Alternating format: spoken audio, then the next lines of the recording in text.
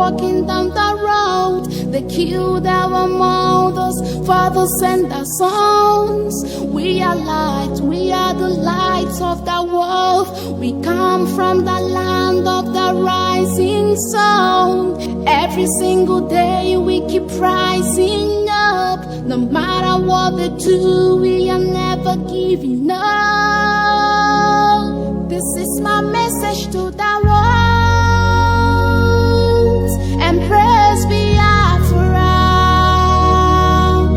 Embrace redemption. We shall win in the end. This is my message to the world. Embrace our freedom.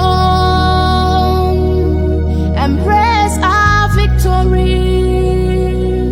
We shall win in the end. We are stars, we are the greatest stars. No matter where we go, we rise to the sky. All around the world, we see greatness in the sight. Every day and night, we struggle for our lives. We are one, we are the chosen ones. Chukwoki is the one to give us victory. Bring us back to the land flowing with milk and honey, breaking all the chains and pain of slavery. This is my message to the world. Embrace Biafra. Embrace redemption. We shall win in the end. This is my message to the world. Embrace our freedom. Embrace our victory. We shall win in the end. This is my message to the world. We are coming, we are coming, we are not alone. We are fighting, fighting with the power of love. Forever and ever we shall reign in the world. This is my message to the world. Embrace Biafra. Embrace Biafra. Embrace redemption. Embrace redemption. We shall win in the end. We shall win in the end. This is my message to the world. This is my message to the world. Embrace our freedom. Embrace our freedom. Embrace our victory. Embrace our victory. We shall win in the end. This is my message to the world. We are coming, we are coming, we are not alone. We are fighting, fighting with the power of love. Forever and ever we shall reign in the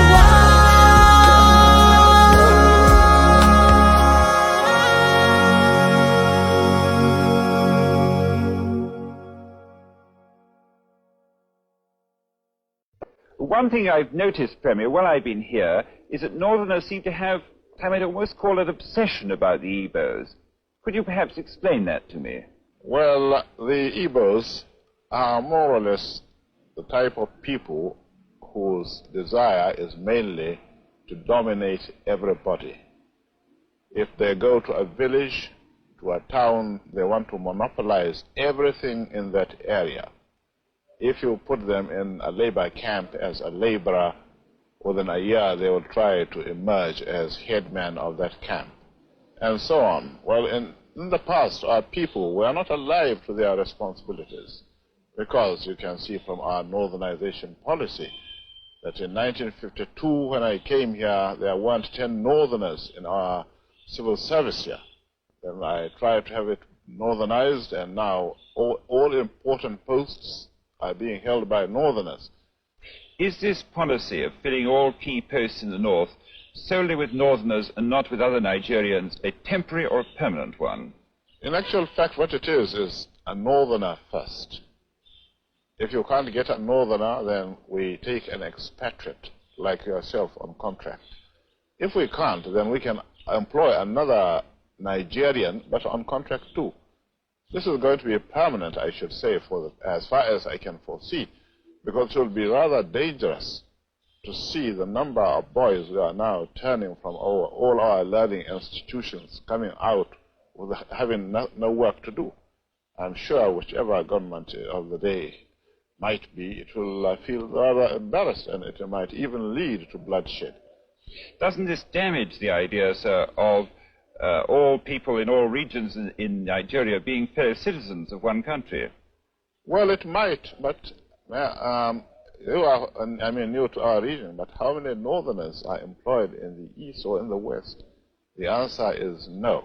And if there are, there may be 10 laborers employed only in the two regions.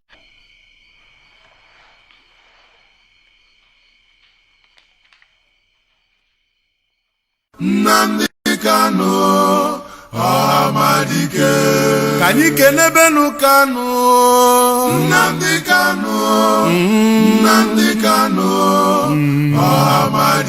Amadike Biafra Nnamdi Kanu Nnamdi Kanu Amadike Ikagugo ndilo iyo Nnamdi Kanu Nnamdi Kanu Amadike.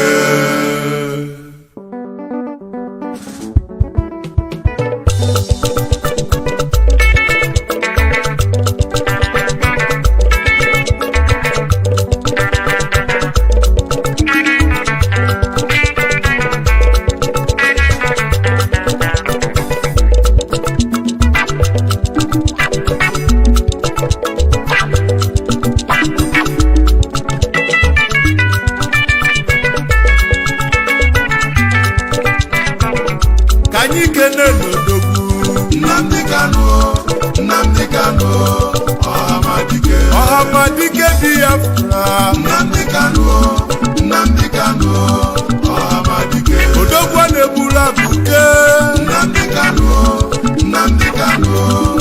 Amadike Ika bugo ndiloyi Nnamdi Kanu Amadike Ndiloyi na chozudo Nnamdi Kanu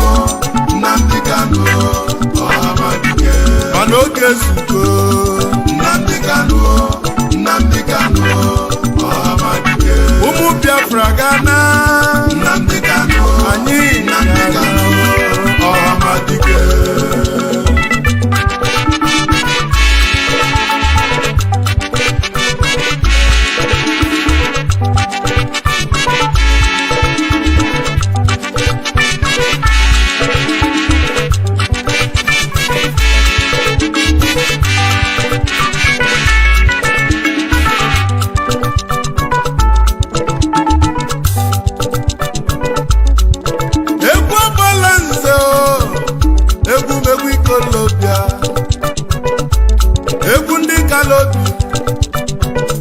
Ikolobia bi n'obodo a mmadụ anọzi ikpe ya egwu ndị Ikolobia Biafra bala anyị obele nwa onye fọrọ ibeku Chukwu zitere anyị ya Chukwu okike abịa ma zitelie ka ọ bịa tọpụ ụmụ Biafra na-abụ ka ọ tọpụ anyị na-abụ Naịjirịa ma ndị Ilofa jụziri ajụ mana anyị nwekwa mmeri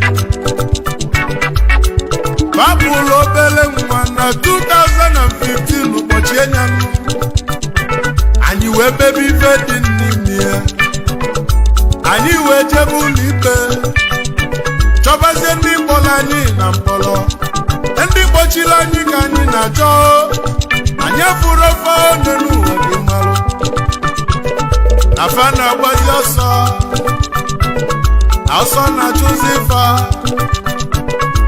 mana fa marọ na anyị nwe mmeli n'ife ọbụla anyị tinyere aka n'ụwa na-agala anyị ya ka anyị ji bụrụ ụmụ Chukwu okike abịama Nnamdi Kanu kedụzi ife mesilu mee odogwu na-egbula abụga abatago obodobo nwa onye afara ibe agbala nze na akpọghị n'ikalata ife mena ihe ole n'ụwa ka ibili ị ga-adị ndụ ole n'ụwa fụ Biafra afọ na nini ga-afụ ife ọma ebe isi na anyị ga-enwere onwe anyị wee bulie n'isi ife ọma ga-abụ nke yi ngwanụ kenenu Kanu Nnamdi Kanu Nnamdi Kanu Ọhamadike Biafra Nnamdi Kanu Nnamdi Kanu Ọhamadike Abalanze na-ekwupụlụ iri Nnamdi Kanu Nnamdi Kanu Ọhamadike eze nkọtọ nkọnyilu mkpuchi Nnamdi Kanu Nnamdi Kanu Ọhamadike kịtịkpa gbalani ọghọlụ mbuze Nnamdi Kanu nwa Kanu Nnamdi Kanu Ọhamadike ife mbe na ihe oluwa mụ Nnamdi Kanu Nnamdi Kanu Ọhamadike Deputy Director Nnamdi Kanu Nnamdi Kanu Ọhamadike Uche Mofo na-ekenemi Nnamdi Kanu Nnamdi Kanu Ọhamadike Ọhamadike Biafra Nnamdi Kanu Nnamdi Kanu Ọhamadike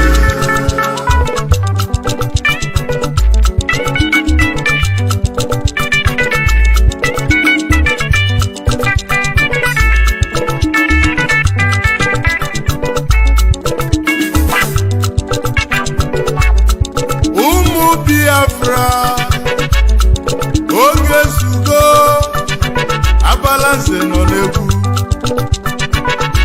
ọ bụ egwu ikolobịa onye gbakana ya lụ ka ọ gbalagbalị n'ụwa na nkịtị Nnamdi Kanu Ọhamadike Biafra ụkwalụ oge n'ụwa daa ife niile nwere ogie oge zugo na anyị gana Biafra ụba n'anyị Biafra ụba na nsọ Biafra bụ nke anyị anyị Chukwu gwara anyị na mgba aka na-ekwuzi ị na-akpọ m onye Naijiria bụ m onye Naija gwakene m minino of Naijiria mana Biafra bụ obodo mụ ị na-achụzi mmanwụ nke ndị ọbụzi ndụ Biafra bụ obodo anyị ebe amụrụ anyị bụ na Biafra ebe anyị ga-anwụ bụ na Biafra nwata chọba nke ya ọbụla ajọ nwa nwata chọba nke ya ọbụla ajọ nwa mana mmejọ nke mụ n'ụwa mụ onye ọcha na-aba m afa n'ụwa nne na nna mụrụ m n'ụwa ga-aba m afa afa m bụ onye ka Chukwu Biafra bụ obodo anyị amarọ m ife bụ Naijiria ikuku ya lisi guo kedu ife ọ ga-eme n'iku Nnamdi Kanu Ọhamadike Biafra ifimela anyị ome n'ụwa ka njikube egwu ọlụ ịlụlụ n'ụwa juru m anya isi kpọta Igbo n'ụlọ juru m anya ekene ka njibi one n'ụwa Nnamdi Kanu ekene ka njibi one n'ụwa Nnamdi Kanu Ọhamadike Biafra nwonye afọ iwetu ịrapụrụ oche eze nna yi wee were ndụ iwe tinye ka anyị nwere onwe anyị ife ọma n'ụwa makọ na beyi ife dị mma ọmakọ na beyi Abalanze n'ọmụ nọ n'egwu ngwanụ ka ikene n'odogwu Nnamdi Kanu Nnamdi Kanu Ọhamadike Ọhamadike ndị iloyi na-achọzi dalọ Nnamdi Kanu Nnamdi Kanu Ọhamadike basi na ọ bụ reconstruction Nnamdi Kanu Nnamdi Kanu Ọhamadike mana anyị ada n'ụzi oyibo Nnamdi Kanu Nnamdi Kanu Ọhamadike Biafra bụ obodo anyị Nnamdi Kanu Nnamdi Kanu Ọhamadike Biafra bụ ana anyị Nnamdi Kanu anyị ga-ana Nnamdi Kanu Ọhamadike anyị ga-ana n'oge zugo Nnamdi Kanu Nnamdi Kanu Ọhamadike onye nọchi ụzọ ife ọbụla owelu Nnamdi Kanu Nnamdi Kanu Ọhamadike ife mena Deputy Director Nnamdi Kanu Alfonsus Uche Mofo Ọhamadike n'okwu gị bụ Nnamdi Kanu, Nnamdi Kanu, Ọhamadike. Emeka Gito Imo, Nnamdi Kanu, Chisike Nemetuwiku, Ọhamadike. Keduzi Ada Biafra, Nnamdi Kanu, Adani Biorama, Ọhamadike. Mrs. Uchenna Kanu, Nnamdi Kanu, Nnamdi Kanu, Ọhamadike. Ifemina His Royal Highness, Nnamdi Kanu, Nnamdi Kanu, Ọhamadike. Eze Israel Kanu, Nnamdi Kanu, Nnamdi Kanu, Ọhamadike. Nnamdi Kanu Odogwu, Nnamdi Kanu, Nnamdi Kanu, Ọhamadike. Engike Bunakpo, Nnamdi Kanu, Nnamdi Kanu, Ọhamadike. Anyamelo Sondi Nyeliaka, Nnamdi Kanu, Nnamdi Kanu, Ọhamadike. Ifemina His Excellency, Nnamdi Kanu, Nnamdi Kanu, Ọhamadike. Governor Fayose Nnamdi Kanu, of Ekiti, Nnamdi Kanu, Ọhamadike. Kedu maka Femi Kayode, Nnamdi Kanu, Nnamdi Kanu, Ọhamadike. ndị Igbo ka na-alala ụla, Nnamdi Kanu, Nnamdi Kanu, Ọhamadike. mana imirikiti etetego n'ụla, Nnamdi Kanu, anyị ga-ana, anyị ga-na. Ọhamadike. Honorable Chidoka, Nnamdi Kanu, ike obosi ụkwala, Ọhamadike. Udogwu na-ekene mi, Nnamdi Kanu, mmadụ ga-eji aga o, Ọhamadike. egwu agbala nze tibego, Nnamdi Kanu, egwu ikolobịa o, Ọhamadike. ikolobịa nọ n'obodo a, Nnamdi Kanu, ikolobịa nọkwa n'obodo a, Ọhamadike. ngwanụ n'oge egwu eluwe. Nnamdi Kanu, Nnamdi Kanu, Ọhamadike. Ọhamadike Biafra, Nnamdi Kanu, Nnamdi Kanu, Ọhamadike. Ọhamadike Biafra o, Nnamdi Kanu, Nnamdi Kanu, Ọhamadike. ike akwụgo ndị iloyi, Nnamdi Kanu, Nnamdi Kanu, Ọhamadike. ike akwụgo ndị iloyi o. Nnamdi Kanu, Nnamdi Kanu, Ọhamadike.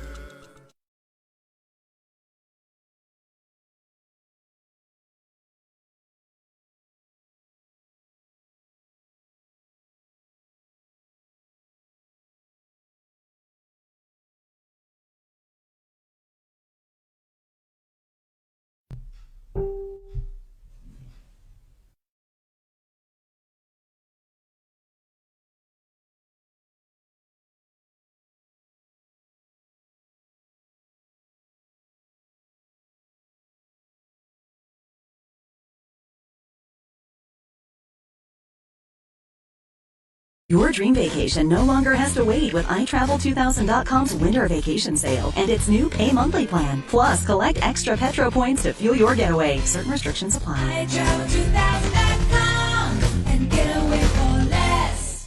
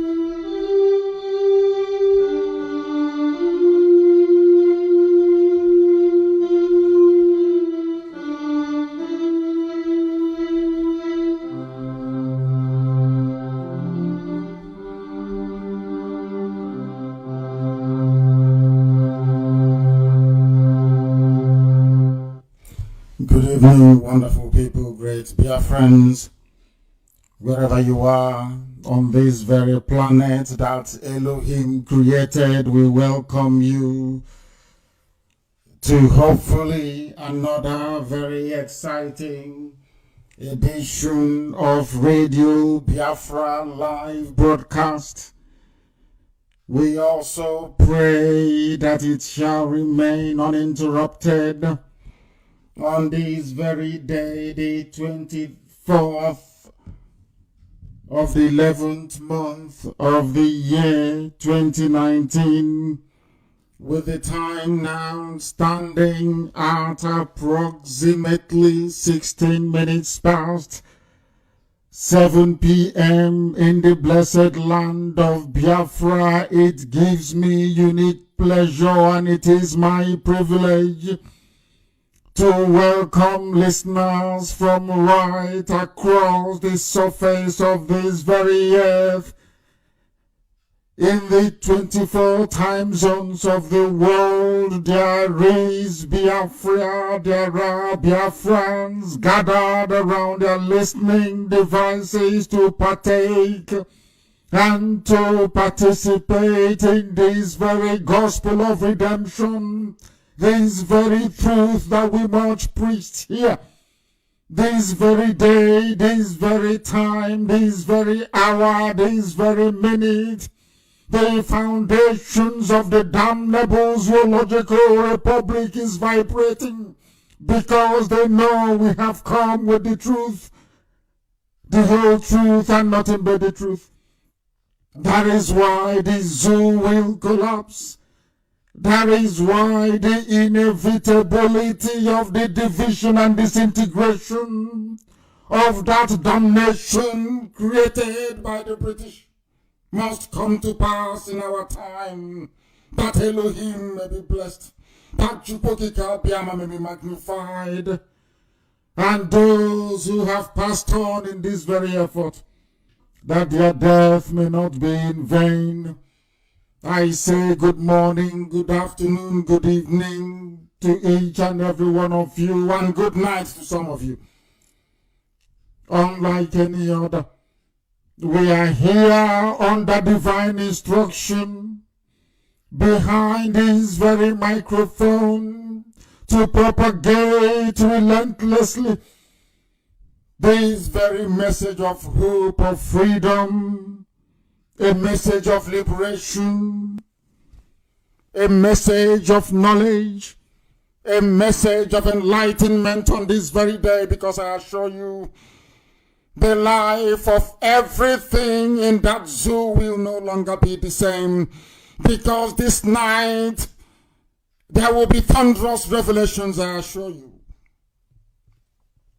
All the things they have hidden from you, we are going to lay bare. But before we proceed, we must commit our proceedings into the hands of Elohim. Sometimes people wander out of confusion. Sometimes some people are spiritually tormented that they do not know where they are going. But I stand on the same gospel that was preached by the ancients at our temple in Arochukwu to proclaim this very evening that Chukwokika Biama will take control of our proceedings. As we embark on this very solemn journey to restore the land of Biafra by preaching the truth that has been handed over to us, regardless of what we encounter, regardless of the pain and the anguish, regardless of the torment and the betrayal, regardless of the strength of the enemy, we shall prevail, and Biafra will come in our time. Therefore, Heavenly Father, our Lord and our God, who resideth in heaven, the creator of everything that was made and will be made in the future, we hand over these very proceedings this evening unto your care. We feel sorry for those who do not know you. We feel sorry for those who do not know that you said, let there be light, and there was light, and from it everything that was created came forth. You do not change, because you are the same yesterday, today, tomorrow and forevermore. Your word is yea and amen. Anything you speak must come to pass. You have decreed that Biafra will come in this very generation of Ipob, and we beseech thee this evening, O Heavenly Father, for the sake of all the pain, the anguish, the torment and the humiliation, the blood that have been spilled on this very journey. May it touch your heart, O Heavenly Father, to rescue your children. The same way you delivered Israel, so shall Biafra be delivered in our time. Because you made a promise to your children, and you said, I will scatter you, and when the time is right, I will gather you once again. The manifestation of that very prophecy, we live with it every blessed day of our lives. With the state of Israel, and Biafra will come as you promised us. Because your Lord and your God of all creation, we ask you to continue to guide and sustain this very Ipob, that we may remain resolute, defiant, uncompromising, determined, never to retreat nor surrender until Biafra is restored and beyond, that your kingdom may dwell upon this very earth and in that very corner of Africa, where you decreed long ago that your light will shine, and through Biafra, light will come into Africa. We pray and we ask for the fulfillment of that divine proclamation, that this very Ipob will remain the vehicle through which your proclamations will come to pass in the lives of men.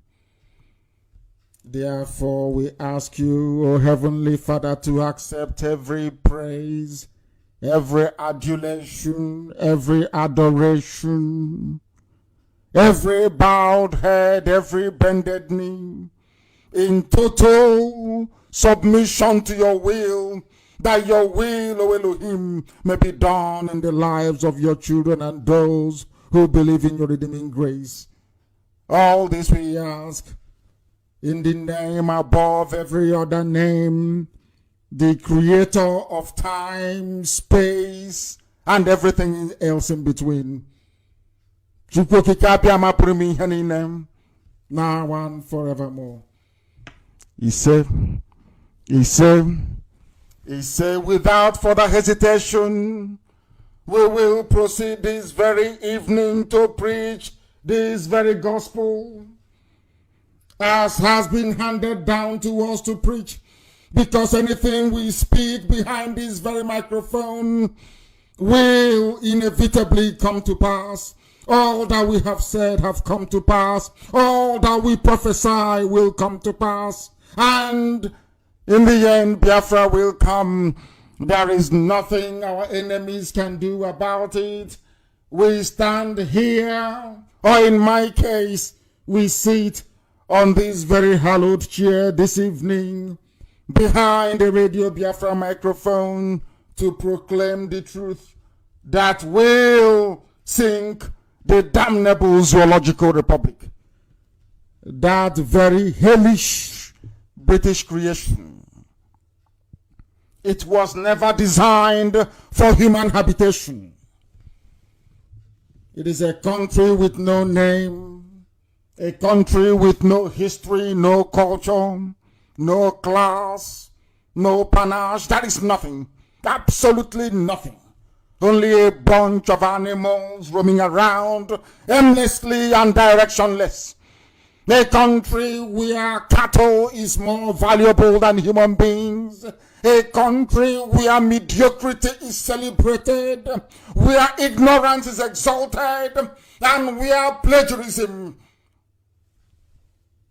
is accepted as the norm. That can never be the portion for Biafrans. Not now, not tomorrow, not ever. This very evening we have come with three simple topics. Very simple. Who started hate speech in the zoo? All of you celebrating and adoring Dr. Azikiwe. I will not call him Nnamdi Azikiwe because he never behaved like somebody who answers to that very glorious name, Nnamdi. Nnamdi means my Redeemer liveth. The name that I bear means my Redeemer liveth, which means that Chukwokika Biama is with us at all times. Azikiwe was a failure. This evening we shall prove it. And we come to Allen Onyema. He has discovered, to his great shock, that once you utter any set of words against IPOB or against its leader, your world will come crashing down. What is happening to Allen today will be a warning to every future Ifulefu that they will never love you. But we shall get to that later. This evening we commence, and I ask you to bring your pen and your paper. If you don't have a writing material, if you don't have your pen and your paper, this lecture will be lost on you, because we don't want the zoo to become the same again after tonight. Therefore, you must write that you do not forget. So that you do not forget this very lecture this evening, because I assure you, after this very lecture, we will play this broadcast over and over again. We will make sure that everybody, every human being, every animal, those who are flying in the air, those that are walking on all fours on the ground, even those caged, they will understand that there is nothing called Nigeria. There is no hope. They are all a bunch of hypocrites. All of them are hypocrites. Nobody loves Nigeria. It is impossible to love something that is artificially created. It is impossible for you to love something that Elohim did not make. So artificial is unbelievable. All of the idiots who pride themselves in saying they are one Nigerians, tonight is your shame. And we start very methodically, very diligently, that the world may bear us witness that this very agitation led by IPOB is not only righteous, but is the right thing to do at the right time, because there is nothing called Nigeria. The Fulani Caliphate is messing up with everybody. They are toying with our brains. They have deceived us. They are killing us. They are making life intolerable. Nothing seems to be functioning. No education, no viable school system, no health care, no roads. There are no jobs. Life is meaningless. Only for the criminals, the looters, the cheats, and the liars. No human being can stay under such a regime, only if you are an animal. And that is why I call Nigeria a zoo. I call Nigeria a zoo because they do not reason. The people cannot reason. Even dogs are better than them because they have brain, but they cannot reason very well with it. They have eyes, but they cannot see. They have ears, they do not hear. I do not understand. I begin to worry. To ask Chukwokika Biama in heaven, are you sure you created these people from West Africa? What is wrong with them? No wonder the Europeans came to West Africa to harvest us, to the Americans, to work for them as farm animals. There is something wrong with our brain, I swear it. There is something wrong. Nobody can see what is happening in the zoo and wake up the next day to say they are Nigerian. There is something wrong with your brain, I assure you. He said, you must be very sick. Allen Onyema have just discovered it, that you cannot serve Nigeria. It is impossible. Once you try it, you will be destroyed. Once you try it, Elohim will take away his protection and his glory from you. Once you try it, you become a person non grata to IPOB. And once you try it, you'll be destroyed by the zoo that you seek to serve. Heaven will bear me witness that I do not lie, and I am at Wasi. I do not lie. That is why this IPOB, I assure you, will ensure that Biafra comes in our time. Tell your friends, if you've not told them, tell them to bring their pen and paper tonight. That posterity will bear us witness that we want this generation of Indomie eaters and cultists who do not go to school. Even Jonathan is lamenting. Your universities are filled with cults because you do not study. You don't study. That is why a senator can plagiarize a law written by the Singaporean parliament and bring it into the zoo, and the journalist is interviewing him, asking him about the laws on his speech.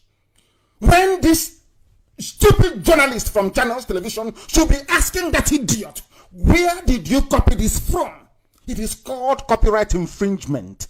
It is called plagiarism. If you try it anywhere in this world that is civilized, you go to jail. But only in the zoo, all of you are not ashamed of yourselves. A senator that you claim you voted for went to Singapore, downloaded Singapore laws online, brought to you, to your so-called Senate. They brought it to your Senate. And that is what you're debating. Instead of you to ask the idiot, where did you get this thing from? Was it originally crafted by you? But the zoo is accepting plagiarism. We must proceed this very speedily. Let me say this. Any Igbo man or Biafran, let me just say Biafran. Anytime the Fulanis want to destroy you, they first push you to insult IPOB. Before IPOB, they push you to insult your people. It didn't start with Alan Onyema. Zeke is the beginning of all our mess. And tonight I will try to prove it. With all due respect to our elder and father, Mbazulika Mechi, that worked under Zeke, and they feel like him, I want to prove to him and the rest who are listening this evening that Zeke is an abject failure. Total failure. And the beginning of all our problems. They call to the Fulefu. All this nonsense residing in Lagos and in Abuja, in Kano and in Kaduna, those idiots, they are responsible for what is happening to us today. And I'm very glad that Alan Onyema have now felt it. To understand that no matter how much, no matter how expensive the gift it is that you give to the child of your mistress or concubine, they will only call you uncle, never father, because you're not. You are not a Nigerian before the Fulani Caliphate. You are just Nyamri and a Biafran agitator. That's who you are. And today they have proven it to you. We'll get to that later. But try to understand this. They push you, they prod you to perhaps be insolent towards IPOB because they know it's only IPOB who can save them. Only IPOB can. Once they isolate you and take you away from the position of IPOB, then you're gone. The reason why Desi and Matweke was not deported, or should I say repatriated from England, from London, is because of the very robust and consistent campaign we mounted. By the end of this evening, we'll decide if Onyema is worthy of our protection or not. But first, let's look at hate speech. There is a man, the scion, I mean S-C-I-O-N, the scion of the Caliphate, a descendant of Othman Danfodio, a royal prince, this man, Ahmadu Bello. The Northerners looked up to him. By the Northerners, I mean the 13 Al-Majri states in the north, the Sharia states. They looked up to him to try and save them. He was their Messiah. And he did everything. The British trained him, groomed him. Because when Britain went to the north, as I've explained time and time again, the hatred of Britain towards Biafran people is because we resisted them. The Benin people resisted them. We fought them. year after year, decade after decade, until Arochukwu fell in 1904. I've been saying this all the time, but I don't think that our people actually understand the importance of these history lessons that we give for free on Radio Biafra. When they went to the north, when the white man went to the north, the missionaries as well, with them, the colonial masters and the missionaries, Fulani said, you can come in and do whatever you like, but don't bring your Bible here. That's what they told them. We don't need your education, we don't need your Bible. The same Boko Haram you have today, it didn't start today. It started from the time before Ahmadu Bello was born. We don't want to go to school. That is Boko Haram. The terrorist group that you have today. That from us, Britain, they will tell you. Britain will tell you this.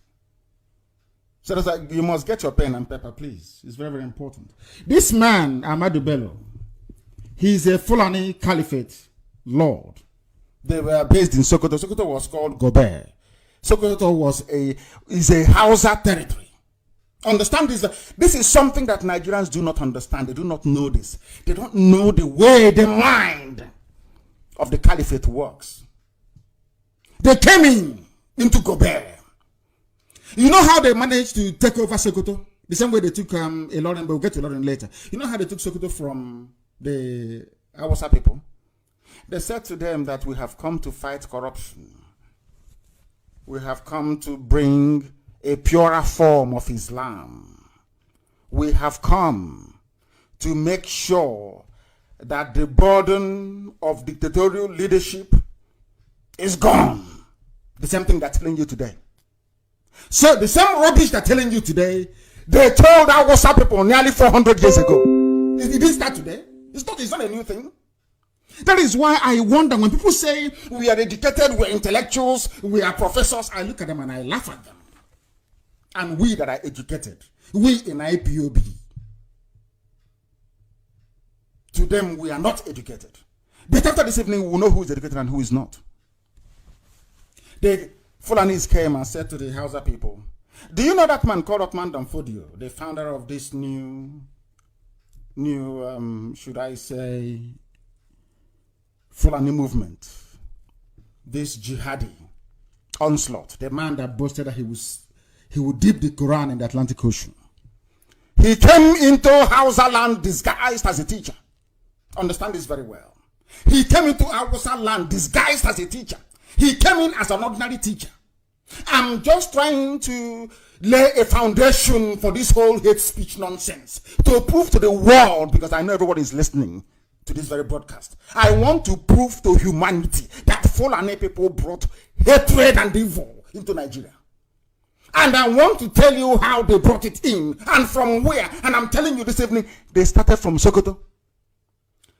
Otman Danfodio was an ordinary teacher at the house of the king of Katsina, the Habe monarchies, Habe. The Hausas had a very thriving civilization. How we see this, Hausa people had a thriving civilization, one of the most advanced in West Africa. 380 years ago, the Hausa people were manufacturing their own guns with pellets. Go and ask. That was why Flora Shaw liked the Hausa so much, because her father was a military general. And she was wondering when she went to Kano, she was wondering, in fact, when she passed through Zaria, she was wondering, how come these people, as far back as 380 years ago, of course, that time it was nearly about 290 to 300 year old. As at that time, how come these people that we thought were very primitive from Africa could manufacture their own guns? Hausa people were manufacturing their own guns. Fulani only came with bow and arrow and cattle, nothing else. Some of you do not understand this. That the evil that you see in some Fulani people, especially their leaders, came from the fact, or should I say, comes from the fact that they don't eat beef. Some of you don't know that. They drink the blood of cattle. Go and do your research. Go through your history books. It will confirm everything that I'm telling you this evening. Go through it very carefully. The Fulanis, they came. They said to the Hausa king of Katsina, oh, we want to teach your children. I'm a scholar. I'm from Senegal. I want to teach your children how to read and write Arabic, how to read Quran and all the rest of it. Do you know, as this man was busy teaching, the same thing that when Buhari, when he was alive, the same way they convinced some of you idiots to think that he's a reformed Democrat that is coming to fight corruption. The same thing that Othman Danfodio did. They allowed him into the palace. Because he's a scholar, he's a teacher, they saw him as an intellectual within the Islamic world, or should I say Islamic studies. They allowed him in. He started to work on the gardeners, the domestic servants. He started to preach to them, we have come to fight corruption. We must fight corruption. Corruption is killing everybody. The same rubbish you're hearing today. That was exactly what they told the Hausa peasants. And the Hausa peasants stupidly aligned themselves with the Fulanis, and all their kings were killed. Are you following what I'm telling you? This is Falen Onyema and his type. Before we come on air, before we sit here to preach this very gospel, we have done our research. I challenge anybody at all, any Janjaweed, any Alamajiri, to counter what I'm telling you. Listen, of course they can't. They know it's the truth. Instead, they will abandon the topic and they'll be talking of something else. They cannot challenge what I'm telling you this evening. That was how they got into the Hausa people. Hausa foolishly allowed them. They killed every Habe monarch you had in the north. And in its place brought emirs. The emirs that you're seeing in the north is a modern Fulani thing. They came with it, with their cattle. Some of you don't know this. There were no emirs in the north before, none whatsoever. What you had were kings and queens. The Fulani brought their emirs. Before the Hausa people realized what had happened to them, it was too late. Everywhere is a Fulani emirate. And to cover the whole nonsense up, they brought Islam, their own version of Wahhabi Islam, to confuse what is left of the brain of the Hausa man. And the Hausa man became useless. That till today, the only thing he has is his language and nothing else. The Hausa people, they are useless. So it's actually in the interest of the Hausa people to support the emergence of Biafra. That is the only way they can go back to who they used to be, to their former glory and greatness. Ahmadu Bello is the first very primitive xenophobe you had. And you ask yourself, what did the Igbos do to this man, this Sir Ahmadu Bello, who was knighted? Admittedly, he speaks very crisp and clear English. Did Igbo people kill any Fulanis in the north? The answer is no. What is the crime of the Igbo people? This is something that Allen Onyema never knew, but I'm telling him tonight for free. I am telling Ohaneze, Nyanwodo, I am telling the so-called governors, all of them, from the so-called South and Southeast, the entire Biafra land, I wish they can listen and learn that these people, the same thing for Chibika Mechi. You think if you pretend you're not Igbo, you're from Ikwere, I'm not Igbo, I'm descended from Bini people, they will allow you to go in, you are mad.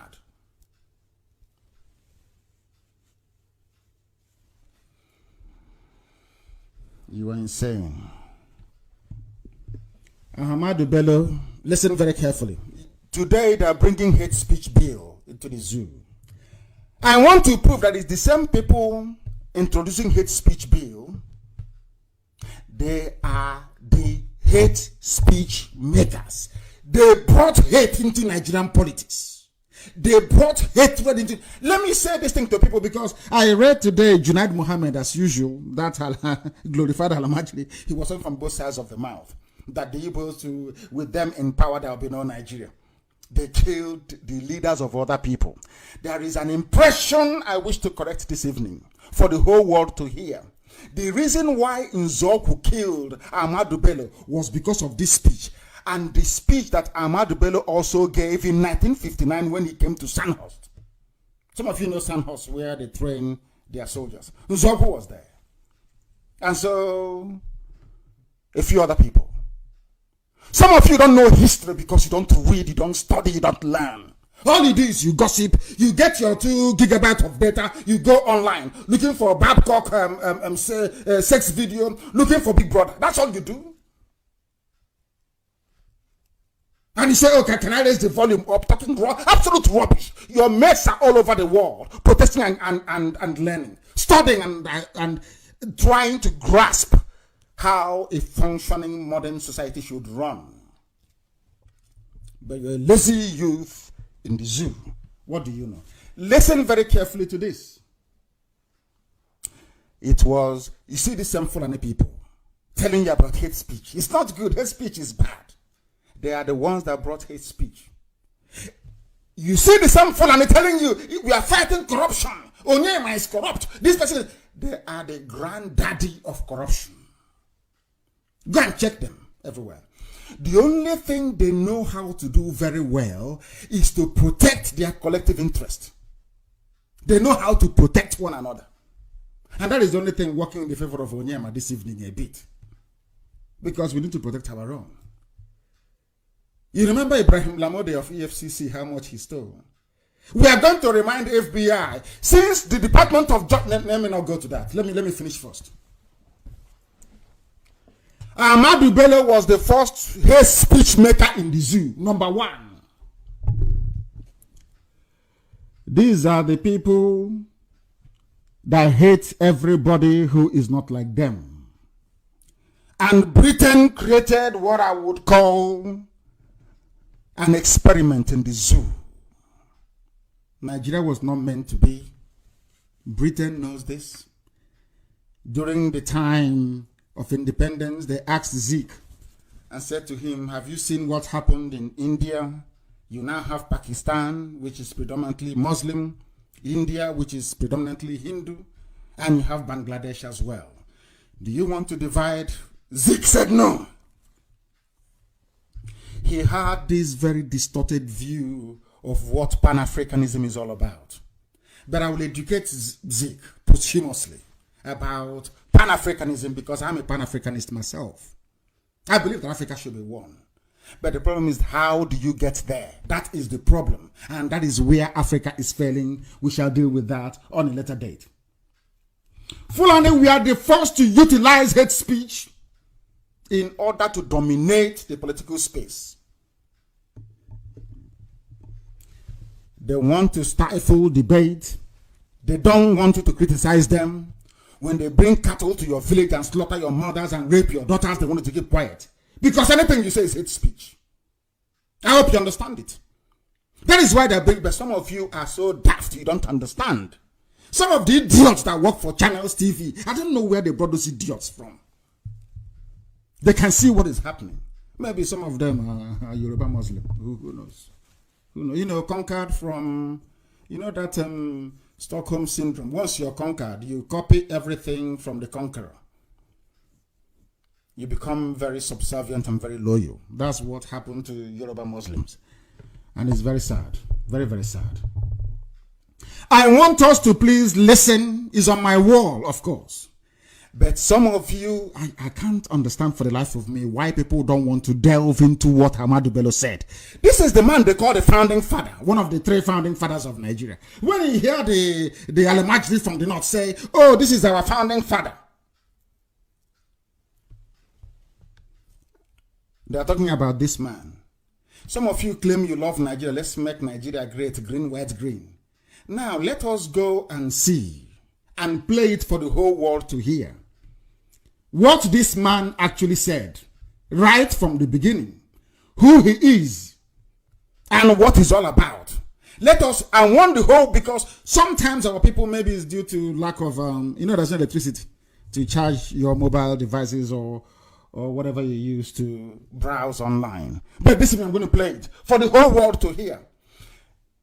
The children of this man are today lecturing us about what constitutes hate speech. I want to ask Alamajiri in the north, please, to tell me what this is all about. One thing I've noticed, Premier, while I've been here, is that Northerners seem to have, I might almost call it, obsession about the Igbos. This is the BBC. What you're hearing here is a BBC reporter talking to Ahmadu Bello. Listen carefully. This was before independence. Or should I say shortly afterwards? The British government, they knew that the Fulani people are obsessed. You know what happens when you have obsession? When you want something and you obsess it, it leads to mental, it leads to insanity. This BBC reporter is now asking, why is it that the Fulanis are obsessed with the Igbo people? So the hatred did not start today. I hope Alan Onyema is listening. I hope Nyangodo is listening. I hope the useless governors are listening. I hope the idiot with the 2x2 hotel in Jalingo is listening. The hatred they have for you did not start today. A white man is now asking Ahmadu Bello, why do you hate the Igbo so much? What did they do to you? Let us hear what the man has to say. Because some of you don't know history. We try as much as possible to educate some of you, but it goes in through one ear and pops out through the other ear. You don't pay any attention. You don't retain any information. But this evening, by the grace of Elohim, you retain something tonight.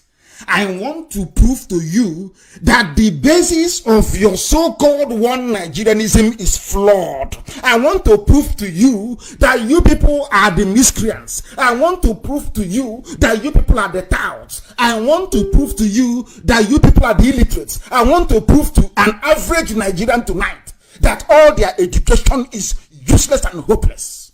You cannot love a country created by somebody like this. Let us hear what the man has to say. Could you perhaps explain that to me? Well, the Igbos are more or less the type of people whose desire is mainly to dominate everybody. If they go to a village, to a town, they want to monopolize everything in that area. If you put them in a labor camp as a laborer, within a year they will try to emerge as headman of that camp, and so on. Well, in the past, our people were not alive to their responsibilities, because you can see from our northernization policy that in 1952, when I came here, there weren't 10 northerners in our civil service here. Then I tried to have it northernized, and now all important posts are being held by northerners. Is this policy of filling all key posts in the... Are you listening to what the founder of Nigeria is saying?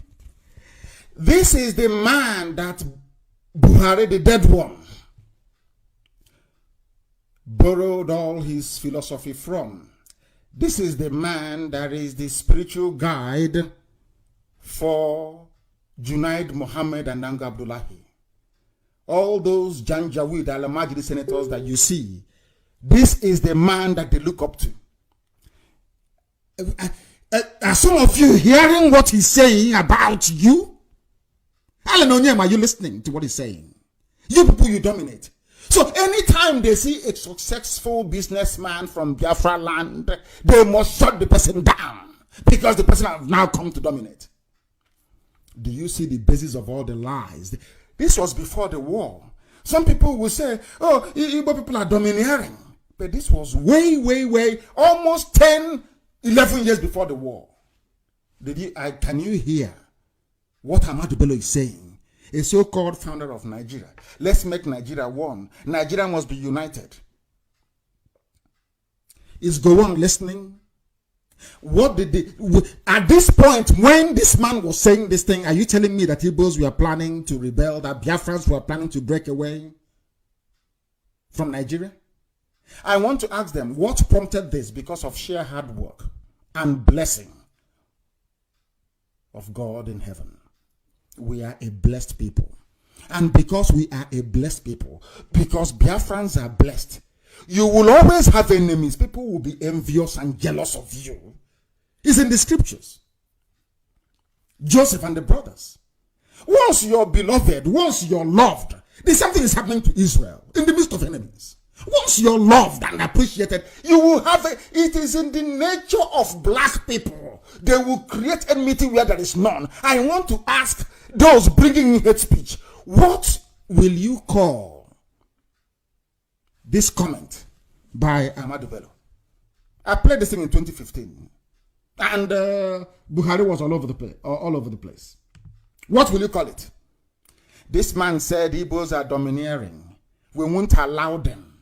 There is no way we can allow them to be part of Nigeria. The same Nigeria that Alan Onyema said, oh, they were singing national anthem. As I picked them from South Africa, they broke into Nigerian national anthem. I was looking at the idiot, and I was thinking to myself, can you see how stupid people are?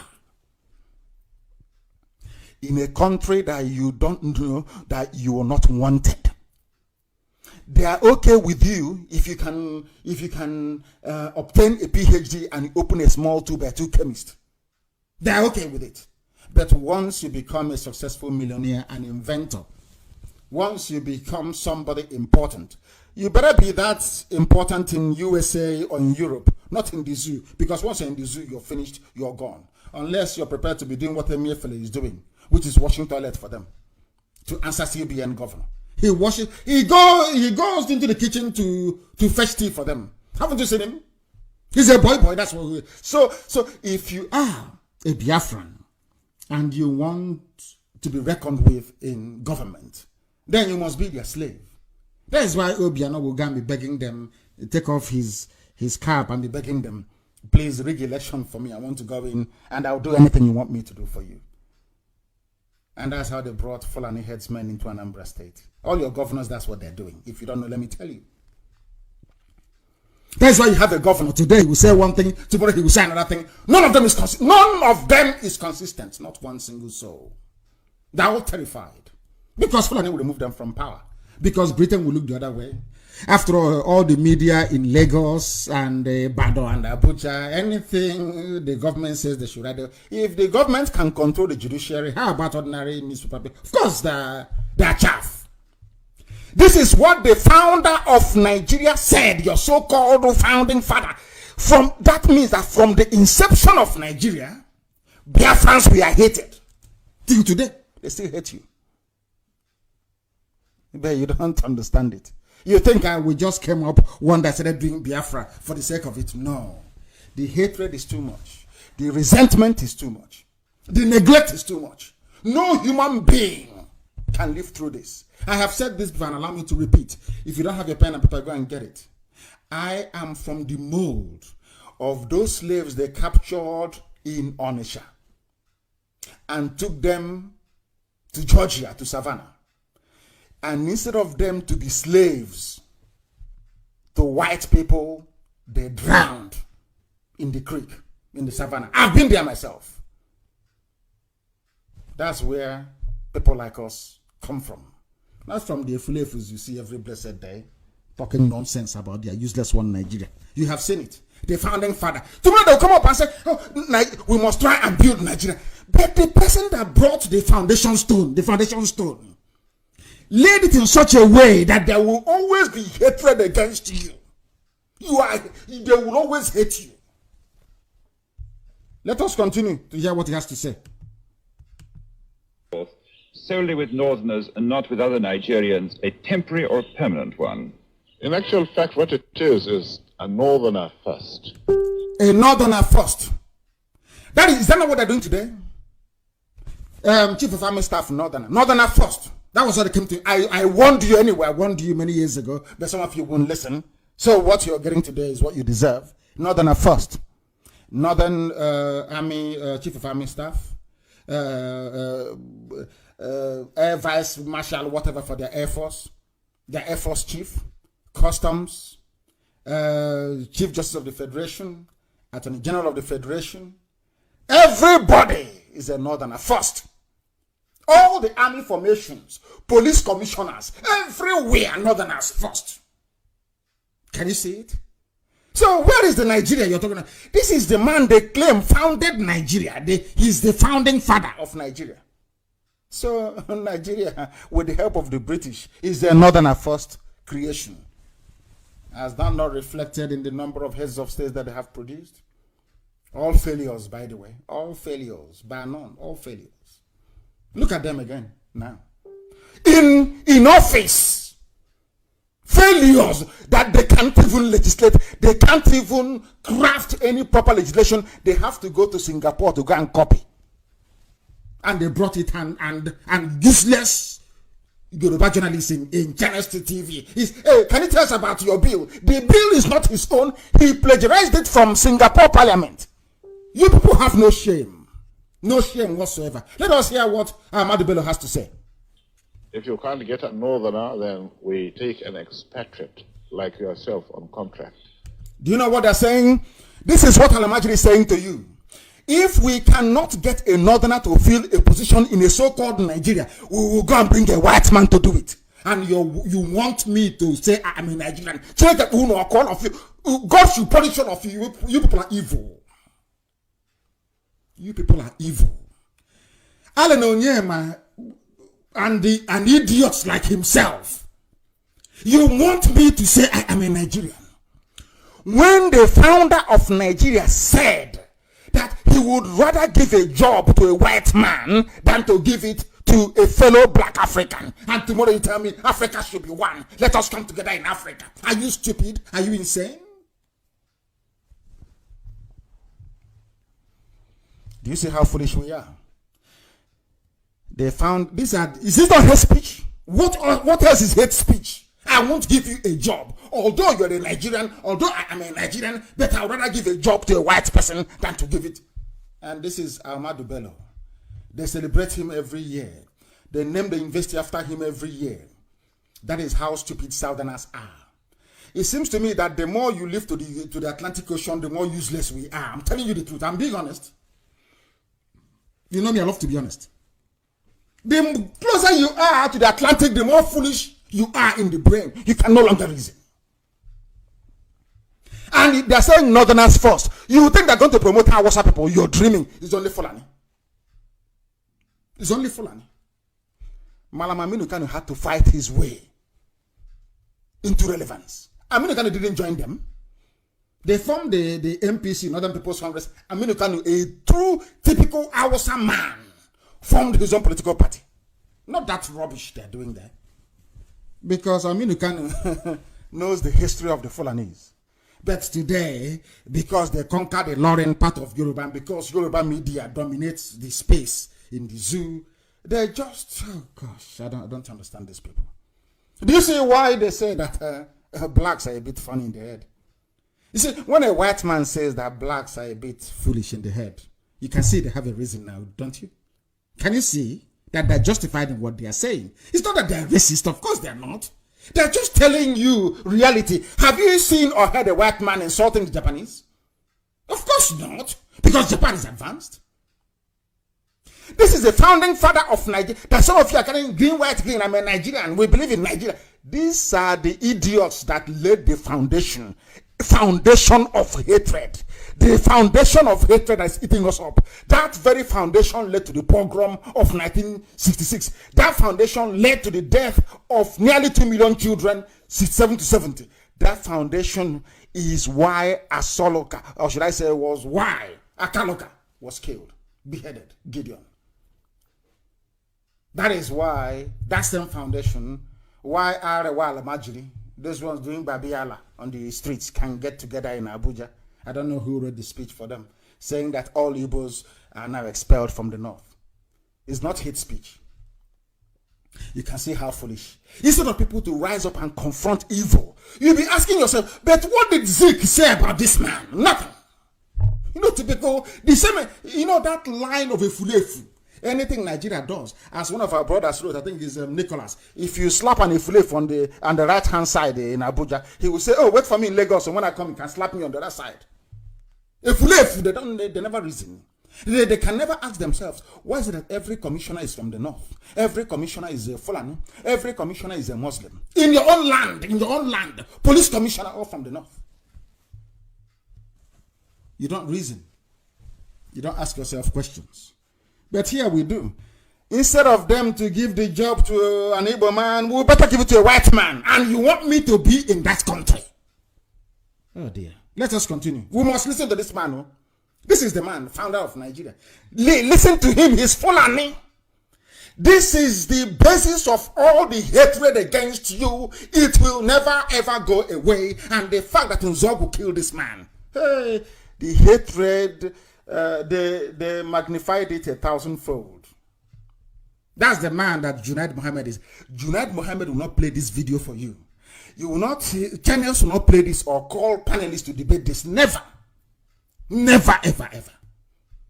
Newspapers will not carry this very broadcast this evening. They will not. Because it will offend the Fulani masters from the north. I'm sure now you're following what is happening. We must listen to all of it.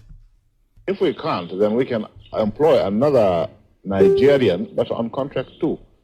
This is going to be permanent, I should say, as far as I can foresee, because it will be rather dangerous to see the number of boys who are now turning from all our learning institutions coming out with having no work to do. I'm sure whichever government of the day might be, it will feel rather embarrassed, and it might even lead to bloodshed. Doesn't this damage the idea? Did you hear it?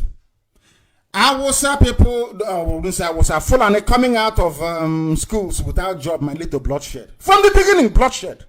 Bloodshed. These people are unrepentant killers. They love shedding blood. There is no war going on. But Ahmadu Bello is telling you that there will be bloodshed. If they don't have jobs, there will be bloodshed. That's why Jonathan went and they stoned him. Nothing happened. If you try that in the South, every Yoruba paper, every newspaper, hey, they stone the president. They want war. They stone the president. It is in the same Nigeria that referendum, ordinary referendum, that people can check up the meaning in a dictionary. Where the Adamawa today and Bazonia had referendum in 1961. But to an average Nigerian journalist and commentator, if you say referendum, you say is war. You want to bring war? You're saying, but I'm talking about referendum to ask people to... No, it's war. You want to fight a war. You said to them, no, sir, it is not it's referendum. Can I please refer you to the nearest dictionary? No, it's war. Journalists will pick it up, it is war. They want to cause war. I said, no, I am asking for a referendum. The same thing that just happened in Ethiopia a few hours ago. Is that war? No, but in Nigeria it's war. You can see how foolish they are. In Nigeria it is war. I'm only on one video, just one single video, to lay the foundation so the world can understand that Nigeria is not viable, that the world may know that Nigeria cannot survive, that Britain may know that cage, that zoo they built and caged everybody is unsustainable. Unsustainable. Let heaven fall. But that zoo must fall first. It must come down. That zoo must collapse. It doesn't matter what they do. It doesn't matter. Hate speech bill. You people are the founders of hate speech. The 13 Sharia states of the North, you people are the granddaddies of hate speech. You want to do to us what you did to Awusa people. You think we don't have sense. You convinced Awusa because I don't know why you convinced them all, but you can't convince us. All this your nonsensical program, war against corruption, war against hate speech. Our country will divide. You look at Rwanda, it's hate speech. It's all rubbish and bunkum. You tried that with Awusa and it worked for you. Not with us. It won't work. So if there is no work, they will go to war, there will be bloodshed. That's what they're saying in effect.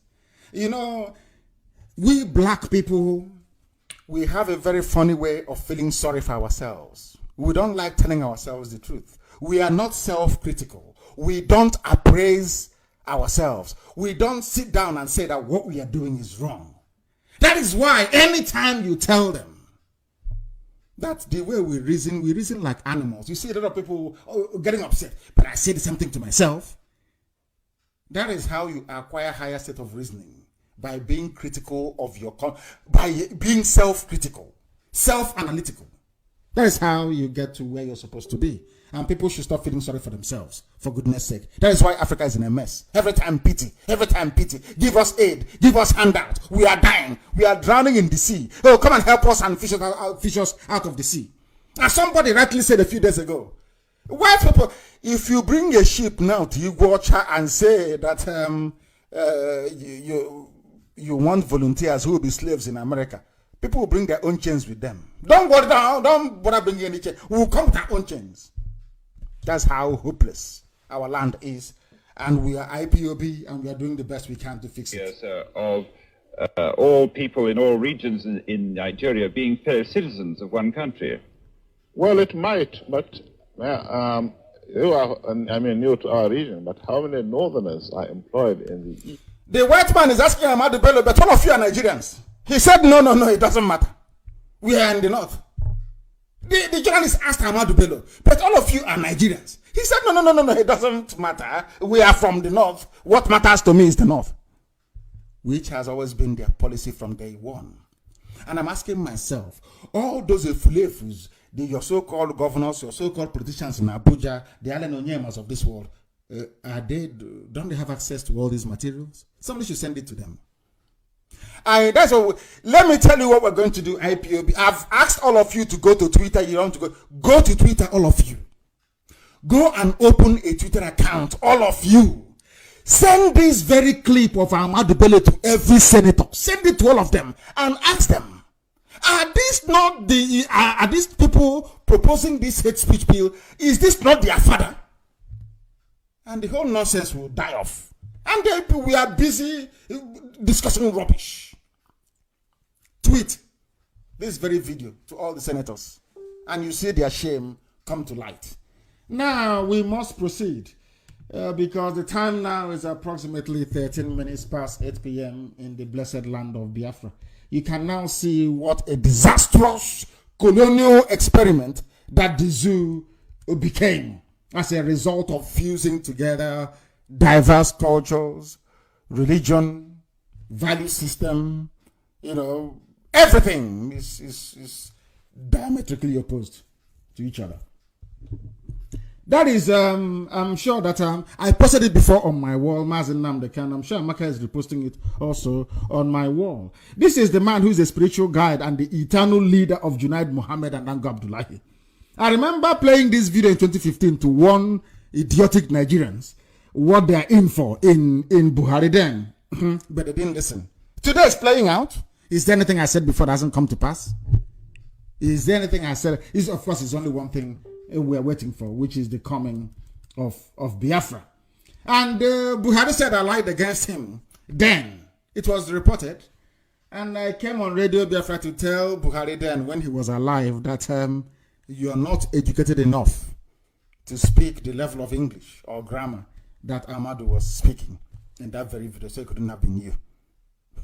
He didn't pass his primary school, secondary school, no certificate. How he got into army training college is anyone's guess. He even forged his certificate. And today, of course, he's normal. Somebody is ruling on his behalf. He became a head of state. Only a Fulani man. If he's a Biafran, you find fellow Biafran saying, I am holding 7 PhDs. How can this man be going when I have 7 PhDs? But at least they can learn something from the Janjaweed, from the Alamajiri Fulani, from the north. It was these same Fulani people that used their hate speech. These same people, these same Fulani that used their hate speech. For those who do not know, they used their hate speech to convince and brainwash. You don't talk about brainwashing. Hell, Kanu is brainwashing them. But I'm asking the Fulani, when you came to, are you people from the north? Are you not migrants? When you came to Gobe, which today you renamed the Sokoto, what did you come there to do? Without brainwashing the Hausa people, do you think you would have succeeded in replacing their kings with your emirs? Simple question. Because they succeeded in brainwashing the Hausa people, and we are here educating our people to counter them. That's why there is brainwashing. Kanu is brainwashing them. Because we know their secret. You know Fulani now. They think they're smart. They can do all their smartness with the middle belt, with the waggy people, with all those TVs, they can mess them up. Not us. We are Biafrans. We are naturally endowed with common sense and the ability to reason. And from a very early age in the village, we begin to tell you stories about the tortoise and all the rest of it. It's to train you to learn how to reason properly. That is one thing our ancestors gave to us, the ability to reason. That is why this gospel is sinking into the heart, soul, and mind of our people, because we have something that others do not have. We can reason, others cannot. That is why they hate us. They say, you brainwashed Hausa people, isn't it? Where is Hausa today? I'm asking even Hausa people, where are you people today? Are you not gone, almost extinct? Except for your language?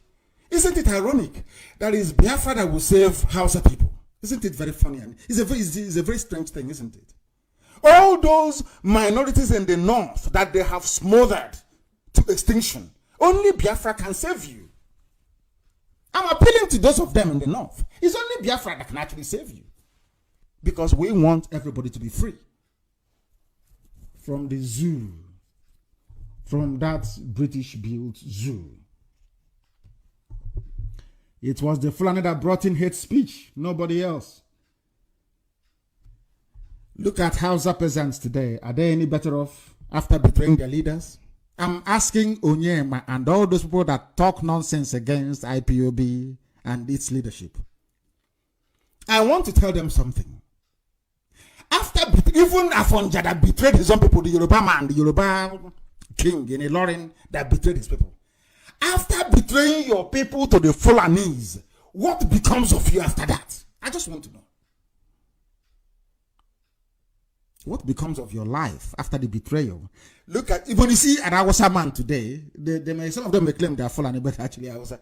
When you see an Hausa man today, ask him, what is the benefit, or what have you benefited from betraying your kings to these vandals from heaven knows, from Senegal? What have you achieved?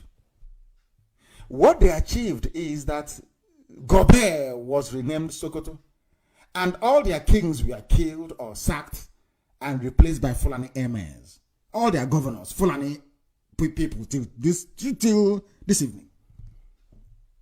That is the price of betrayal. For Hausa people betrayed their kings, and today they're suffering it. Nobody knows who they are. Apart from their language. BBC Hausa service, and they're jumping over. After, are you going to eat BBC Hausa service? What is your status in life? All those things that Malam Aminu Kanu fought for. Where are they today? Because you betrayed, your forefathers betrayed your leaders, betrayed your kings. The same way some Fulefus are busy today running around trying to betray IPOB. Of course, we know them, they can't succeed. Because we came with education and enlightenment, very critical in the life of an average Biafran. That is the only thing we have. Once you speak sense or reason into a Biafran, they will accept it. They don't need to go to school. It's just they just do 1 + 1 = 2, and that's it. That is why we are formidable. We are in the hearts and minds of our people. We are in their soul. Everywhere is IPOB. I said everywhere is IPOB on the ground. Both the old and the young. I said everybody is IPOB. They now recognize the need for us to be free. I feel sorry for Hausa people. They should form IPOB. Hausa should form IPOB in Kano, in Katsina, in Zaria, in Kaduna, all those places that they own. They should form IPOB, their own IPOB, and fight for their liberation. Hausa peasants are everywhere today doing Babiala because they betrayed their leaders. The same thing became of us immediately after the war. All the betrayers, the Ifaginas of this world, the Wodos of this world, all the families that betrayed us, where are they today? They are the ones kneeling down and begging for governorship, kneeling down and begging for presidency. Are they the ones begging? Are we begging? The answer is no. I keep saying it, that the same trick the Fulanese used on poor, unlettered Hausa peasants of 17th century is what they are using on the South today. My friend writes about this a lot, and I love reading what he writes. Fanny Kayode. He writes about the South is so useless. We want to repeat the mistakes that the Hausas made. We must not forget, look at how they operate. We must not forget that the brainwashed Hausa people helped the Fulanis that conquered them to conquer the Wagi people and all the so-called minorities of the Middle Belt. You know that Babangida, you know the former head of the Babangida? His father is Yoruba, but his mom is from Gbagi. He's Gbagi woman. You know that? In case you don't know, I'm just letting you know. He's Yoruba, but his mom is Gbagi. He is a very clever man. So he ran to his mother's people very, very early. That's why he got away with all the things that he got away with. They're not probing him, but they're probing on him. We'll get to that later. We must not forget that Hausa people helped Fulani conquer the Hausa. Hausa helped Fulani to conquer the Gbagi people. And the rest of the Middle Belt, the TVs, all of them. If they conquer you, help them to conquer other people. That is what they are doing. But some of you are too blind to see. You cannot see it. Ask yourself, how did Islam spread to Kogi State? Have you asked yourself that question before? Are they people of Kogi? Are they Igala people? Are they Fulani or Hausa? How come there is Islam there? Oh, so you think Quran fell from heaven and landed in somewhere in Igala land? No, of course not. It's through conquest. Fulani people are very clever. I must give them, to be honest with you, they are clever in a way. They are very clever. Once they conquer you, they brainwash you and tell you the other person is evil. You go and help them to conquer them. That's what they do. But in Biafra, they have failed. They have met Ipob, an immovable rock. Immovable. You cannot move us from where we are. It's impossible. You cannot. Not today. Never, ever. They know you can you bribe me? The answer is no. Can you buy over my conscience? The answer is no. So, there is no alternative than Biafra. We are unbuyable, unbribable. Not in this world, not in the next one. We remain determined to get our Biafra. Do you know that they conquered the TVs, the Domas, the Gala, and the rest? And you know what they did during 1967? This is how clever they are. And I now believe with the help of the British. You know what they did? You are not angry. Oh, God. The TV people did not get angry with the Fulanis that conquered them. You know what they did? They now said to the TV people, the real enemies are the Igbos. Oh, but you come and conquered me. I thought you would have been my enemy. Somebody invaded your land. Took over everything that you had previously. Raped your women. Trashed your land. And you're saying you're not the enemy. That the enemy is those people over there that never did anything to me. That's what, but somehow they succeeded. They succeeded in convincing. Oh God, Zoo, Nigeria is very strange, honestly. They succeeded in convincing the TV people and the rest to go and fight the Biafrans, to go and kill Igbo people as much as they can. I use the word Igbo because that's what they use when they want to foment hatred. They use the word Igbo. You know why they use the word Igbo? So they can draw on the sentiment and sympathy of our cousins, the from Akwa Ibom, from Cross River. That's what they do. Very clever. Divide and rule. Very clever people. Just when you see somebody from Akwa Ibom, they say, I'm a minority. I'm from Akwa Ibom. I'm a minority in Akwa Ibom. In Anokakoko. People are so daft. How can you be a minority in your father's compound? How many are there in Luxembourg? How many are there in Wales? And they said, English has to be your lingua franca. Do you actually know that the island, the mainland of Britain, everybody speaks a different language?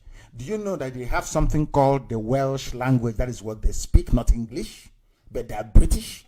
They live side by side with the English. Do you know that the Scottish people, they speak a form of Gaelic? I think is Gaelic language they speak. Are you aware of that? But they will come to Africa, they will band all of us together, they say, your language is now English. Some idiot will tell you, there is strength in numbers. I don't know where they got that rubbish from. How big is Luxembourg? Oh, yeah. Black, DCOG, black people. I wonder for you people. I'm telling you, sometimes I ask Elohim, I ask Chukwu Biama, but how did you, is it the same brain that you gave other people that you gave us in Africa? Or is our brain different? Why, how come we cannot reason properly? What is wrong with us? What is wrong with us? The entire infantry of the Nigerian army, we are made up of middle belt people. Their hatred is Igbo people. Why do you hate them? You say you want one Nigeria. You heard somebody hate speech from Sadwana. There was corruption rife everywhere. Zogo carried out a coup. And some of them are saying, oh, Igbo leaders were not killed. But was Michael Okpara corrupt? Was Azikiwe corrupt? But you know, it's in the zoo. It is a quota system. If you kill Awasa people, if you kill Fulani corrupt leaders and hate speech merchants, you must also kill your own people too. That is how daft your average Nigerian is. If you ask the Middle Belt why you're fighting the Igbos, they say the Igbos are domineering. Have they invaded your land before? The answer is no. Did they kill your relatives? The answer is no. So how are they domineering? Oh, they come and even if they're a slave, they go to a slave camp. After a month or two, they become the foreman because they are blessed. You can't take away the glory of God from them. They are blessed people. That is why we have writers, inventors, designers, everything, intellectuals. Not these days, I mean before. The likes of Professor Ninjoko. I'm talking about men who are well-read and learned, not all this chaff that call themselves professors these days. They know nothing. I'm talking about Professor DK, that class of pure intellectualism, brain.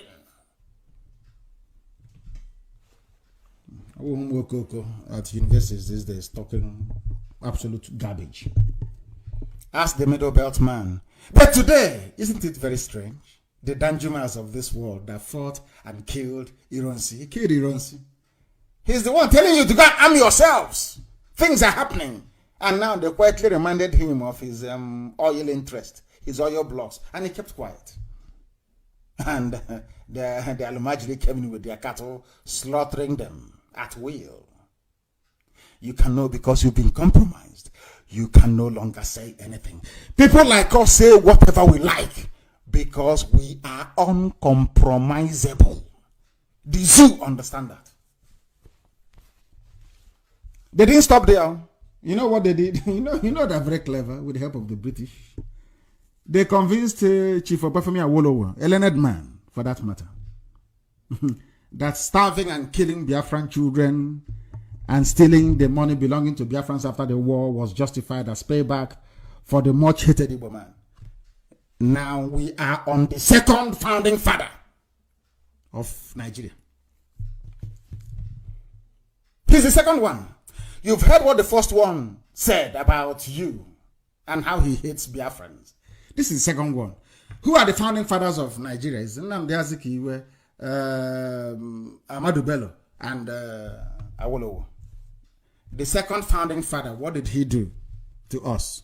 But let us perhaps build a picture of what led to the coup. The reason why Nzogo and Co carried out the coup was to install Awolowo as the president. So it could not have been a tribal coup. Yeah? But during the time that the Fulanis came to kill all of us, to kill our parents and to kill us, Awolowo joined them. Awolowo no longer remembered that Igbo officers carried out a coup to make him the president of Nigeria. He joined them against us. That's another second founding father. Your second founding father, you know, people are saying to me, oh, why don't you work for Nigeria? I just want to ask you a simple question. The first founding father that made Nigeria, you claim founded Nigeria for you, of course is a lie, is Ahmadu Bello. He hates our people. He hates my people. He said it openly. Instead of me to give a job to you, I give it to a white man.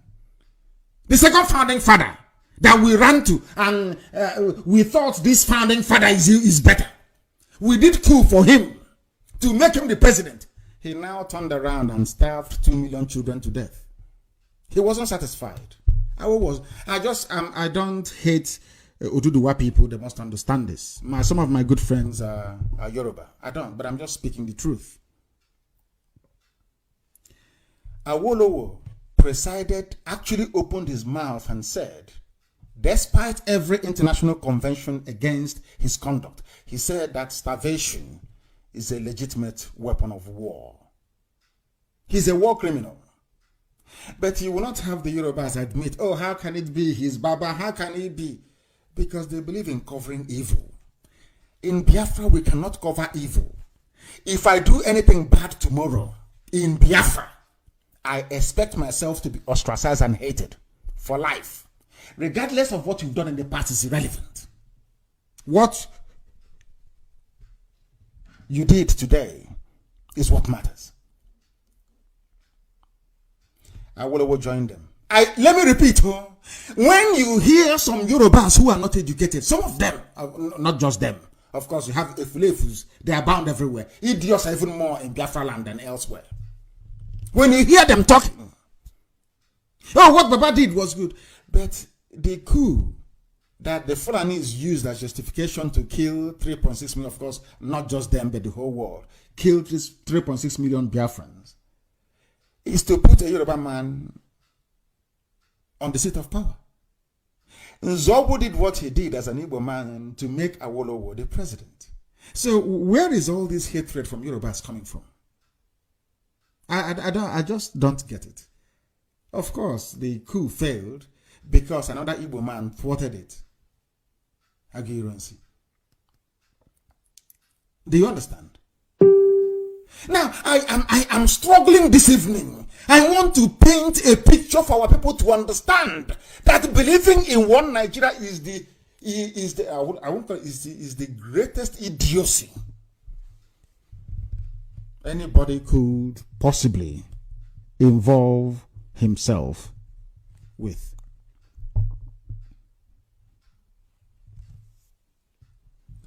We carried out a coup to install a Yoruba man as the president. The Yoruba man turned around and presided over the killing of 2 million children. I didn't say adults, only children.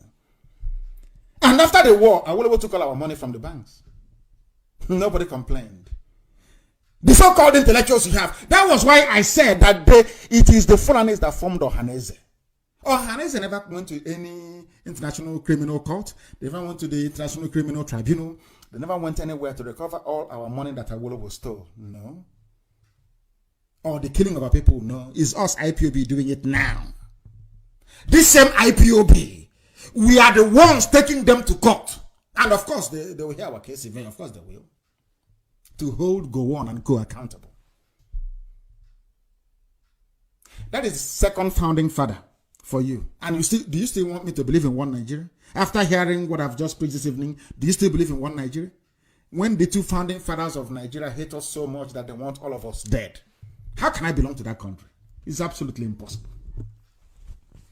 Awolowo, with all his education and intellect, agreed and served the caliphate with distinction, not minding that Nzogu risked his life to make him the president of Nigeria.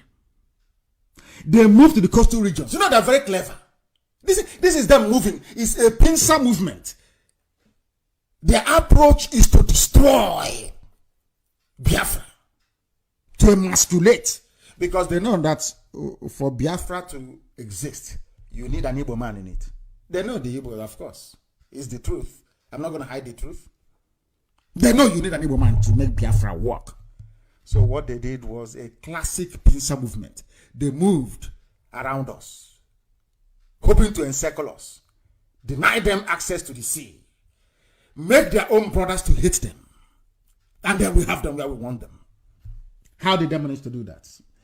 They moved to the coastal region. Meanwhile, Nzobo, on whose account they came to kill us, 3.6 million Biafrans died because an Igbo man carried out a coup. Who is that Igbo man, Nzobo? Do you know, funny enough, Nzobo's village and his people, they're not Igbo. They are Nyoma, they are separate. They are Delta, they are Bendel, they are South, they are Niger Delta. You see how they do it? These are the merchants of hate speech. They twist everything Fulani is very clever. Them and their counterparts in Lagos, Ibadan media, they twist the truth. They turn it upside down.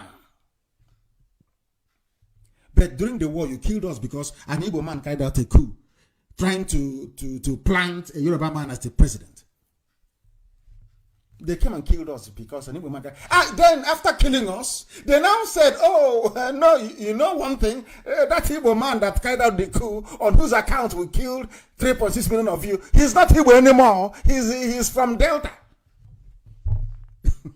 Oh, Lord have mercy. Oh, dear me. Zoo.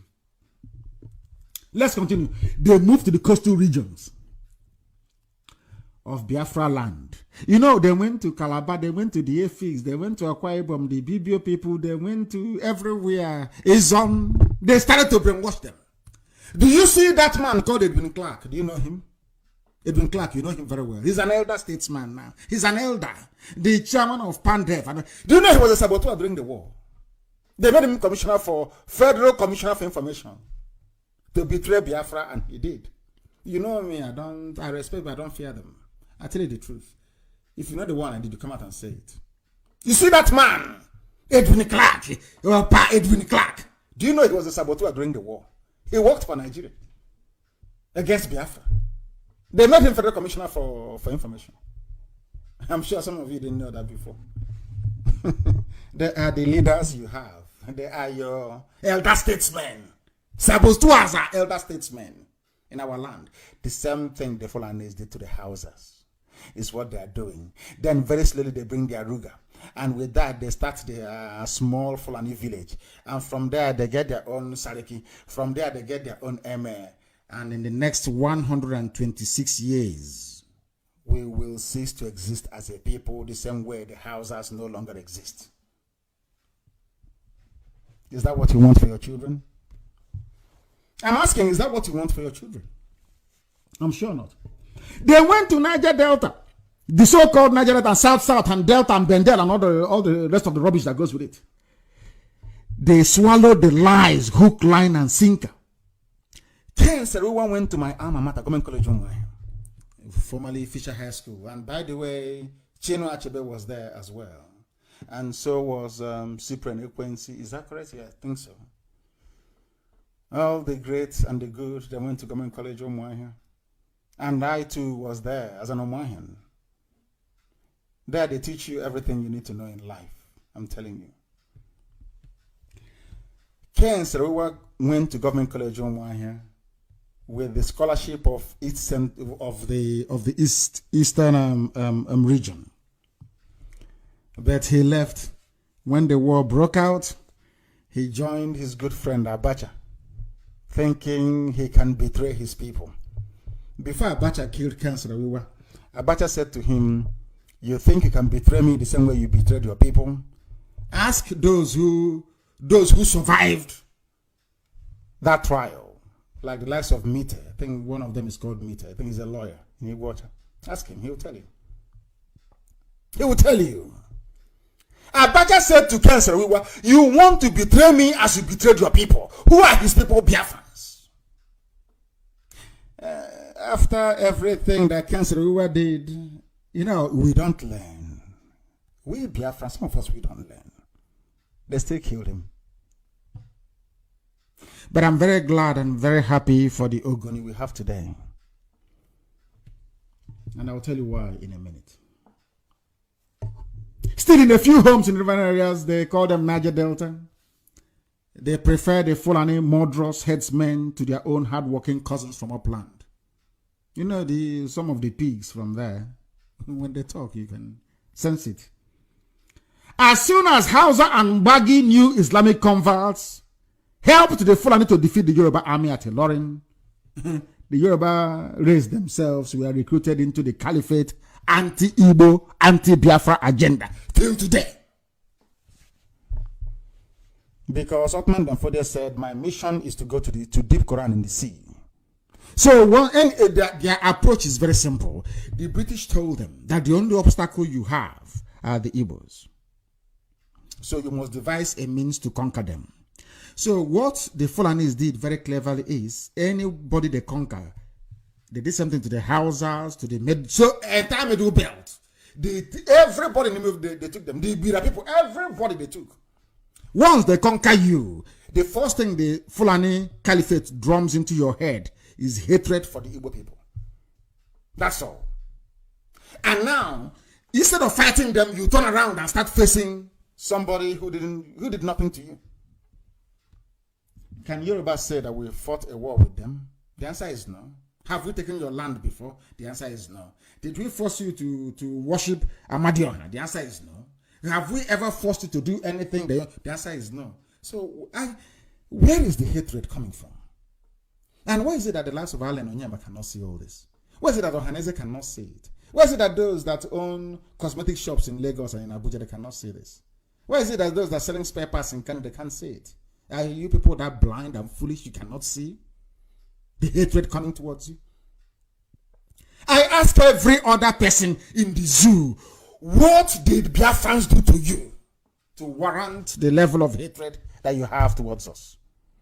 Just give me a simple reason. Is it because we are blessed by God Almighty, the same way Israel is blessed? You can't take it away from us. It's called blessing. You can't. You can't. As soon as they took a lot from the Yoruba people, Yoruba has faced their attention towards the east and forgot their enemies from the north. Despite the carnage in Odi, you know, in Odi, in Bayelsa, Obasanjo flattened Odi. Some people from Izon, some pigs from Izon, they prefer one Nigeria to Biafra.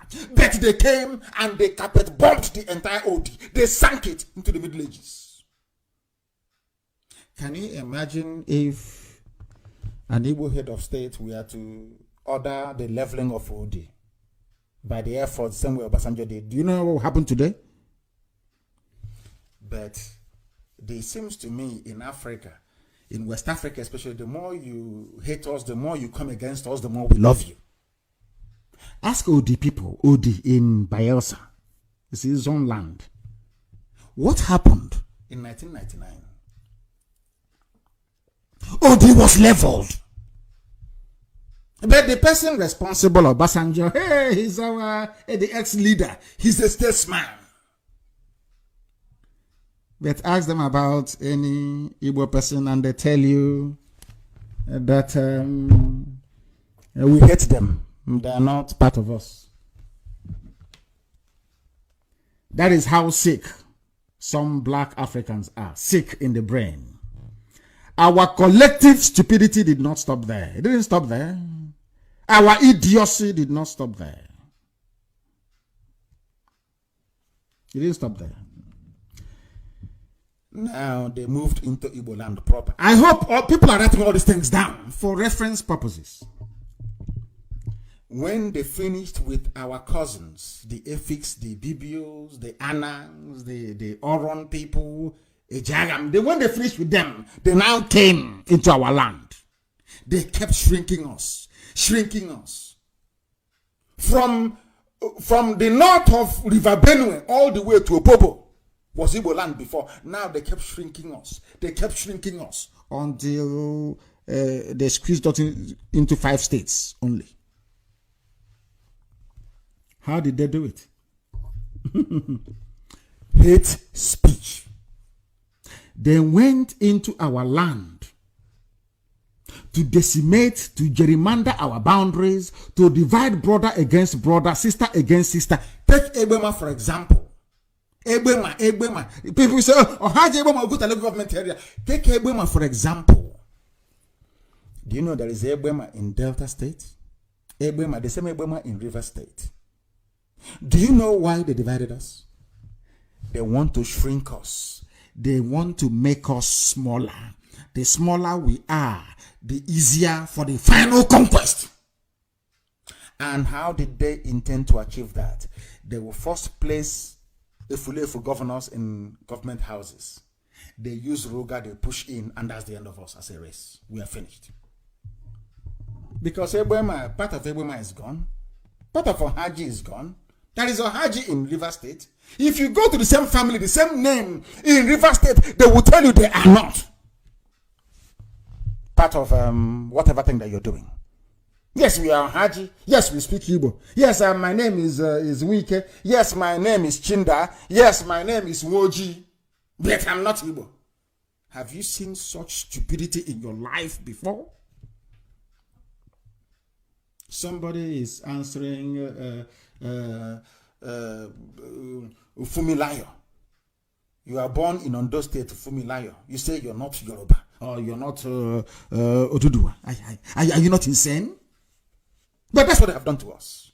Very cleverly too. And as they're doing it, they're giving you your little position, federal minister of this, permanent secretary. So when you come back to the village, people will look up to you and say, oh, don't mind those Igbos. Let's get together and celebrate. We are no longer part of them. That's what they've done. They kept shrinking us. They took 3 local government areas from Ebonyi. They gave it to Benue. I said Benue is part of the north.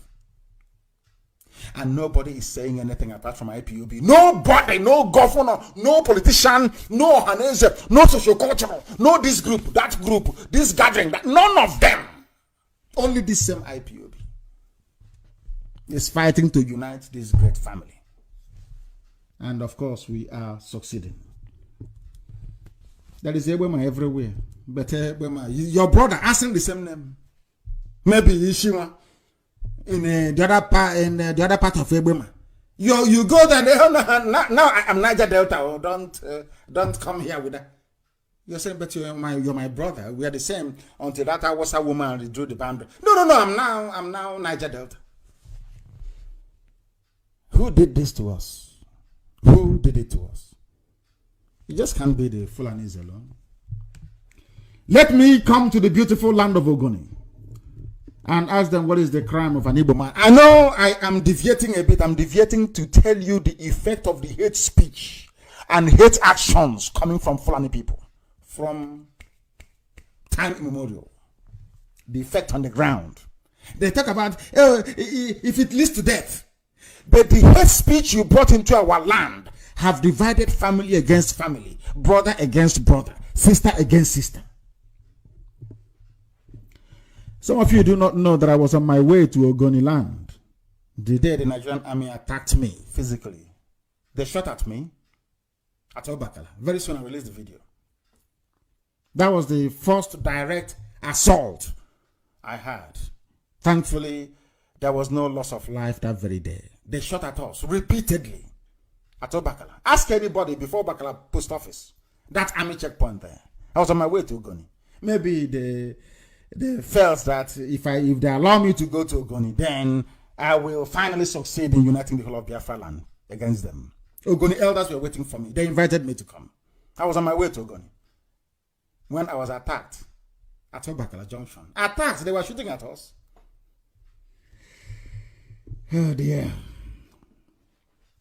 The reason for that attack can be traced back to the fact that Fulani house niggers who are merely caretakers for the British did not want me to preach the gospel of Biafra restoration in Ogoni land. But I'll still go to Ogoni land someday soon.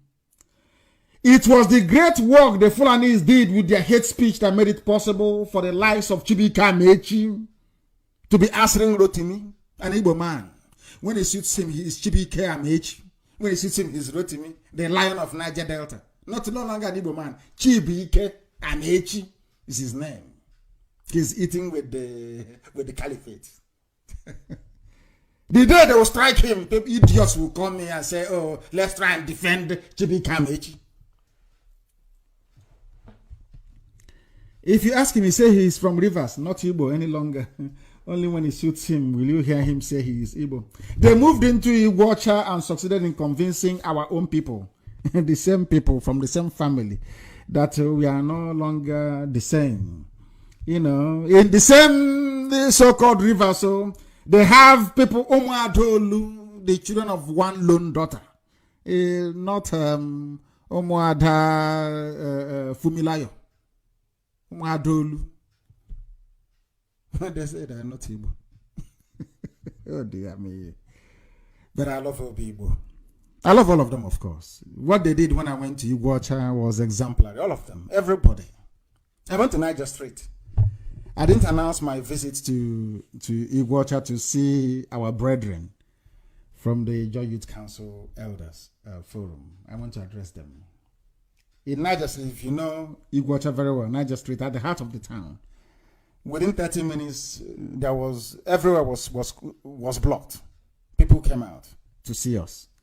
It was marvelous. I love everybody, but you know me, I'm self-critical. So when you hear me say some of these things, it's because I want you to repent and to change, not because I hate you.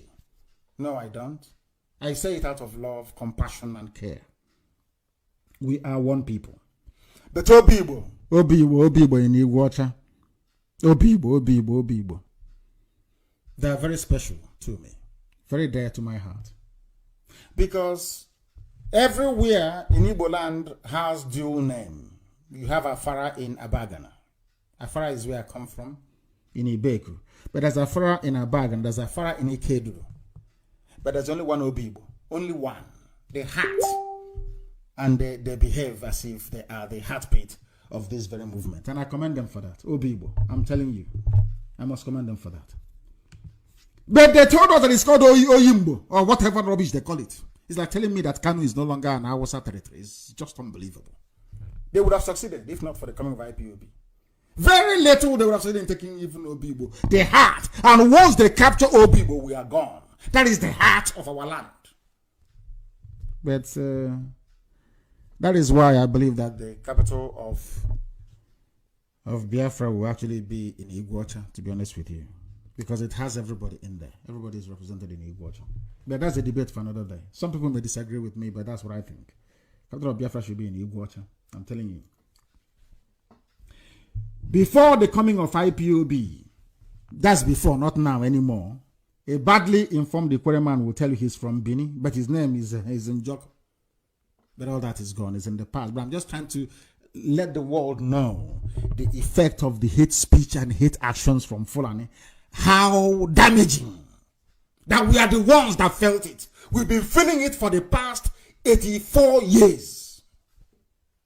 Fulani hate speech and hate action.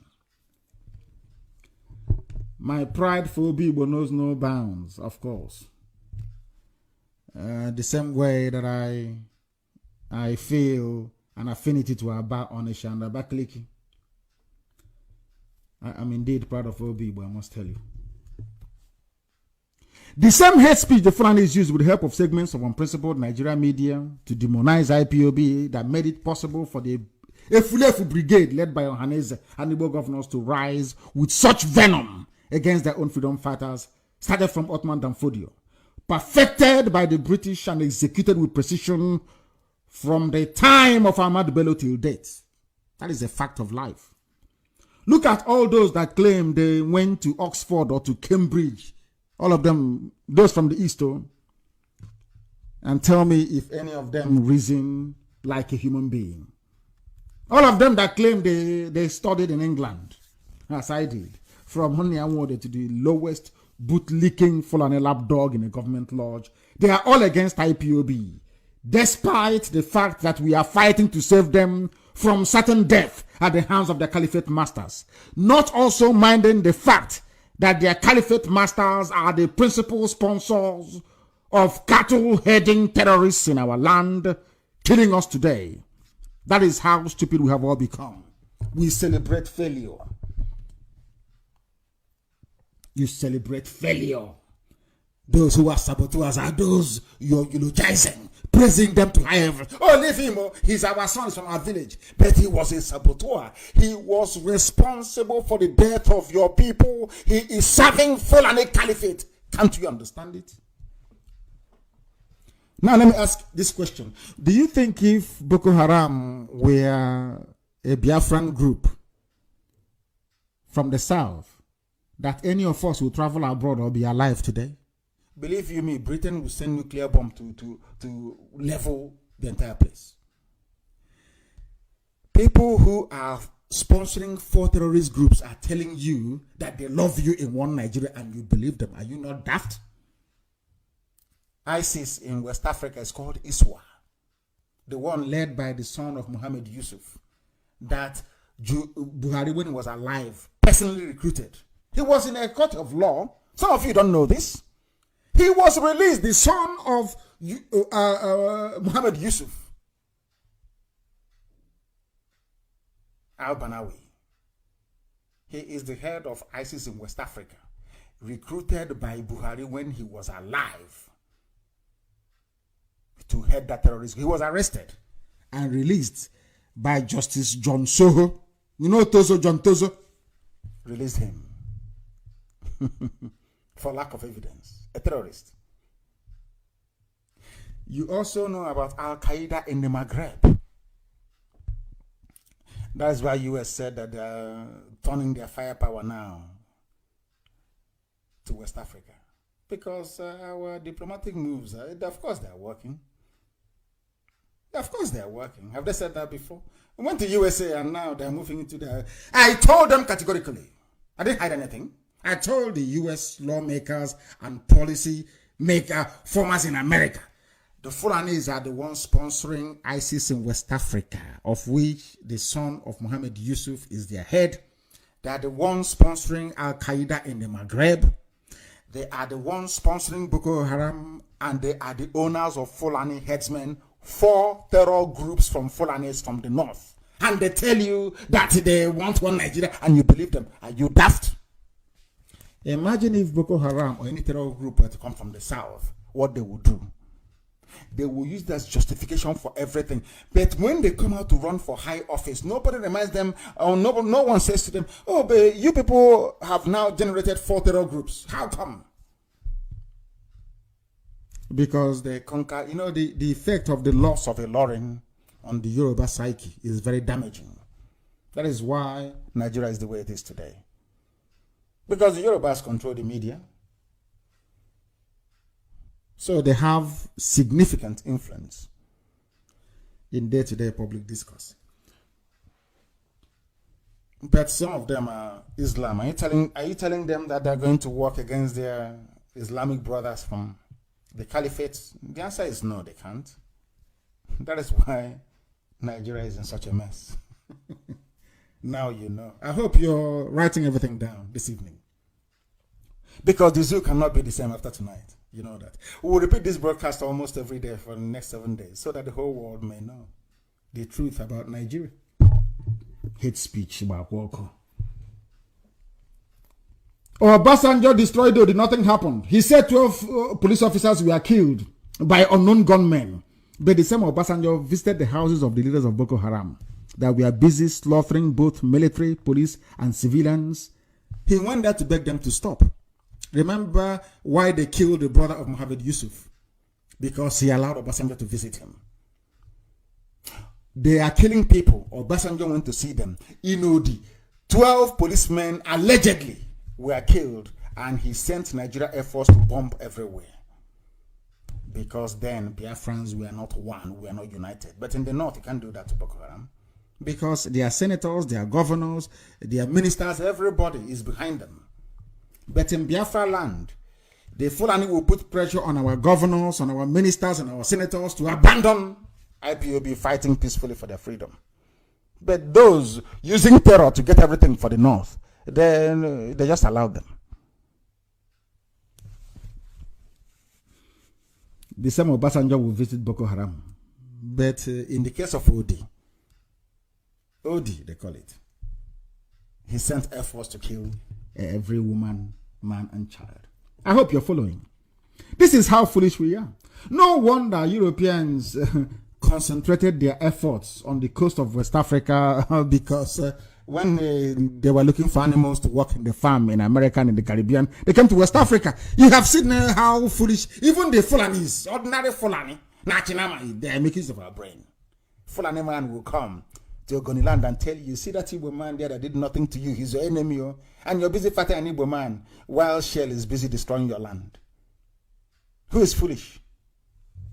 Unbelievable. The same illiterate Almajiri senators from the arid north should be guided by these facts, that they are the ones that started hate speech.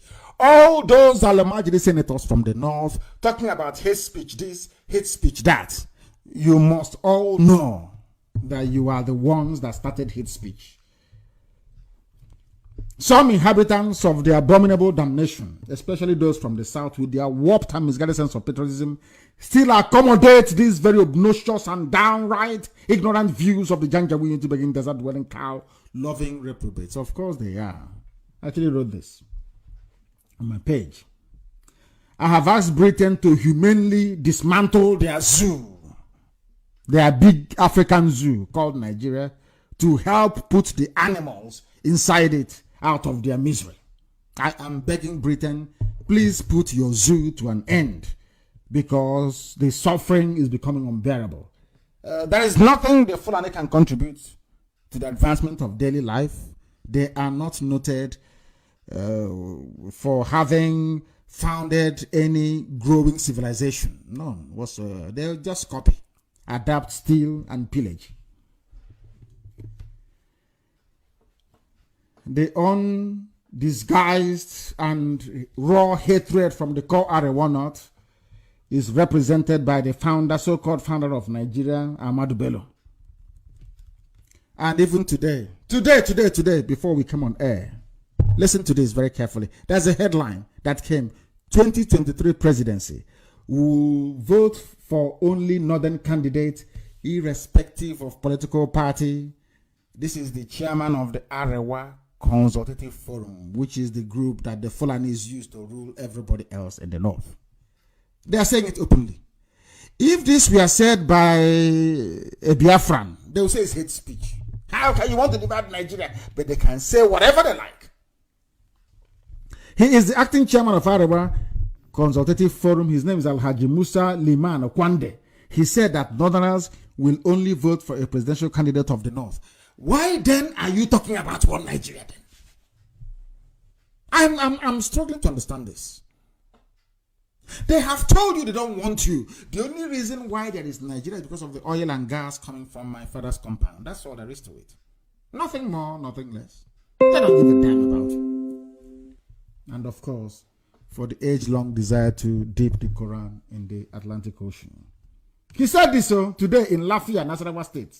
I am expressing my opinion as a full-fledged northerner and a citizen of Nigeria. As a full-fledged northerner. That is how they trick all of you. I'm a Nigerian. Look at what Arewa Consultative Forum is saying about their preference. And this is from the same Othman Danfodiolan, isn't it? And they will tell you, they will rig the election, because INEC chairman is a Fulani man. So they will rig the election and tell you it's the will of... The European observers will come around. You know the British ones that ran away from Gogi? When they saw dead bodies of Git coppers, they ran away. But they will go to Britain and they will write that the election was free and fair, apart from 2 polling stations somewhere in one local government by the corner of the road. There was a bit of a problem. But don't worry, that is not enough to nullify the whole vote. Black, this UG. Hey, unbelievable. Unbelievable. Who made it possible? I have somebody must shoulder the blame. Who made it possible for the bloodthirsty Fulani terrorists to be the ones calling others terrorists today? They are the ones killing people. They have 4 terrorist groups: ISIS in West Africa, Al Qaeda in the Maghreb, Fulani headsmen, and Boko Haram. But when you hear them talk about IPOB as a terror group, you will think that we have killed everybody on this earth. But they're the ones doing the killing. They're the ones bombing, doing banditry and kidnapping in the north. That is the warped sense. I can't reason this through, honestly. I put it down to those I call the intellectual Efulefus, led by Dr. Azikiwe. I have now come to Azikiwe. The same way Ahmadu Bello is the father of modern hate speech in Nigeria is how Nnamdi Azikiwe is the father of Igbo One Nigeria Efulefus in our land and beyond. It was Nnamdi Azikiwe that brought betrayal into Eastern political mentality. When you see the likes of your governors today and the likes of Ohaneze Ndioshi models of this world, when you see them behaving the way they do, when they come out and they say they're going to sabotage Biafra again, their granddaddy is Azikiwe. I've now given you the 3 names of those that founded Nigeria. Now tell me if you want to live in a house built by these men. They didn't found Nigeria, of course. Lugard did. 3 of them. This is the Efulefu. He believes in selling his own people.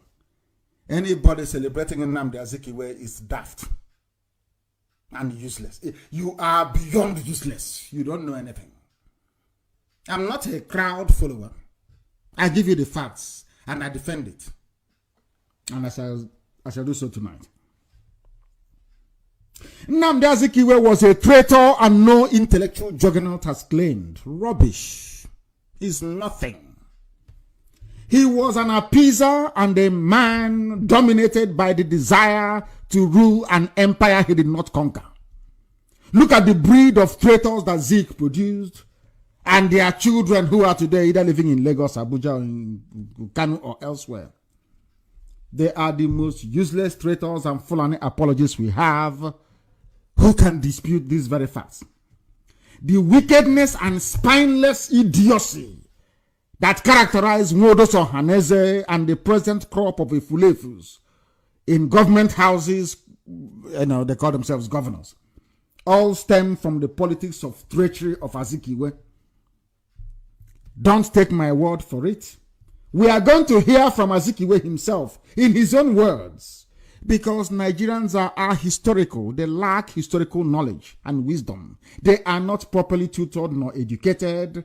And sometimes I think they can best be described as indulging in intellectual banditry and poor reasoning capacity. As you go when you buy too much, it's not very good. But I'm just telling you, Zeke of Africa, he was nothing. I want people to now listen to this very man called Zeke and tell me what you make of him. This is your so-called Zeke that they are celebrating somewhere in Anambra State. They say he's a heavyweight. He's a this, he's a that. Zeke is a disgrace. I'm sure he's in hell somewhere. An utter and unmitigated disaster against our people. We are suffering today because of him. And let us hear what he had to say when he went to London. He was running from our people and he traveled to London. I want to hear what he has to say so that people can judge for themselves. So that our people can judge for themselves. The man is something else. Something else. Let us see if we can get him. On Friday, September 5, this is Zeke. 1969, I alighted at the Lagos airport at 2 p.m. and I spent the next 21 days in visiting the capitals of the 12 states of Nigeria, including 4 university towns and certain parts of the liberated areas. On Friday, September 5. Now, did you hear him? It has made it clear to me that all of us have now realized the mistakes we made in the past by fighting one another. This is after the Fulanis must have finished killing our people. This is Nnamdi Azikiwe where he took money from Shell BP in London talking rubbish against his own people. He is calling our gallant soldiers rebels. Nnamdi Azikiwe. I can't call him Nnamdi, please. I can't. It is a very big shame. Very big shame. Azikiwe calling oh my goodness, calling Ojukwu a rebel. Azikiwe, because Ojukwu did not give the same thing they're doing today. He wants to be the leader. Anywhere he goes, he wants to rule. He wants to rule. He wants to be number one. Hausa people fully rejected him. He ran down to ask Ojukwu to vacate his office. The same thing he did to Eyoeta. Why did we have enmity before IPOB came? Was it not because of Eyoeta? What this same man did to Eyoeta? Eyoeta was the head of government business in the East. He was sacked. He went to Yoruba people. He was kicked out of Yoruba parliament in Ibadan.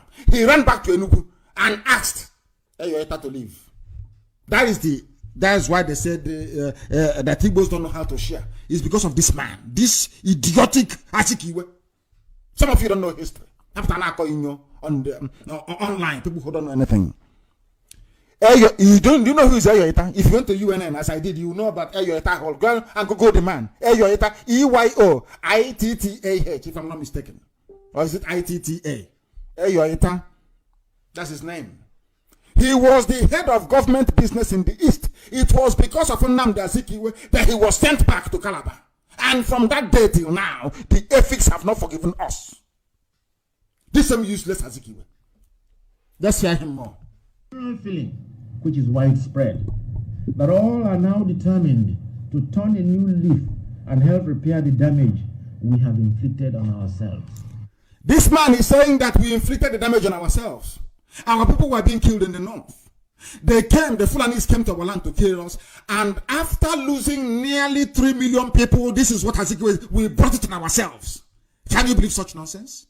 Can you believe such nonsense coming from the lips of Azikiwe? Can you believe such utter garbage coming from the lips of this idiot? This idiot called Azikiwe. And anybody from today onwards, I assure you, anybody who comes out in public to eulogize Dr. Azikiwe, Ipob will go after that very person. I assure you, I swear it. Let's hear what the Fulefu has to say. Not only that, there is now a deep-seated desire to have effective central government, which will hold the federation intact, so that in the future, no component of it shall be in position to challenge the fatherland. Have you heard it now? This is what this man said. That an enterprising people like the Igbo have been tongue-tied and emasculated, that they have allowed tyrants to blindfold and hoodwink them. He is calling, you see all the language the Fulefu use. Nnamdi Kanu is hoodwinking you people. You are blindfolded. They got it from Azikiwe. Azikiwe is saying this thing about Ojukwu, that Ojukwu hoodwinked our people. Ojukwu, the people's general, fighting to save his people from extinction. This is what Azikiwe has to say about him. Or had to say about him. Can you believe that? Can anyone in their right mind believe this nonsense? Do you see what we're encountering at the hands of these Efulefus? Can you see how terrible that they have become? Anybody eulogizing or praising Azikiwe is a compound fool. A fool forever and ever. I will never be forgiven. I assure you, we will never ever be forgiven. They thought this type of things would not come to light, but it has come to light. This is you are hearing the voice of Azikiwe. The same way that I played with the voice of Ahmadu Bello is how you're hearing the voice of Azikiwe. This is Nnamdi Azikiwe calling Ojukwu a rebel, calling Ojukwu a bandit, saying that we brought the destruction upon ourselves because he has been conquered by the same Fulani mentality. Fulani got to him, they conquered him. That was why he remained a fool until his death. A complete fool. A complete idiot. He is. Azikiwe walk in hell. So that in a war alleged to be fought for their survival. He is saying that we are alleging. You see where they got their alleged nonsense from. In a war that they allege that they are fighting for their survival. Hey, I'm telling you, this man, his head should be dug from the grave and burnt. I said this thing in 2009, 2012. People castigated me. They did not understand what we were going through. They did not understand because they are ahistorical. They don't know anything. This is Dr. Nnamdi Azikiwe uttering garbage in London. Shell gave him money. That is why they cannot believe that Nnamdi Kanu will resist every advancement, every overture, every attempt at bribery. Because I said no. I will continue to say no until Biafra is restored upon the face of this very earth. We are not like them. We can never be like them. Because we are chosen for this very noble work. Chosen by Elohim to do the work that heaven commanded must be done by the sons of men on this very earth. Azikiwe is calling Ojukwu a rebel. Azikiwe is calling Ojukwu basically blaming us. Fulani people are killing us. Do you see where the Fulefus? That is why when they kill IPOB family members, when they slaughter us, you have the same Fulefu from this line, from this breed, the same rubbish. You brought it on yourself. Why must you march? Why must you gather? Why must you assemble? The same idiots. You see where they got it from? You see where they got his nonsense from. We hold them responsible. Now you understand. When I go hard against some of the Fulefus, the politicians, now you understand the reason why. I know them. I see them from a million miles. I've been preaching against this man, this Dr. Azikiwe, from the beginning. People didn't understand how evil this man was because he gave your father scholarship. When Awolowo was busy, not even scholarship, to one or two people, Awolowo was busy spreading scholarship everywhere in the West. Zeke was busy selecting a few people, those who will be loyal to him. What utter garbage. What utter garbage. This is Azikiwe. Now you see where your problems started from this idiot. That is where the genesis. That is why Allen Onyema, all these idiots shouting one Nigeria, you can see them from the mold. You can see them from the mold of Azikiwe. You can see them in a straight line. I can name all of them for you. Useless set of people. Unbelievable. Unbelievable. He said he has a PhD. 37 rubbish.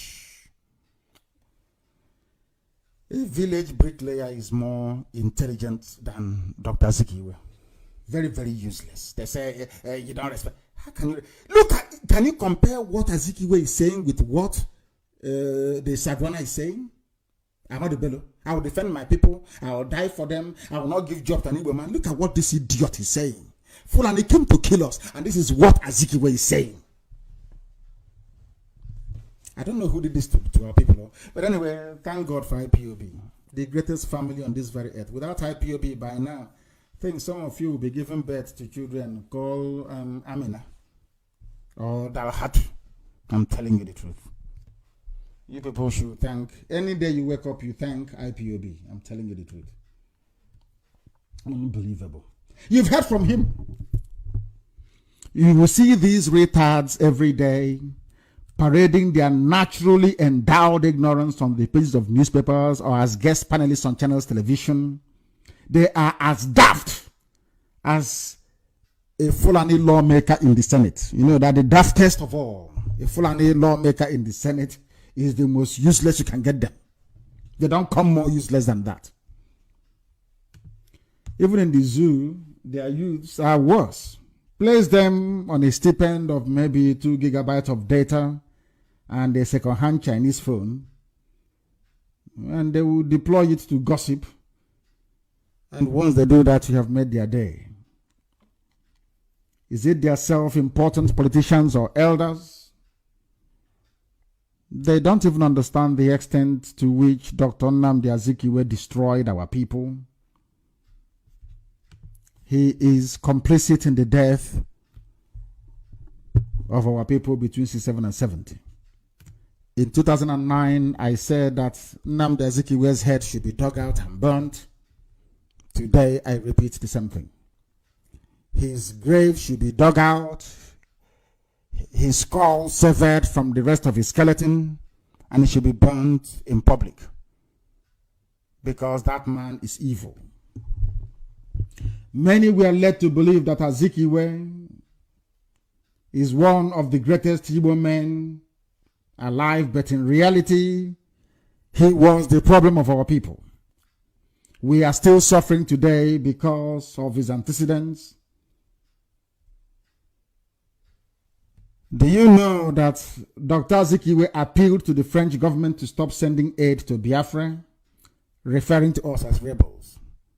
He was upset with the images of skeletal children on the pages of newspapers all over the world. He asked the French to stop sending aid to Biafra. And he's a great Igbo man. All of you that celebrate Zeke, God will, all of you will suffer. All of you will suffer. All of you will suffer. I assure you. All of you will suffer. There were press, even a white woman realized that Dr. Zikiwe took money from Shell BP. I don't know what is wrong with our people. Anybody you give money to, they forget their principle. I thought it's more or less a recent phenomenon. I don't know, it's been existing from time. Shell killing us. The same Shell went to Ojukwu in Enugu, and Ojukwu said no, that the oil belongs to the people, and they left to go and support the Fulanis to come and kill us. You went behind our backs, you went to London and you took money. The same thing is happening today in this struggle. The same way Ojukwu was demonized is how some people are demonizing the leadership of IPOB. The same people working for Fulani, it has now been proven. Before now, people thought that the criticism of Ojukwu by Azikiwe was well founded. But you can see it's because Shell gave him money. And I'm sure Amaka is putting up all those pictures with the placards and the posters. Very sad indeed. I have the transcript, and I think it will be published. The transcript of what Zeke actually said. After everything he did. No wonder another Ifulefu, Willie Obiano, declared a public holiday for him. You know, birds of the same feather. And they flock together. See how useless they are? That drunkard declared public holiday for Azikiwe that put us in the mess we are in today. That tells you all you need to know. Only Professor Chinua Achebe, I'm telling you, anywhere he is, may his soul continue to rest in peace. The greatest mistake this generation will make will be to trust all these Efulefus. All of them, as you see them in the government, because they're handpicked. If you're not a loyal Fulani servant, they will never ever rig you into power. It's not possible. It's not done anywhere. They will never rig you into power. Unless you are a loyal Fulani servant. Let me now give you the names of our genuine frontline leaders in Biafra land. Genuine frontline leaders in Biafra land. One is Mazin Bono Ojike. Write it down. People talk about leaders. I'm giving you the names of our leaders. Mazin Bono Ojike, Dr. Michael Okpara, Brigadier Timothy Onwatuegu, Colonel Joe Achuzia, the Great Hannibal, Dim Chukwemeka Odumegwu Ojukwu, the greatest of them all. The greatest of them all. The greatest is Ojukwu, the number one of them all. Philip Effiong, Dr. Kanu Ibiam, Professor Eminjoko, and Sam Mbakwe. The rest are basically chaff. These are your leaders. How do you know an Efulefu when you see them? As somebody who quite rightly argued, even if you slap an Efulefu or come and replace him with his so-called northern brother, they will still tell he's not tribal. Remember the case of the Chief Justice. What's his name again? Somebody needs to remind me. Our brother that was removed, the Biafran that was removed before the Fulani put in their own Sharia Chief Justice of the Federation. I need the name, please. It escaped me. I need somebody to give me the name of our... I need the name of our... the Chief Justice. I'm not getting it. What is going on? Is there any delay or what? I need Uche. I need the name of the Chief Justice that was replaced. I need his name, please. By the Fulani Sharia Tapa. Did they say anything? It just ended. His name is Onogen. Thank you very much. Ikechukwu. His name is Onogen. Remember Justice Onogen that was removed to pave the way. And Justice Onogen, before he was talking about one Nigeria, how to keep Nigeria one, how to make Nigeria one big happy family. And they removed him after 2 weeks.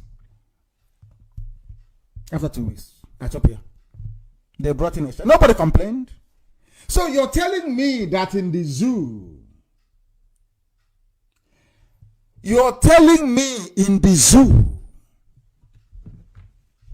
that anybody can come and appoint all their village people and there will be no uproar. But see, they're doing it, the Fulanis are doing it, and all of you are quiet. You cannot say anything, you cannot do anything. It is very, very sad indeed. And if we will see that the zoo is going down in the drain and still believe that it can be salvaged, let's help Nigeria. Nigeria will rise again. When did it rise in the past? When was it written anywhere that Nigeria was ever great? People didn't have much oil. You were selling oil. You had so much money that Gowon, as foolish as he was, didn't know what to do with the money. He appointed Jerome Udoji to head an economic panel. And Jerome Udoji, look at a black man trying to practice Keynesian economics, which is demand-side economics. He felt that if you pay workers 4 times their salary, that somehow they will stimulate demand and growth in the economy, not knowing that he was in Africa. All that happened was that you had quadruple inflation the next week and the money became useless. That's the legacy of Gowon to the zoo through Jerome Udoji, practicing white man's economics when they are in black Africa. The record of Zeke doesn't speak very well. Let me go to Onyema and conclude very speedily, because people are now complaining about their data, as usual. The AP CEO is a clear message to used saboteurs, because it's been used, that no matter what a slave does, he can never be the heir apparent to his master. I think it was actually Elochukwu that wrote this. I read it and I felt it was appropriate that I touch upon it tonight. People have actually asked me, including, I thought the deputy asked me this, to clarify something about, I said this during my last broadcast about the visit of Alan Onyema to my house.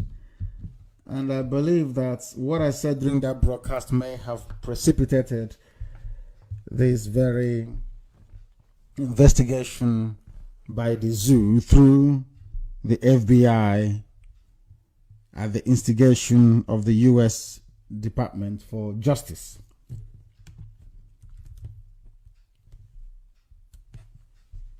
What some people do not know is that Alan Onyema came to my house.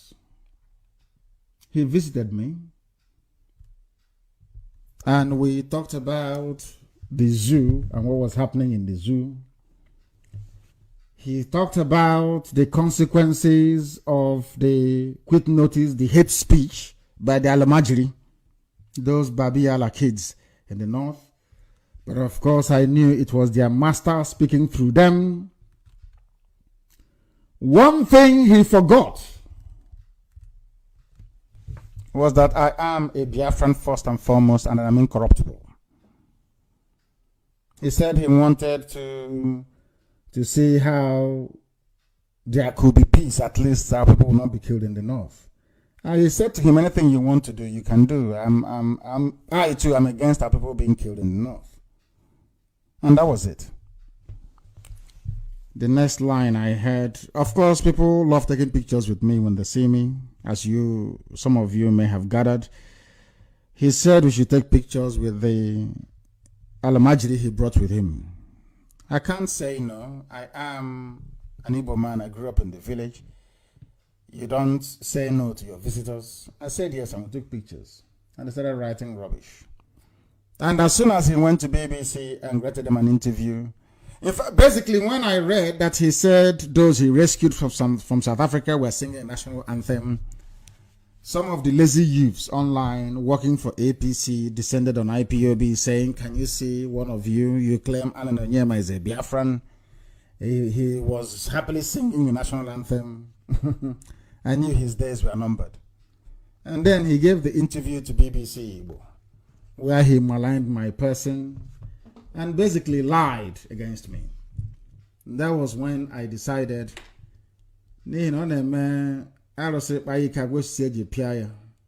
that I know more about him than he can ever imagine. That was when they decided to move after him. So one of them wrote actually online. His name is Muhammad Al-Haji Danjuma. I think he came to my house as well with Alan. Today we paid our brother Nnamdi Kanu a visit, and out of deference to my brother Onyema and my humble self, we agreed to stop any hate speech or action that will promote violence. I told you about Fulani. They are the ones that made the hate speech against the Igbos living in the north. He came to my house and he's gone back and he's writing that we all agreed to stop any hate speech. Of course, he said interestingly, he is for peace. Of course, I am for peace and well-being of every Nigerian, which I am. I have said it many times. I want all of you to be free from the shackles of Fulani hegemony and British neo-colonial slavery. I've said that many times. I want the Hausas to be free. I want everybody to be free. Do you think I'm looking for Biafra just for my own sake? Of course not. I want people to be free. Because if they're not free and developed, they will all flock to Biafra to come and seek, or to come to seek a living. I don't want that. I want people to be developed, to stay in their own land, practice their own culture, their religion, and do whatever they have to do. So I am for peace in that regard. I'm not a terrorist. So why shouldn't I be for peace? So I think they misunderstood me, or deliberately chose to misrepresent my discussions with them. And that angered me, made me very, very upset. I am not, as an Okwana and an Alpha John, as they say, I don't know how to say that in English. In my place, when you come and you say you have a proposal, I will listen. People come to prison to see me, I listen to them. People propose proposals to me when I was in DSS custody, I listen to them. Can't tell you to go away. I will always listen to you. Always. But what I will do, or what I always do, remains a secret with me. But to compromise what I stand for and the Biafra struggle for independence is not something I will do. I'll be dead 10 times over. I have sacrificed a lot and will continue to sacrifice until Biafra is restored. I don't care or mind what people say or do. Alan Onyema made a very big mistake, very huge one, by delving into a topic that is entirely above his station. He wanted to please his Fulani masters by telling them that he had a meeting and a discussion with Nnamdi Kanu, and that was a very huge mistake. Very huge mistake. A lot of people come to see me in secret that I've not told anyone about. They decided not to publicize it for their own good. He's gone ahead and done so, knowing fully well that IPOB will rise against him and that we will seek to defend our honor. Now we have done so. The Fulanis have moved against him because they know that IPOB cannot defend somebody who deliberately sought to undermine the effort and integrity of this very noble effort. Alan Onyema is in a very serious mess. Look at him today and the mess he got himself into. The Fulanis, who are the greatest looters we have, they are in charge of EFCC. Ibrahim Lamode, have you forgotten? Look at all the criminal Fulani people. What do they know? They're not educated. They forge certificates, all of them. They rig themselves into power, or they appoint themselves into power in a so-called democracy. How many of them have been charged by the U.S. government? I want to ask the U.S. Department for Justice, or whatever they call themselves. How many of Fulani people have you charged? The time Umaru Diko was in London, Umaru Diko ran away with a mobile bank. Umaru Diko ran away with almost £5 billion in those days. That money could feed the whole of Africa. Are the children not enjoying the money today? Some of you may be too young to remember a man called Ibrahim Taher. He was the Minister of Communications, a Fulani man. They stole Nitel dry and set the building alight. Nitel building in Marina, in Lagos. That was how much money they stole. Umaru Diko was Minister for Transport. Remember Akinloye and his champagne? Akinloye was importing champagne in his name. Some of you have forgotten all this. These are the looters and the criminals you have. Oh, Hausa Fulani. I wouldn't say Hausa, please. I do apologize to Hausa people. They're all Fulani. All of them. By none. Buhari, when he was alive during the reign of Abacha, was in charge of PTF. How about the 57 suitcases? You've forgotten, haven't you? Buhari was in charge of PTF, and he stole it dry because Abacha used it to launder money. You have all forgotten. Nobody's squaring them, nobody's investigating them. Alan Onyema abused the privilege I granted him by allowing him to come into my sitting room to sit down with me to have a discussion. And from there, he felt he could leverage that very encounter to endear himself to the Northerners. And they have turned around and rejected him. That is his business. I want to ask the United States Justice Department, how many Fulani looters of the Treasury have you indicted? I want to also ask the U.S. Department for Justice and the FBI, are you not aware that Tinubu was a drug dealer in Chicago? Did you not see the bullion van that went to Tinubu's house on the eve of the elections? Have you charged him? I also want to ask the U.S. Department for Justice if they have not heard about Aisha Buhari and his involvement with Halliburton, the bribery scandal. You've not investigated any of those, but you want to investigate Alan Onyema because he's Igbo, because he's seen to be successful, and because he went against Ipob again, which is a lapse in judgment on his part. But let us see how the whole thing plays out. We are not a fan of people that indulge in criminality. But everybody in the zoo is corrupt, especially politicians and those in high office. How they make their money is entirely up to them. They know how they do it. So we see how the whole thing plays out in the next few weeks. I'm not going to get him into any more trouble by asking questions I shouldn't ask at this point in time. But I do believe that he may have learned his lesson by now. That no matter how strong you feel, you are close to the Fulani Caliphate. Provided you come from Biafra land, all of us. They will come after you. You see, write it down today. You see Chibi Kamage. One day they'll go after him. Write it down on a piece of paper. Write it down and quote me when it happens. That's the way they operate. Azikiwe served them. Look at, you heard what Azikiwe was saying. You heard it. Yet in 1979, they didn't vote for him. They didn't vote for him. Because he is a Biafran. And they don't trust him. They have come after many people, haven't they? They came after Ezekiel Izuog. They went after Ibeto. This is after saying we are one Nigeria. Once you come out and say, I love Nigeria more than even the Fulani, you're finished. They don't believe you. They don't trust you. Look at the interview of Junaid Mohammed today. Look at what Arewa Consultative Forum are saying. But at the height, I wouldn't say at the height of agitation, in 2015, the whole Arewa came to Enugu for a meeting. They called the stupid Efulefus in Ohanese. They attended a meeting together. Let's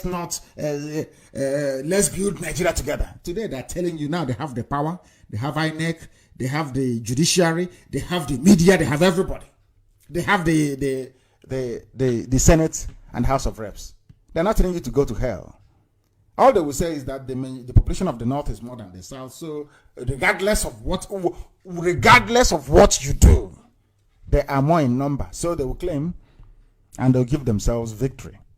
And you wail for a few days on social media and you go back to buying a liter of petrol, 280 naira. And that'll be it. And when you hear that IPOB is rallying or agitating to save you, you take out your frustration and your hopelessness on IPOB when you should direct it against Fulani people. That is how sad our people are. Look at Ibeto. I remember Faneka telling me when we met in Kuje that Ibeto was suffering in EFCC custody. What was his crime? He dared to sell cement like Dangote. America is looking for who to investigate. Let them not anger us because we are watching them.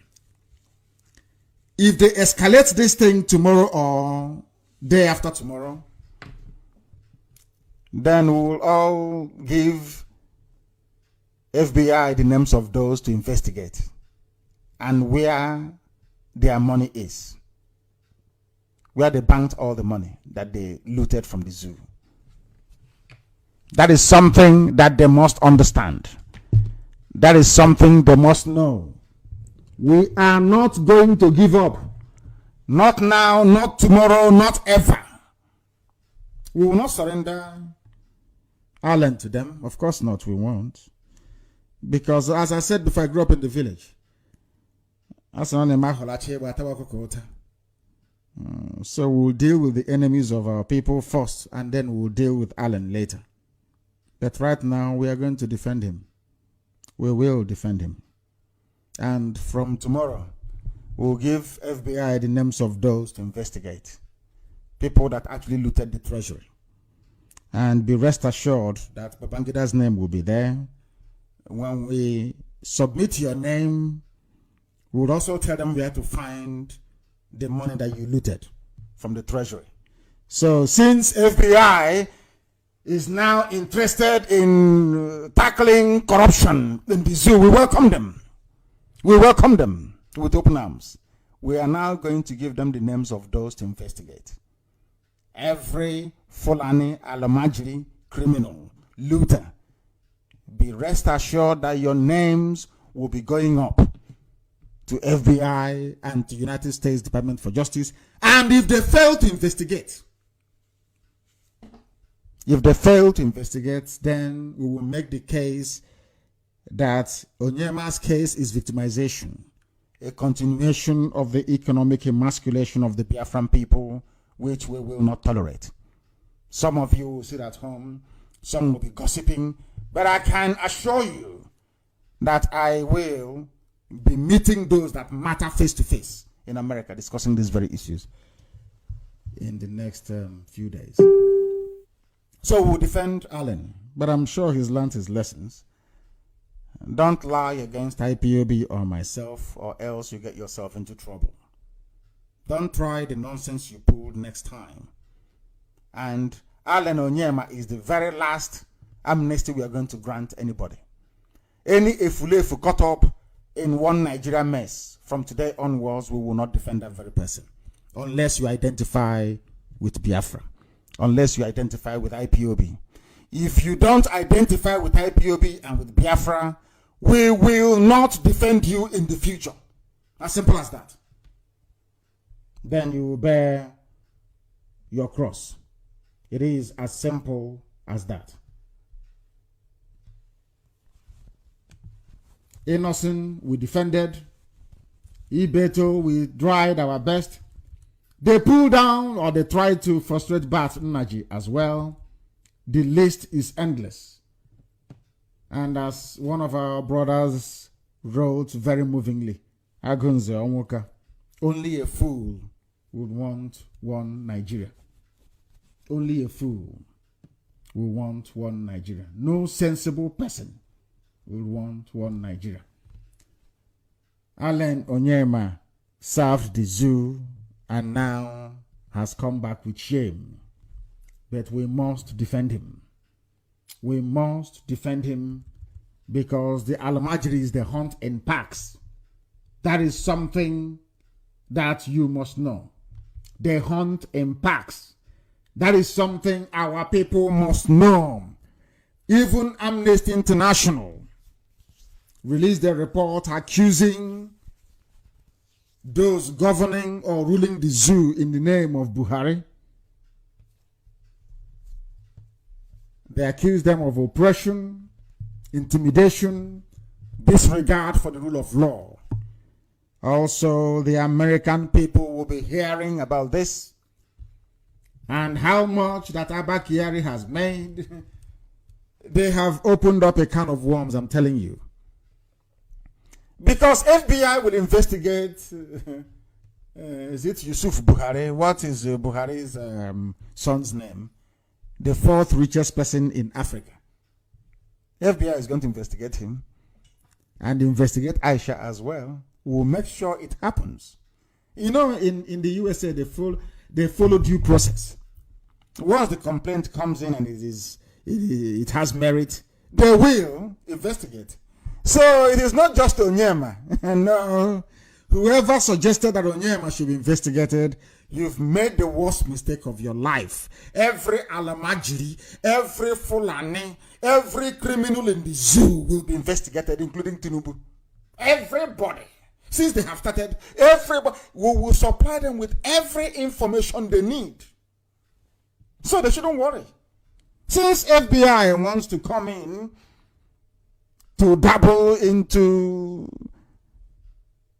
I wouldn't say Biafra because Onyema doesn't even support Biafra. Since they want to continue where they stopped, where some parts of the Western world left off after 1970, after killing 3.6 million of us, you took our money, you removed us from every sphere of influence in Nigeria, and now the few people we have that can afford 3 square meals in a day, you want to destroy their businesses. Maybe so Dangote can float an airline. You destroyed it, but Dangote is already enjoying monopoly. Our people don't reason very well. They don't want to see any of you as a millionaire. They don't want to see us rich. As long as you have your little spare parts shop, or you're selling crayfish, or you're selling 4 sticks of stockfish in 2 months, they're okay with it. So that way you'll be asking for one Nigeria, clamoring for one Nigeria. So when they get an Ifulefu and empower him or her, they come to the village, all of you be doing rankadede. The FBI rather should prepare for IPOB because we have the names of all the looters in the zoo called Nigeria. They are going to be very busy. Very, very busy indeed. We assure them, unless they drop the charges. If by tomorrow morning, we see in Yoruba newspapers, Allen this, Allen that. I saw the headline today from Nation newspaper. They say those that live in glass houses should not throw stones. You don't throw. For Tinubu paper, Tinubu owns Nation. For Tinubu to splash the picture of Allen saying indicted for fraud and corruption, in that USA, we will see Tinubu there as well. We have the resources to mount whatever investigation we like. This is IPOB. So we ask them, the Fulani Caliphate, those in EFCC setting up special panel to probe Allen. No, you will not do that. Allen made a mistake. He messed up. That is true. But he's a Biafran. Are we going to throw him to the wolves? To devour him? Of course not. We're not going to do that. We defend our own. As Ahmadu Bello would defend every northerner. to the point of not even appointing an Igbo person. He said it openly. Instead of me to appoint an Igbo man, I'll appoint a white man. So we must learn to defend our own. But let me repeat that this is the last time we will do this. If you come out again, any of you, if you come out again to say one useless thing about Biafra, or try to eulogize your one Nigeria, or preach one Nigeria, if you get into trouble, Ipob will not defend you again. We go to the issue of the people that is having a referendum, because rather very sadly, our people don't quite understand the meaning of referendum, especially those in the zoo. A very small region of Ethiopia have just become autonomous, or should I say independent. And when I was contemplating the reason why Ethiopia will grant one of their regions the chance to express their will via a referendum, something struck me. That Ethiopia is the only country in Africa not colonized by the West. Perhaps they have a different way of reasoning. It is only in the zoo that the media will not tell you that Ethiopians recently held a referendum to create a new state for their Sidama minority group. As I was saying, now I know why Ethiopia was not colonized. They reasoned differently. Compare Ethiopia with the British zoo called Nigeria and tell me if you cannot see any difference. In West Africa, we love to be enslaved.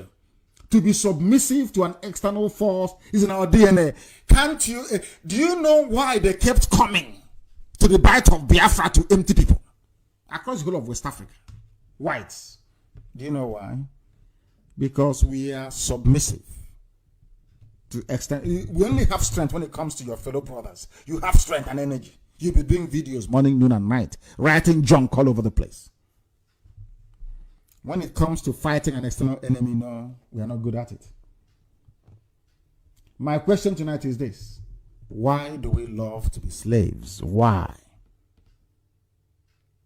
A tiny portion of Ethiopia is independent because they all came out and fought for it.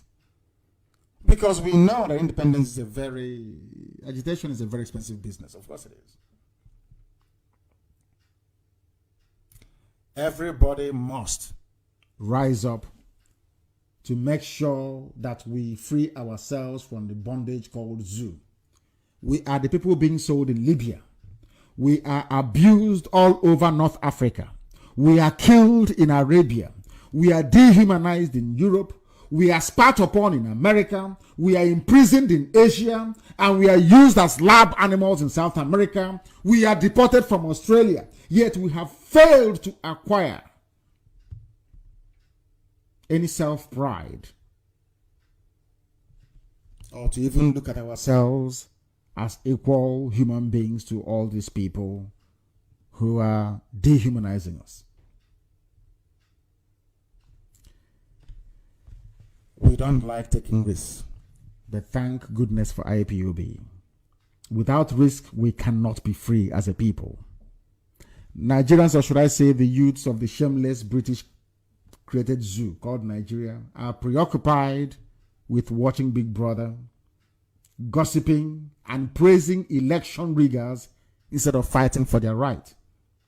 They keep copying the lazy Almajiri lifestyle of the North, the same lifestyle the Fulanis used to render Hausa youths useless. Some of you don't know it, that it was the deliberate policy of the North to stop their people from going to school during the early years of the zoo. To the Nigerian youth, I say to you, your mates are in Hong Kong, in Bolivia, in Honduras, in France, and all over the world, fighting for a better life for themselves and their children. But in the zoo, you are placed on 2,000 naira of data every week by a politician to be gossiping your life away. People are protesting violently all over the world. But the average zoo lazy youth is nonchalant, docile, and sheepish. They fight themselves on social media. But tomorrow you will go to the embassy of all these people, all these youths, your age mate, fighting for a better country. Tomorrow you will go to their embassy to beg for visa. But when they were busy sacrificing their lives to make their country better, you were busy burning your data on Babcock College sex video and promoting mediocrity, hailing election riggers and putting your trust in a worthless PVC.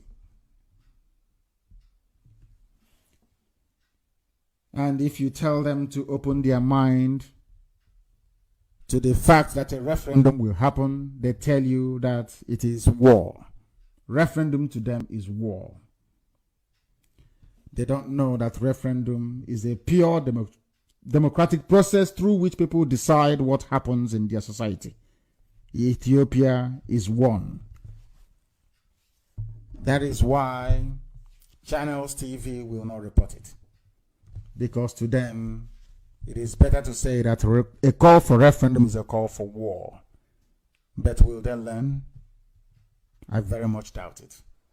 You've been with us for nearly 3 hours this very evening, and I pray that you will join us in the near future for another live broadcast. But in the interim, I would like you to ponder and to reflect upon what you've heard this evening, and pray to Chukwukika Biama to give you the wisdom, the knowledge, and the discerning mind to appreciate what you've heard and to be able to act upon it.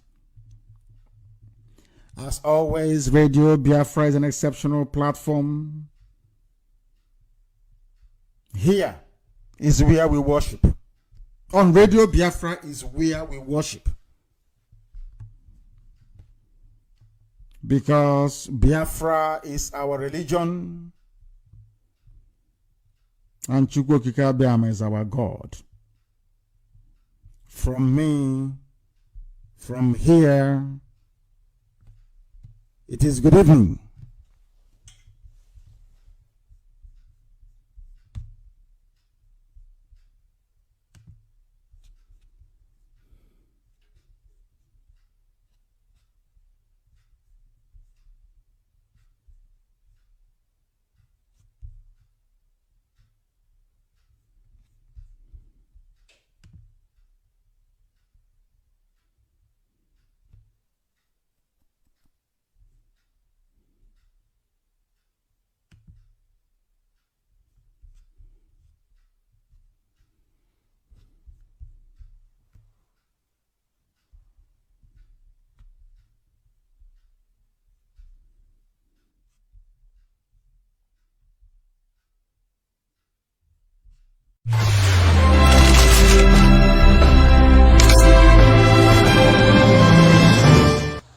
As it was in the beginning, so shall it be until the end.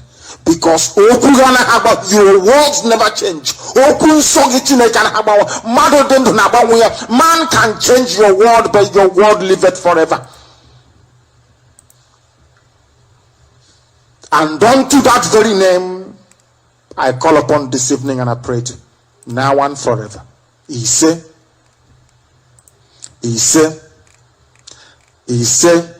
my name is Nnamdi Kanu. I am the leader of indigenous people of Biafra all over the world. Ipob. Wherever they gather in truth and honesty, I lead them. I command the armies of Biafra as well. My goodness me, we are doing a very good job at that. So also do I direct Radio Biafra. Therefore, by the very special grace of Chukwukika Biama we will serve you. I'm telling you. Some of you will let us down. Satan will go into some of you. You may be strong today, but tomorrow you fall by the wayside because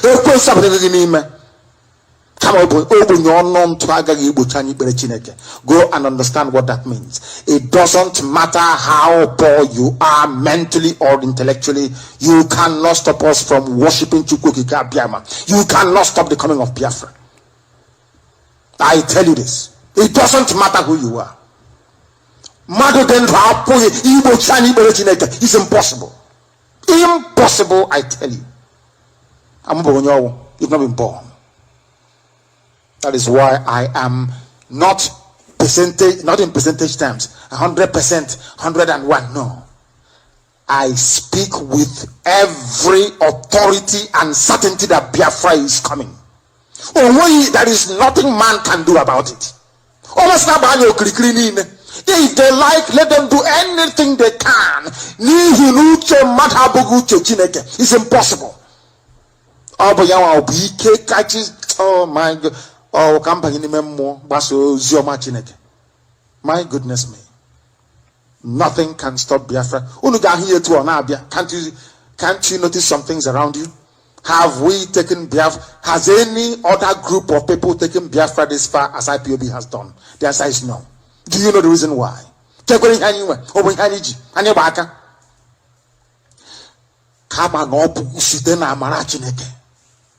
By his grace.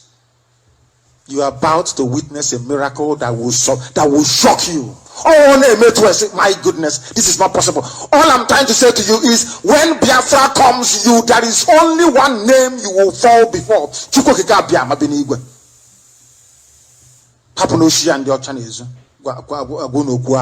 They are liars. That is why they will never come to your rescue, because they lied to you and they deceived you. On this platform, we preach the truth. Anything you hear on Radio Biafra is gospel. Gospel, irreducible gospel of truth and light. If you don't have it in your life, you are blind. The finest university on the face of the earth, here on this noble platform. Not because of us. Who are we? I will matter, we are nothing. But because the presence of Chukwu Abiyama is here. How else can we do it? Do we have 52 million? I'm telling you, you are about to witness a miracle that will shock even the most ardent critics of the potency of creation. This is Radio Biafra. I will without hesitation proceed to bring you the news headlines and accompanying the summary, and as I do so, you must get your pen and paper ready. I will announce numbers. I will read out the headlines. Should you wish to make a note, you should proceed to do so. As I was saying earlier before we were terminated, that the name Africa is a burden, it is a curse. The name of this very central continent that has never ever moved from its axis. Most of you don't know this. Africa is the only continent in the world that since it was created, it has never moved an inch. It has never ever moved. Every other continent is dancing on a tectonic plate. That is why you have deadly earthquakes and tsunami elsewhere around the world. Africa remains where it is. It never moves. All other ones are drifting away from it. It remains constant, never changes. That was why they named us after a Roman general, Scipio Africanus, to signify our slave status. But that time has come to an end, because through Radio Biafra we have brought light. The world is now congregating to understand and realize the truth, and only that truth can set mankind free. So Radio Biafra is not just for Biafra and its restoration. It is to free mankind from mental bondage and slavery, instigated by fellow men. That is why we are different. That is why we are simply untouchable, I tell you. That is why I know that Biafra is almost here. I can tell you that. The news headlines this evening and accompanying the summary. When they asked the whole world, why are you standing idly by as the doulab of Daura, the pedophile terrorist, was being rigged into power by Obama and Cameron? The answer was very simple. I spoke to some white foreign journalists. They said Jonathan was imbecilic. That at least anybody would be better than Jonathan in terms of the fight against Boko Haram. But surprise, surprise, Boko Haram have been more deadly under Buhari than at any time during the tenure of Jonathan. How ironic can that be? And also, the most worrying thing is that even the so-called observers and commentators cannot pick up this very irony staring everybody in the face. On that very premise do we base this very headline we bring you this evening. Suicide bomber strikes a market in Borno. Many people are dead. Very many people are dead. Suicide bomber strikes in Borno and people are dead. And we'll go over 40 of them. But you're wondering who is in charge. The man in charge is Buhari. He's a dictator, a pedophile terrorist, and the sole administrator of the zoo. The only man who can be elected democratically and then forget to adhere to the principles, the rules, and the dictates of a written constitution. People around the world don't know that it's actually a crime to govern without a cabinet, because the cabinet in a bicameral legislature serves as an arm of government. When you talk about separation of powers, you have the judiciary made up of the judges, you have the executive made up of the ministers responsible for various portfolios and services, and then you have the legislature, which is the House of Reps and the Senate. It is so surprising that I can talk about the legislature, many senators and many House of Reps members. We can also talk about the judiciary. Of course, they are thieves. We know that. You have some judges and you have, people that make up the robe. But do you know the funniest thing? This is one thing I find astonishing about the brain of a black person. That is why I said that black people are foolish. Do you know that when you talk about the executive arm of government in the zoo, you're talking about only one man, Muhammadu Buhari? Allow me to repeat what I'm saying. That is why if you are not listening to Radio Biafra, you are blind. You can never learn. When you come here and we explain to you how things are supposed to be. In every democracy in the world that claims they have what is called constitutionally enshrined division of powers or separation of powers, legislature, executive, and also judiciary, it is in common, simple textbook class 3, government college Omuaya. Class 3, you're coming in here. Only class 3. It is called separation of powers. I think the proponent of this very principle of governance is Montesquieu, if I'm not mistaken. Not Burke. It is Montesquieu, if I'm right. In this separation of powers, in order to enshrine the principle of democracy, no one person can be the judiciary. It may be headed by the Chief Justice or Attorney General, it doesn't matter. But you must have judges under him or her. No one person can come out and say, I am the sole lawmaker. You are called legislators for a reason. The legislature is made up of House of Reps members and senators. I am just pointing out the stupidity of a black man. That is what I'm doing. Because in the brain of a black man lies the problem with black people all over the world. That Africa is poor is because of the brain of a black man. That is where the problem is, the brain. How they reason, how a black man processes information is the beginning of his downfall, because we don't process information correctly. Now, no one single person can be called the executive. It may be headed by the president, but not one single person. You must have a cabinet. Am I making sense to our people all around the world? That is why we need Biafra. We want to show black people how to run a nation. The reason why the British are against Biafra is because they know that in Biafra, only Biafra can demonstrate beyond every reasonable doubt that black people are reasonable and sensible beings. Let me repeat. Without Biafra being free, black people all over the world will remain poor forever and ever. allow me to repeat, without a free, independent Biafra, every black man, woman, and child, no matter where you are, if you like be in Brazil, you are a slave. The only thing that can set you free is Biafra, that word, Biafra. Do you know why? The solution is in Aruchuku. Ihechiwa. Ihechiwa means the light of the world. Without us, you are blind. Including Alamajiri Awasa Fulani. Only Biafra can save you. Without Biafra, you'll be swimming in oceans of poverty, of corruption, of looting, of fraud, of deprivation, of hunger, and of disease and illiteracy. Only Biafra can save you. Everybody. I don't care who you are. As long as you're black, including Obama, only Biafra can save you. Without Biafra, you're an animal. It is a categorical statement.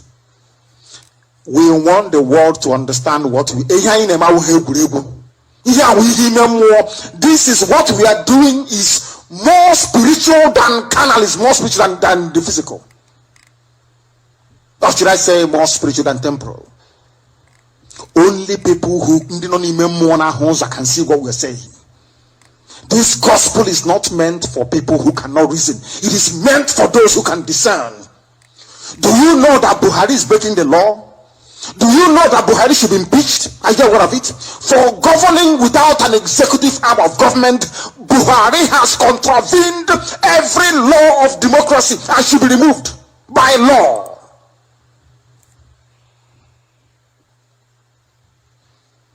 I don't think you understand what I'm saying, do you? I don't expect you to, honestly speaking. I don't expect you to understand what I'm saying. You won't understand me. Legislature is made up of legislators. The judiciary is made up of men who wear wig and sit in judgment, those who interpret the laws, not just one man. I'm sure you know, as corrupt as the system is in the zoo, you have judges, High Court, Appeal Court, Supreme Court judges. All of them together make up what is called judiciary. And then, when we come to the executive arm of government, there is only one man, a pedophile and terrorist, the Dulad of Daura. And you are telling me that these people are reasonable? No, they are not, and can never be. They don't understand the meaning of democracy. It is lost on them. Why are you therefore pretending you are in a democratic dispensation, as you will say? Because you are black. You are foolish. You don't know brain. Can't reason very well. That is what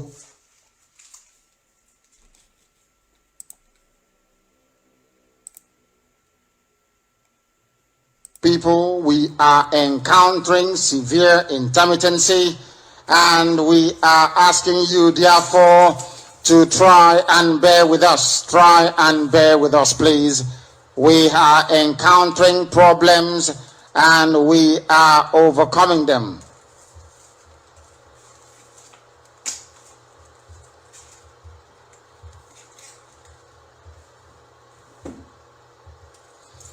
Welcome back, wonderful people. We do apologize for the intermittency. It is due to technical issues outside our overall control, but this gospel must be preached this evening. But we must do so this evening. As I was saying before, by way of preamble, trying to establish why, having rigged into power the Dulad of Daura, pedophile terrorist Buhari, Boko Haram is still killing people. The reason why he was elected into power is to try and stop Boko Haram, or rigged into power, I should say. Today, this man is running a government without an executive in a democracy. And idiots say, I'm a Nigerian.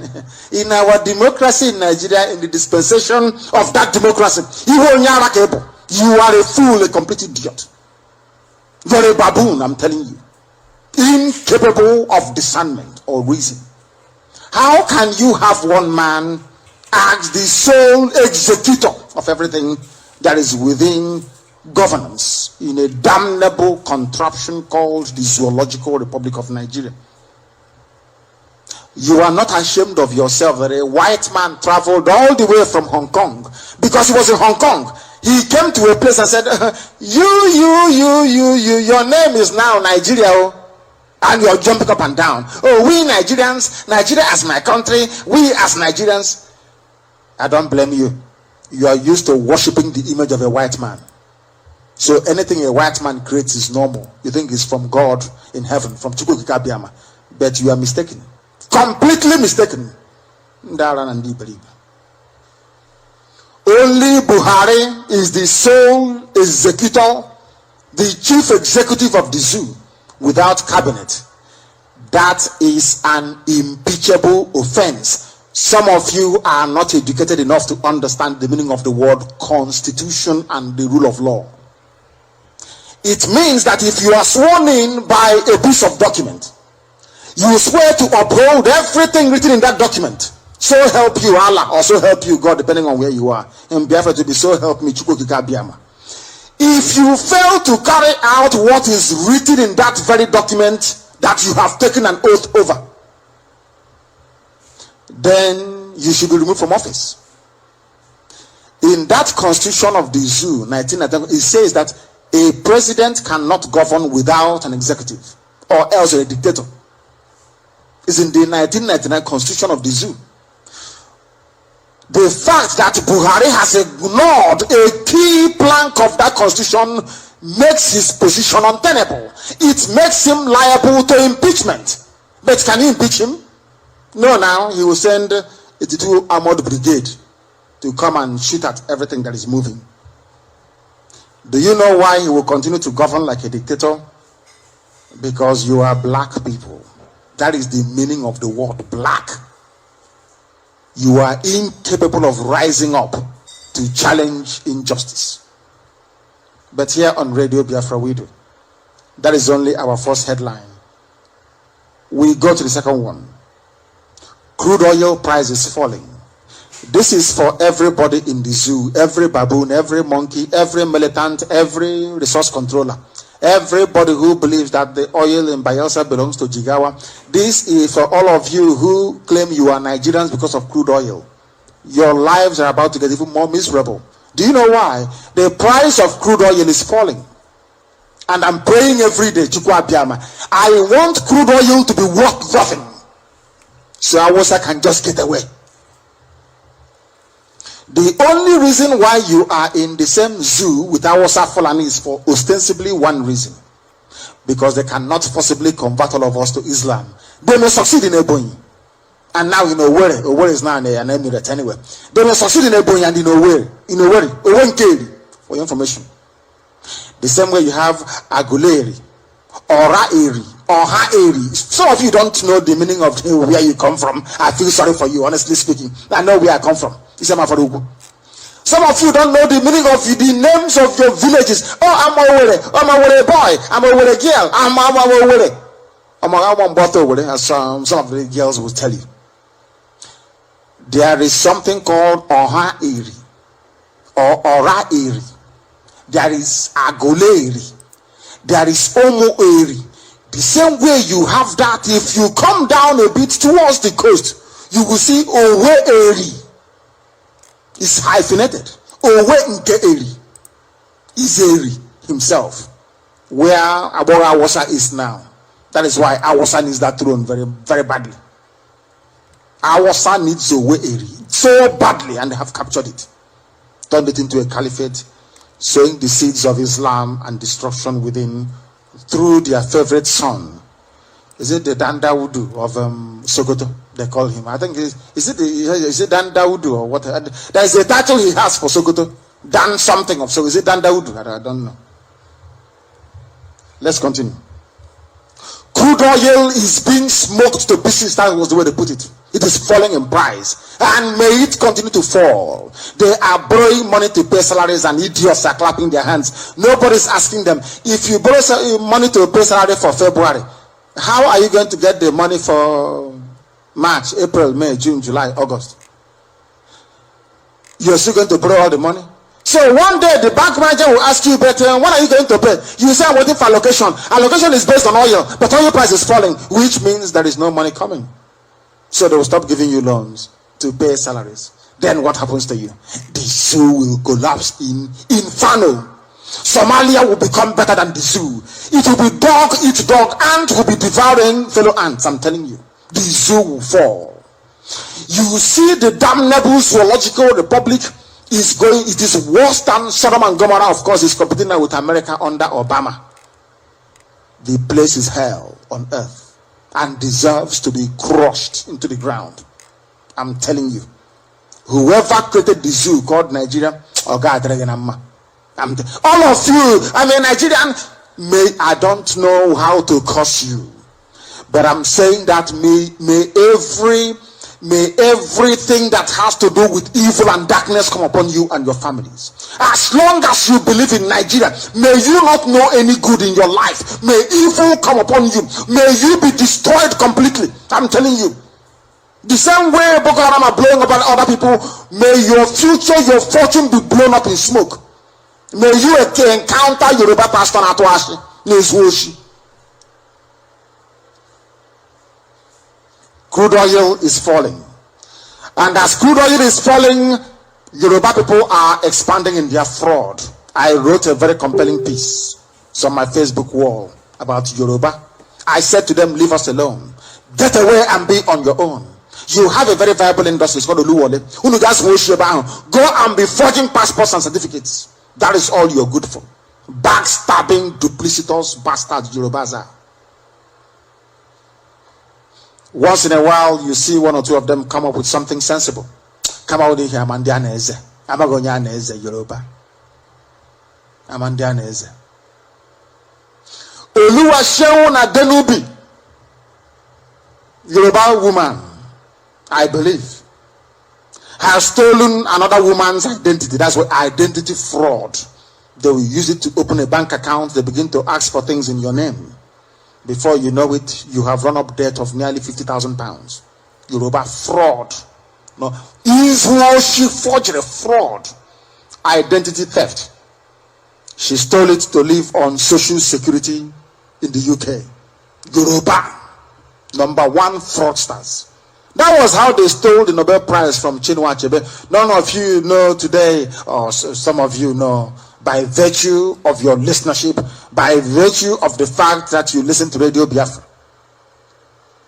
The Nobel Prize you see that Wole Soyinka is carrying is meant for Chinua Achebe, because Chinua Achebe wrote more books than Wole Soyinka.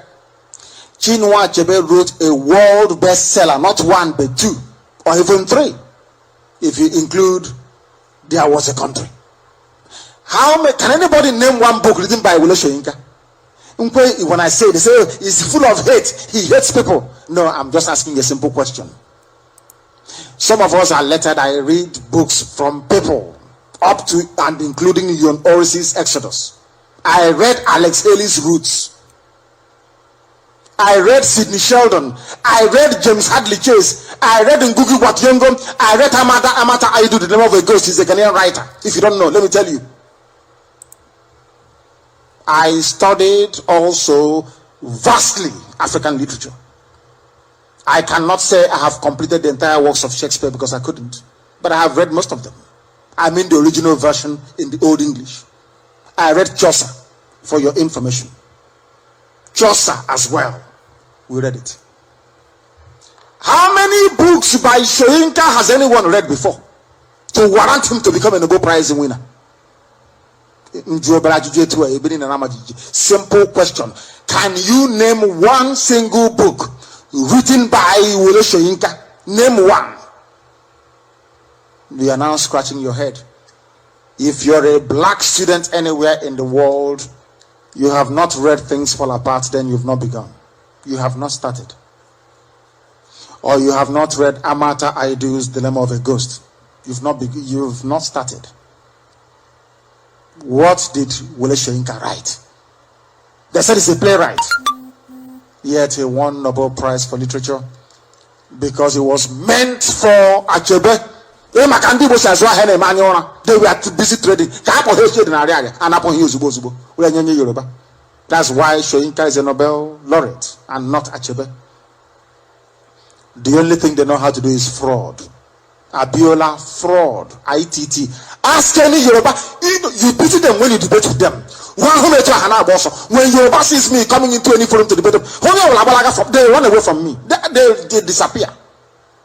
I get all their leaders, one after the other, and go here, each from Awolowo. I will tell you about the Dolu investments. He's a so-called politician investing in real estate and in shares. I will tell you about Awolowo's duplicity with Coca-Cola. Facts and figures. Israel will ask Coca-Cola, how much were you paying Awolowo family? Every bottle of Coke you drink, you are contributing to Awolowo family's fortune. How much money did Awolowo steal from Biafrans? He was the finance minister. He stole all the money. He knew where the money went. Where is that money today? Awolowo family is sitting on your money. You're telling me about your useless one Nigeria. Is it about Abiola? I said, name one noble Yoruba man. Abiola, he stole money from ITT. Fela called him international thief. ITT was a telecommunications company. This man got the contract to lay the cables for ITT, the precursor to Nitel. They gave him a check for 40 million when money had value. This man falsified it to 400 million. That was how he became a billionaire. Ask any Yoruba man. If you go into any chat room or forum, ask Yoruba. What they say is, oh, your mama, your papa, this Igbo man, they run away. They will never debate the issues you're raising. Never. Is it Wole Soyinka Onyoshi? Ask Wole Soyinka about Federal Road Safety Commission. Babangida made you the chairman of Federal Road Safety Commission to muzzle you. They gave you 200 million naira. I remember the exact figure. As the chairman of Federal Road Safety Commission, Soyinka put the money in his bank account to accrue interest. True or false? My goodness me. This is Radio Biafra.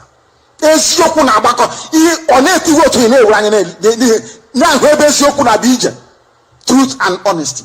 Here on this platform, we don't play with it.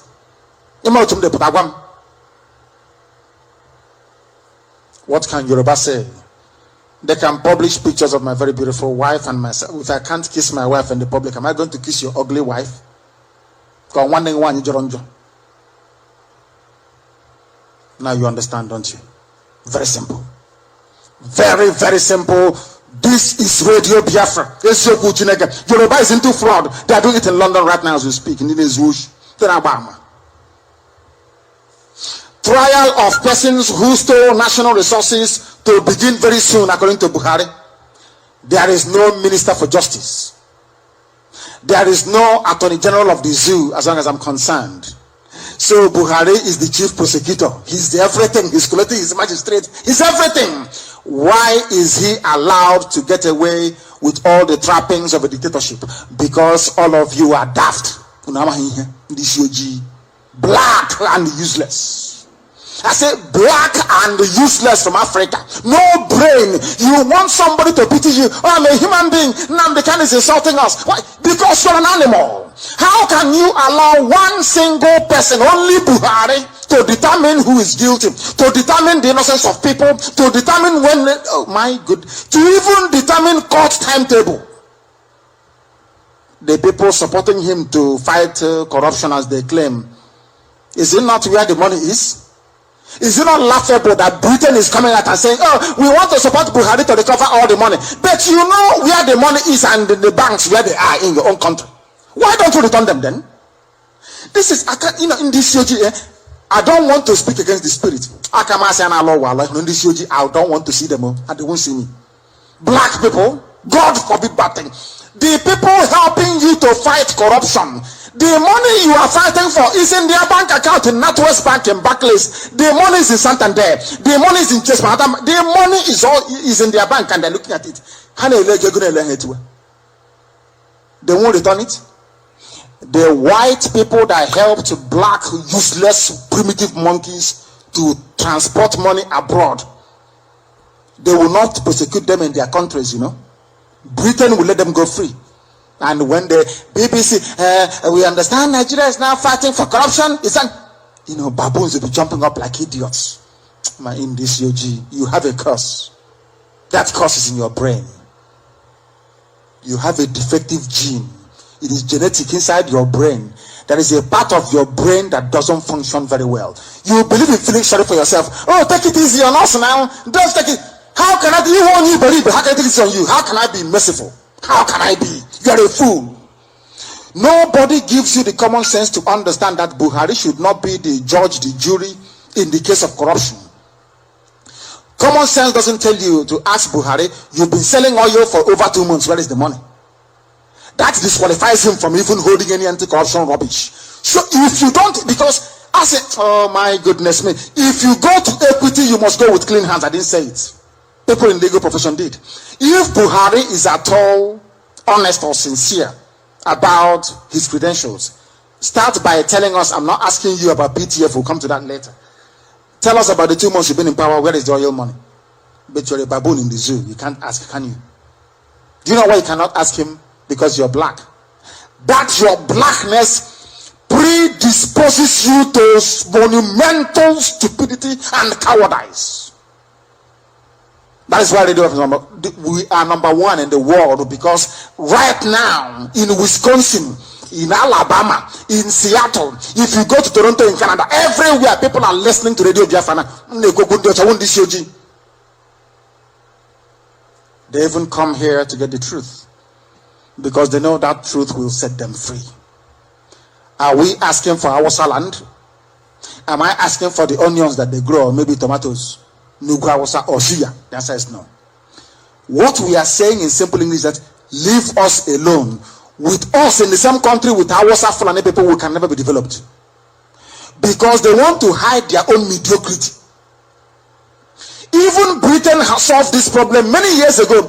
Britain, they have a grammar school system in Britain, where if you are bright, you go to grammar school. It's called a public school. You see how ironic they are. Public school is meant for those exceptionally brilliant children. When they finish, they have 2 schools to go to, Oxford or Cambridge. If you ask them to accept everybody, even those from local comprehensive school, they will say no. They don't want to dilute the excellence that they're pursuing. This is Britain for you. Now in Africa, Africa is in a mess. Everybody knows that black people are useless. Africa is in one almighty mess. That is the truth. How do you solve the problem? Now, there is a race of people called Biafrans. They are very, very good. They have scientists, they have inventors, they have good economists, they have everything. Why don't you allow them to be on their own? So tomorrow you can say to Hausa Fulani, why can't you be like Biafra? Can't you copy them? Because the same thing happened in Southeast Asia. Today, every Southeast Asian country is developed. They call them the tiger economies in Asia. Look at Singapore, look at Malaysia, look at Indonesia, look at Thailand. Everywhere they are waxing very strong. Nobody wants to be left behind. But in Africa, the white man is in Europe telling, oh, don't worry, you can all be mediocre. Don't worry, you baboons and monkeys, don't be reasonable. Be together. They know that putting you together with Hausa Fulani means that you're going to be a slave forever and ever. That is what that is called dumbing down. The only way to hide Hausa man's stupidity is to remain in one Nigeria. I threw them a challenge before. I am prepared to convince Biafran people to cede all the oil in Biafra land to them for 4 years. Let me tell you something. Take all the oil and gas. We will dash you for free for 4 years. Take it. Leave us alone. If we don't surpass you within 6 months, you know I'm a bastard. But they will not take up the challenge. You know why? No. Oh, so that Biafra, you know Yoruba and their conspiratorial duplicitousness. Let me put it that way. We will be better than them. But Yoruba will tell you, oh no, will let us stay in one Nigeria. I don't want to be Igbo people. You know, they post so much. Tomorrow now, they'll be greater than us. So people will be saying, what are you doing? Is it only fraud? These are facts and figures. You must know. They say we preach hate, and I'm saying, where is the hate? Take the oil and gas. Is that hatred? Look how much you should be. Take the oil and gas. How is that hatred? I'm telling you, we will tell Biafrans, give them the oil and gas. We ask for only one thing, freedom. Let me tell you that we want to prove to mankind that your brain is the greatest natural resource you have. The white stuff in your skull. It is greater than every gold reserve, every diamond reserve, every copper, every silver, every iron ore, every crude oil reserve, every gas, anything you can think of. Your brain, that small tiny brain you have, is greater than all the oil in the whole world. That is why they are afraid of you. That is why they are afraid of Biafra. They don't want the truth to prevail. The reason why they don't want the truth to prevail is because they believe that by holding down Biafra, this is the brain. Britain's concern is, we want to put down black people. The best way to subdue them is to go to the source. It's like if you want to, down a big giant. You don't need to be fighting him blow for blow. Just go to one of the nerves around the neck. Press on it very hard. They will fall down. No matter how big they are, no matter their body mass or their muscle size, once you cut off the supply of oxygen and blood to the brain, that giant will come tumbling down. You don't need to do very much. That was how the Biafran commandos used to kill Hausa men. The survival time for any Hausa man before a Biafran commando was 20 seconds. And the Hausa man is dead. 20 seconds, I tell you. The elite Biafra commando, only 20 seconds, and Hausa man is dead. Hausa Fulani Amugo. How do you think they achieved that? They know where to apply pressure in the body. So what Britain did was to go for the jugular. Britain knows that you can be running around all over the world, all you care. Martin Luther King, Nelson Mandela, Malcolm X, everybody, Walter Rodney, Patrice Lumumba, Thomas Sankara, they don't care. They are holding down only one simple thing, Biafra. As long as Biafra is down, let me repeat myself in case you didn't hear me before, every black creature on earth will be in trouble. Because your spring of life is Biafra. Without Biafra, no black country in the world will ever be civilized. They can never be developed. Biafra is the source. It is the source of light and inspiration to mankind. That is why I tell you that Biafra is not about a country or maybe a nation. It is much more than that. Much more than a nation or a country. Biafra is the bringer of life, the way we know it. And if that is not religion, I don't know what is. Now you know why Biafra is a religion. Only the hardcore are called to this. Those who we are born to bring Biafra, they are people. Sometimes they, why don't you do it like other people? You can see the way they're doing it. They don't do this, they don't. What we are doing is what heaven asks us to do. In heaven, that the world may know that these are his children, so that when he unleashes his glory and his grace upon them, you will not be in doubt as to who made it possible. Now you understand, don't you? Abdul Salami Peace Committee meets Buhari. What are they saying to Buhari? That the era of dictatorship has come and gone. Abdul Salami is telling Buhari, because he's the Onachinama. Buhari is the cattle rearer. He doesn't know what is happening. They are now telling this pedophile, you are not a military head of state. Military coup d'etat and dictatorship is not the same as democracy. In fact, democracy is the exact opposite, the antithesis of dictatorship. This is rulership by the people, not one singular individual. So he should try and appoint a cabinet. Buhari should not be in power by this weekend if black African people are civilized. He will remain in power because black people are not civilized. There is no executive. And without an executive, you cannot claim to be running a democracy. Now you understand, don't you? Abdul Salami intervenes, tells Buhari, this is not a military regime. you need to change your behavior. Let us continue. Shocking revelation, Buhari agrees to the allegation that he is a thief. He has agreed. I was sponsored by criminals. Buhari said so with his own mouth. But some of you are not running with this story, are you? Because you are black. This OG. Black people. Black. Oh dear me. Oh dear me. Amechi is not a thief. If Amechi is not a thief, what is he then? If Amechi, maybe it's me. According to rivers professionals, whatever garbage that means. How about sand professionals? Not only rivers, or maybe mountain professionals, or maybe valley professionals. Isn't it very funny that in Britain that gives all these names, then went to the Levant and they called it, some of you don't know why ISIS is called the Islamic State of Iraq and the Levant. All of that area used to be called the Levant in the old days. The same way they used to call the East Anatolia. The east of the world, from Turkey, the Bosphorus River, all the way to Japan used to be called Anatolia. The East. The particular Middle East you have today used to be called the Levant. Let me tell you something. Do you know that Britain, they are the ones that give out all these useless names? Middle East, Middle Belt, Northern Protectorate, Southern. But do you know I've been studying England very well. I've been going through Britain very well.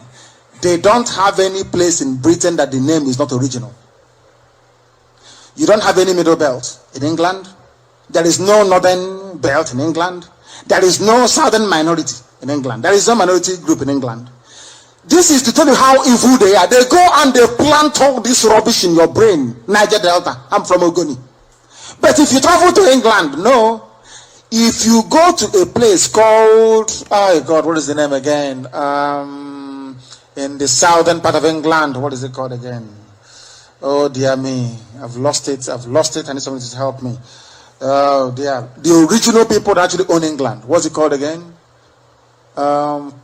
In Cornwall. Thank you very much. Cornwall. I challenge you tomorrow to go to Cornwall. The names you'll be seeing, they are English, but the names you're seeing doesn't sound English, does it? The names of the streets and the roads doesn't sound English. These are ancient Celtic names. How come there is no Middle Belt in England? There is no Upper Belt. There is no riverine area. There is no Cross River. There is no, oh dear me, I'm from River State. I'm from Port Harcourt. But in England, there is no place they call rivers anywhere. Every place has a name. What is your original name? That is why we insist on Radio Biafra. What is your name? Some of you don't understand, but we don't blame you. If Amechi is not a thief, who is the thief? If not Chibika Amechi. They call him Rotimi. Yoruba cannot save you. 6 billion liquidified gas fund diverted into private accounts under SUSWAM. The SSG alleges. Welcome to the land of thieves. Money meant for the public purse diverted into a private account. Is that news? You have some policemen and army men listening right now. I know those that go out to shoot ordinary people are Wasa Fulani. We know not people who are learned, not those that suckle the breast of their mothers. Because there is a saying where we come from. When you're behaving very foolishly, they will ask you, what that maybe you didn't take your mother's breast milk very well. And that has led me to not just a hypothesis, but to a verifiable fact. Empirical, of course. All of the Awasa people doing shooting at checkpoint, they have no father, they have no mother. They are the bastards that were born on the streets of Awasa land, abandoned in the gutter. Some of them in Lagos. The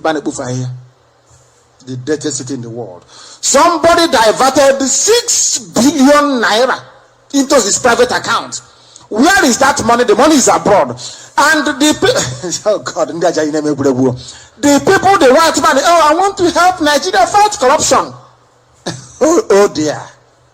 But the money in question is in your bank, in your country. Can't you go and say to the bank manager, this money was stolen, take it back to where it comes from? No, you won't do it. You know what they do? They go and, let's say, Omar Diko stole 4.5 billion when money had value. They now go and the interest accruing from Omar Diko money, they give it to you as loan to help Niger Delta. We are donating $100 million to help people of the Northeast to rebuild. But the money they accepted from your corrupt leaders is running into 400 billion. Now tell me who is the fool. Now you understand why you are black. Now you see why this gospel by Radio Biafra is important. We are not just fighting about ourselves for fighting for ourselves as Biafrans. We just want to no. Not about oil or anything. It's the ability to own your own common sense, to be able to reason, to be your own master and not be anybody's slave. Right now, if you are a Nigerian, you are a British slave. British slave you are. It doesn't matter how you disguise it. You are a slave. You will. Money diverted into private account, and there is nothing anybody can do about it. We are giving you only the headlines, so the news summary is coming if you have the time and the forbearance. We wash toilets to survive abroad. Stranded Rivers students. Those they are from Rivers. If they have, oh my goodness me, is that a name? Rivers. A river is just a body of water that flows into the ocean. Rivers. If they ask you, where are you from? I'm from Rivers. Are you then telling me that you don't have river anywhere else in the world apart from the southern part of Biafra? You're from, hi. This UG black. Every day I reflect, I think about the stupidity of black people a lot.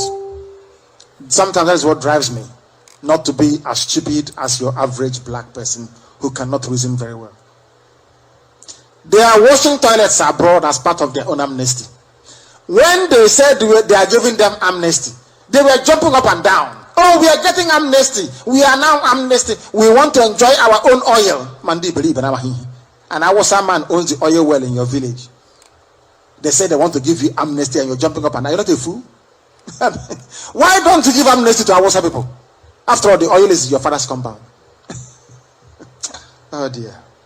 Now they are washing toilets abroad. And they wash the toilets in hotels. The hotels they are washing the toilets are being visited by Hausa men, those enjoying the real amnesty money. They come there after going to the toilet and using it. Somebody from so-called River State will go and wash it. And it's part of his own amnesty. And you're telling me people are normal in the head? Go and emancipate yourselves from mental slavery. They are lunatics. I remember when the white man came, we all fell for the trick and gave them the garbage that they have today as their religion. And you ask them, since the white man gave you this nonsense, your life hasn't improved, Do you know that? Oh, no, it has improved. It has improved, though. It has. God. Oh, dear me. The European Union is to empower 2,500 youths, according to a coordinator. So, European Union, you will accept money from the zoo called Nigeria in excess of $1 trillion in stolen money. And then you empower only 2,500 youths with less than 100,000 euros each. Oh dear. Black people in this UG. Every day I expose your stupidity to the world. Not just the zoo. To let the world understand why black people are useless. Black people we are hopeless. We are hopeless because we don't reason very well. You see, we're not well. That is why your politicians will take all your money to Europe to go and bank. And our man owning an oil well will bank his money abroad. He will visit one hotel, maybe Thistle International or maybe Hilton or maybe Hyatt Regent. And then you go and wash the toilet. And if they ask you, oh, I'm from Rivers, I'm doing amnesty. Can we have any toilet, man? Dara. Lunatics everywhere. Rise up and take possession of what is yours. Government secures 9.5 billion naira loan to pay salaries and pensions. They have gone to the bank to borrow money or from whoever. They have borrowed 9.5 billion to pay. To pay salaries, I'm assuming, let me be generous, to up until August. So what happens after August? Are you still going to borrow money? And I'm asking them, why don't you have budget before?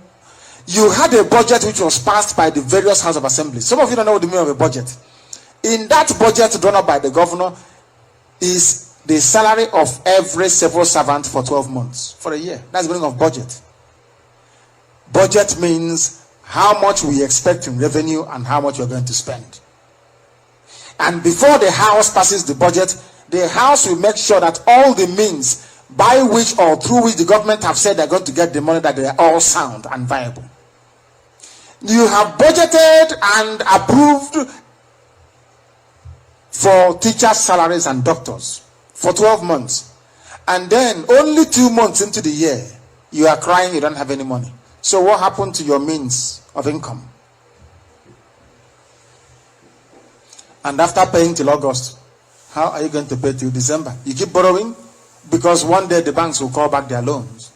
Ask yourselves, what caused the Wall Street crash of 1930, if I'm not mistaken? Do you know what happened when the world went into depression? The big, heavy-duty merchant banks on Wall Street called back all the loans they gave out.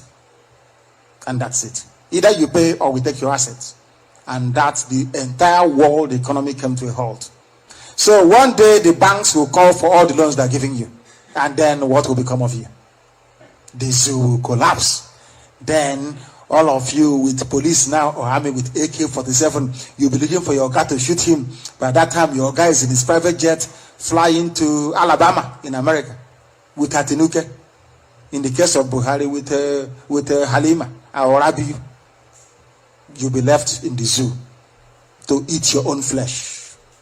And you will do so because you're black. You cannot reason properly. This is where Biafra, they say we incite hate. No, we give you common sense and the capacity to reason. Akonuche. That is all. The ability to reason. 540 million or supper deck fraud. EFCC takes custody of 13 exotic cars seized from ex-chairman. Or supper deck fraud. How much is it? 540 million.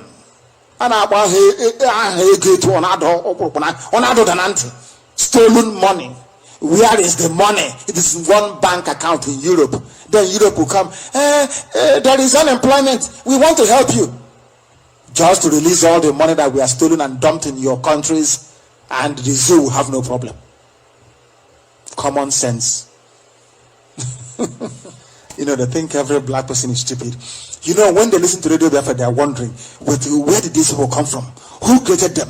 Why are they talking this way? We don't expect black people to be talking this way. Because you have not allowed Biafra to come. When Biafra comes, you see that black people can actually reason, you know. Some of them can. Not Yoruba or Hausa Fulani either. I mean Biafrans. Ribadu later realized that Obasanjo was using him. Ribadu was the EFCC chairman. Ribadu is Hausa Fulani. The people doing the fraud in the zoo is Hausa Fulani. And then Obasanjo appointed an Hausa Fulani man to oversee EFCC. Then, if you tell Obasanjo that what you're doing is not good, you shouldn't be the oil minister, he will ask EFCC to investigate you. And people are clapping. Baba, I want to go and see Baba. Black people, this UG.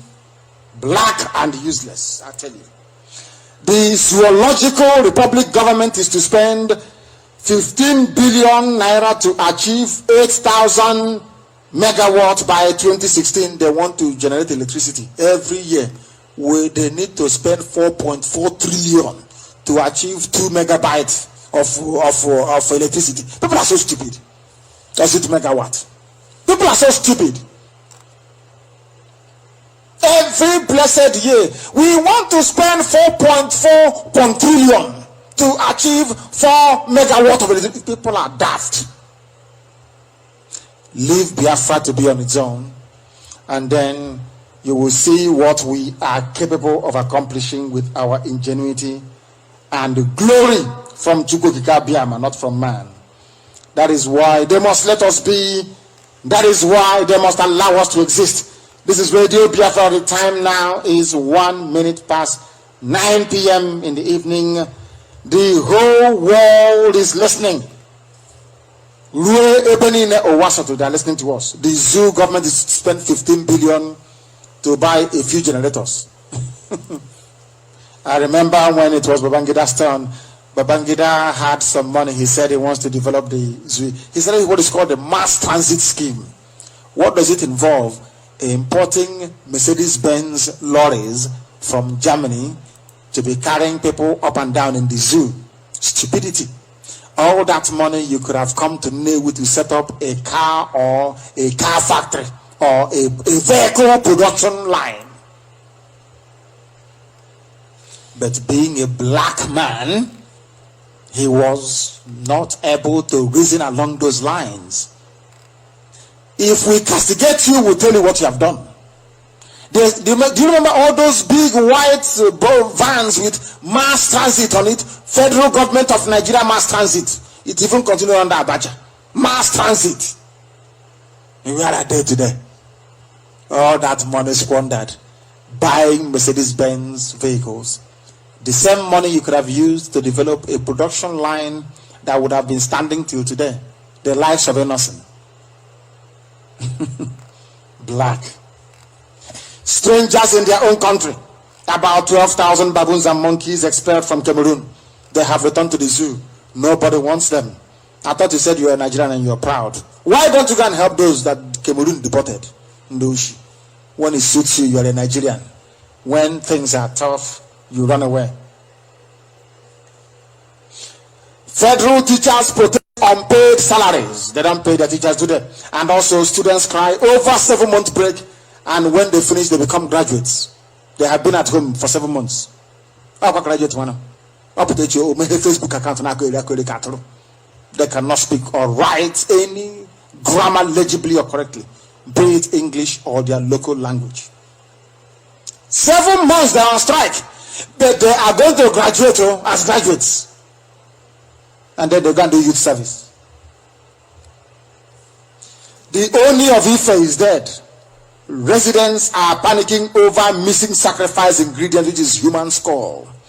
And you are in one Nigeria. When you say to a white man, I don't believe in this type of nonsense. Cutting off somebody's head to go and bury a dying, decrepit, diseased old man. No, you have to embrace your culture. I don't want to embrace the Yoruba culture that involves beheading people, catching little children and killing them. It's because you want to bury Yoruba chief. That is nonsense. Oh no, you need to embrace each other, embrace diversity.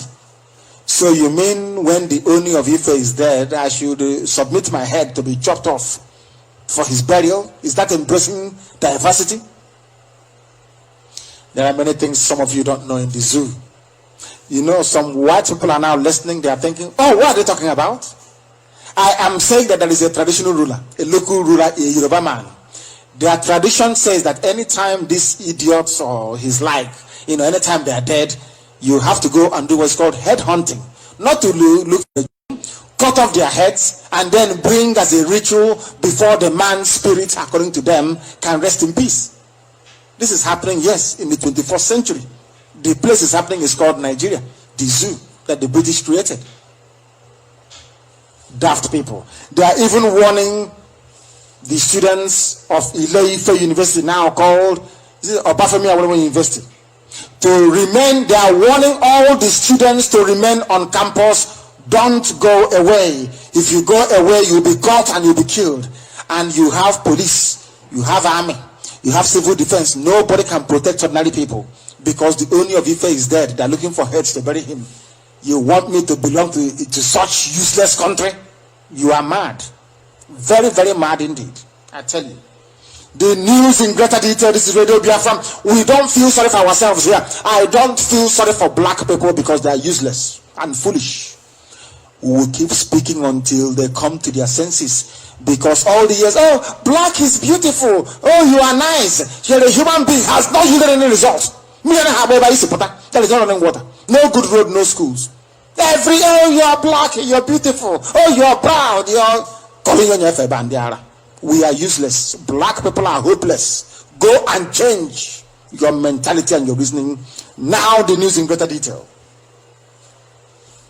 A suicide bomber attacked a market at Sabongeri in Damboa, Borno State this afternoon, killing unspecified number of people. And when the zoo journalist says unspecified number of people, you know you are in one almighty trouble. I tell you, in one almighty trouble. Believe you me. Believe you me. We continue. Crude oil is getting smoked, basically because the price is dropping. Buhari got into power to renegotiate the lucrative oil contracts owned by Hausa men. That was why they said we cannot allow Jonathan. 2016, no. They said no to it. Why? Because Hausa needs oil to survive. Hausa is not creative. They lack the ingenuity. They cannot do. They move cattle for Fulani people from place to place. They give birth to children on the streets. No father, no mother. That is why if they born you in a village called Tafawa Balewa, your name is Alhaji Tafawa Balewa. They give birth to you in Zaria, you are Dan Zaria. They give birth to you in Kanu, you answer Aminu Kanu. If you have no father, no mother, you go to Hajj, you answer Alhaji Alhaji. This is the type of people that inhabit the same country as me. I don't wish them any ill fortune. Just be on your own. I want to be on my own. You are contaminating my space. You are worse than Ebola and HIV combined together. You are a contaminant, if there's anything like that. You are a virus. I don't need you around me. I was a Fulani, Boko Haram. All you want is oil. All you crave for is oil. And the British is helping you to achieve it through the barrel of a gun. But not for long, I assure you. We are developing. I said before, our fathers produced the Bunigwe. Imagine what we are capable of producing. People come on air and give away secrets they shouldn't be giving away sometimes. And from today, I won't allow anybody to say anything about it. Our fathers produced a Bunigwe. Imagine what their children can do. Just close your eyes, and picture it. The disaster that will come. When I say that all of us will die, I say it with every degree of certainty if Biafra doesn't come. I'm telling you. Then Britain can come in and take over everything in the name of humanitarian. But Falklands, Falklands that is close to Argentina cannot be part of Argentina. They have the right to self-determination, but the British doesn't want me to be free. Why? Because I created you. Oh, you there. Oh, Mr. Kano, I created you. Now I'm a white man, you're black. I'm your creator. You should be serving me. After all, you're worshipping Cesare Borgia. Every Sunday, you go and bow before his picture.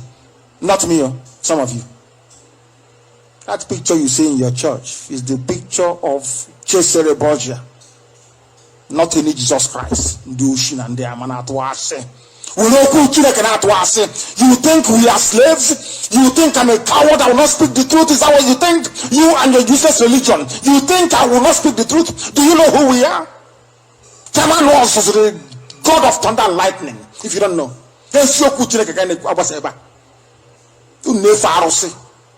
I don't worship as someone. Go and worship and bow down before a white man's picture. Maybe. Go and bow before a carved image. Oh, only one man who better. You don't know who we are. You think we are like you? Cowards. You are dreaming. You are dreaming. You substituted the superstition of the old with that of the new. On Tuesday, West Texas Intermediate crude futures in New York fell 4% to as low as $42.92 per barrel. Brent crude, the international benchmark, was also lower, below $50 per barrel, after on Monday having its biggest one-day jump in a month. We got OPEC's latest monthly production numbers on Tuesday morning, and they showed that production surged to a 3-year high in July. The 12-member oil cartel has overshot its production target for at least a year in a bid to maintain its market share. After what seemed like a recovery in price around May, crude continued its plunge late in June and collapsed 20% from recent highs into bear market last month. Do you know what they're saying? In simple layman's English, OPEC agrees to produce a particular amount of a quota. Everybody will produce a specified number of barrels of oil every blessed day. But in the funniest thing, oil price is still falling. And now there are new markets emerging. OPEC is made up of 12 cartels, 12 countries that produce oil. They decide how much they want to sell oil or how much they want to supply in order to influence the price that people will buy it. Because they, simple primary school, elementary economics. If you supply smaller quantities of this very product, the price will be higher. Simple laws of demand and supply. If you supply more quantities, the price will be lower. It's simple logic. Do you know what happened?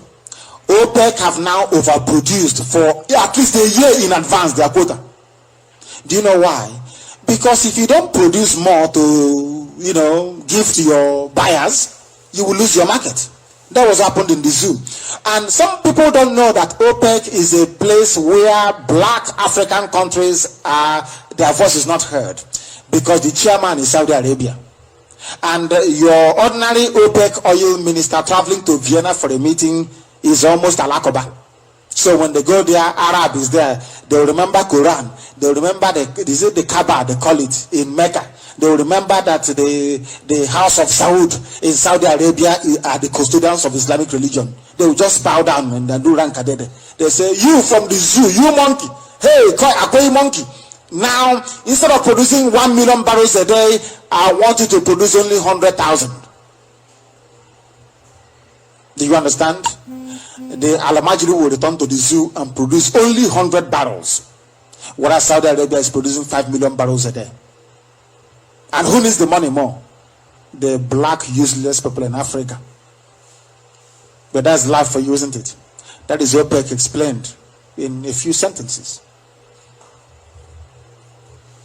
OPEC oil price is dropping, and I want oil price to be zero currency per barrel.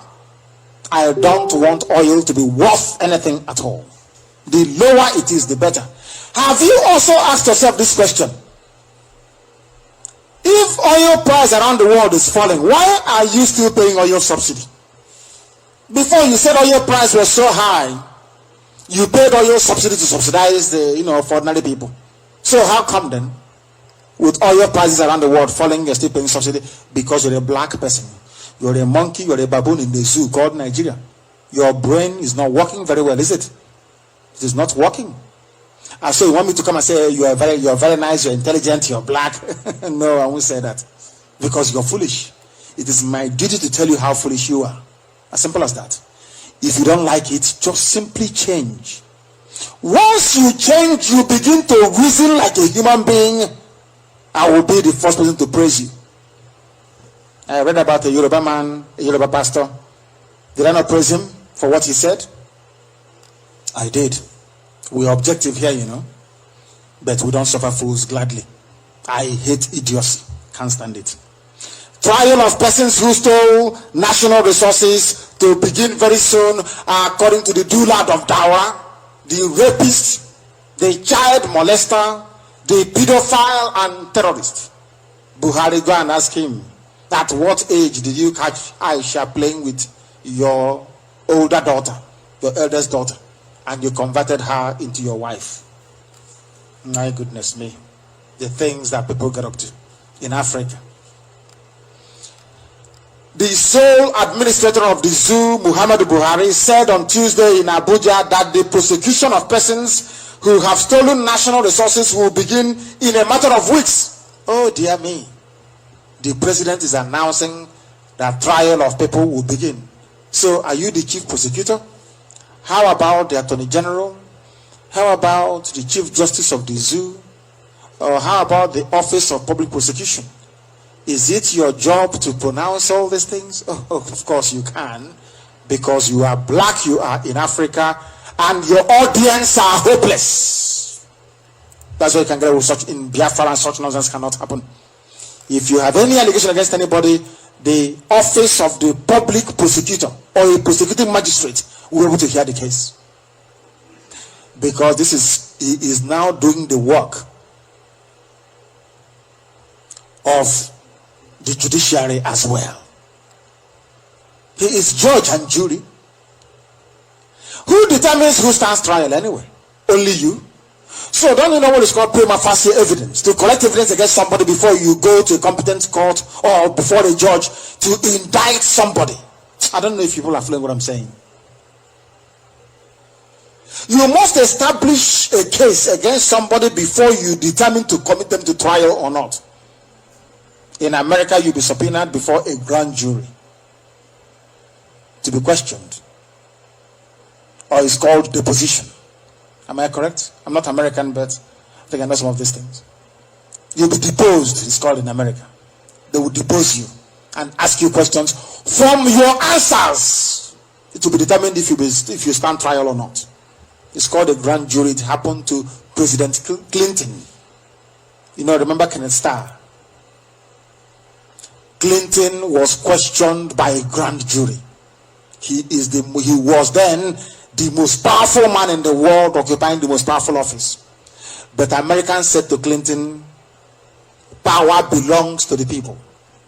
Nobody is above the law, because this is America and it is a democracy.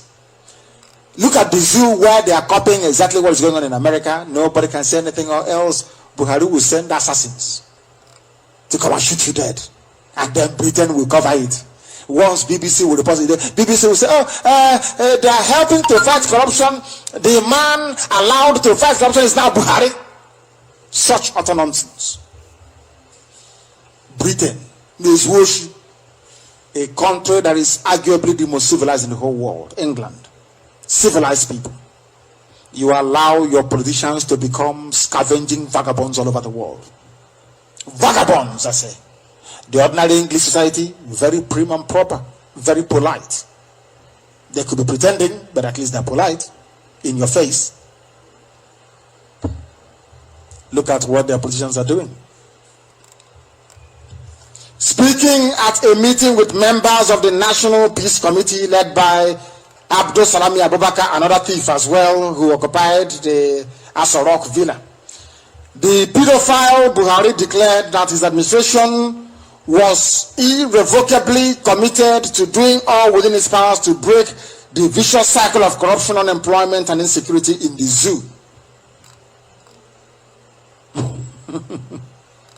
And how are you going to break corruption when you yourself, you are corrupt?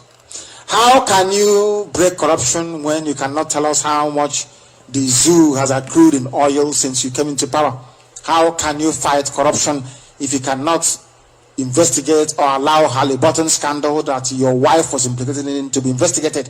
How can you be a corruption crusader when you don't want to tell the world what became of the $700 million that your ADC brought in suitcases from Saudi Arabia? How can you say you are a corruption fighter when you cannot account for the $200 billion you squandered at PTF, Petroleum Trust Fund? How much did you receive there? How did you spend it?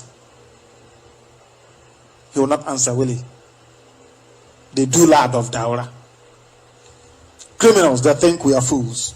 You know that they never counted on Radio Biafra coming. They thought people from Biafra, especially Igbo-speaking people, they never knew we were coming. Now we are here. Everywhere is vibrating to this very gospel.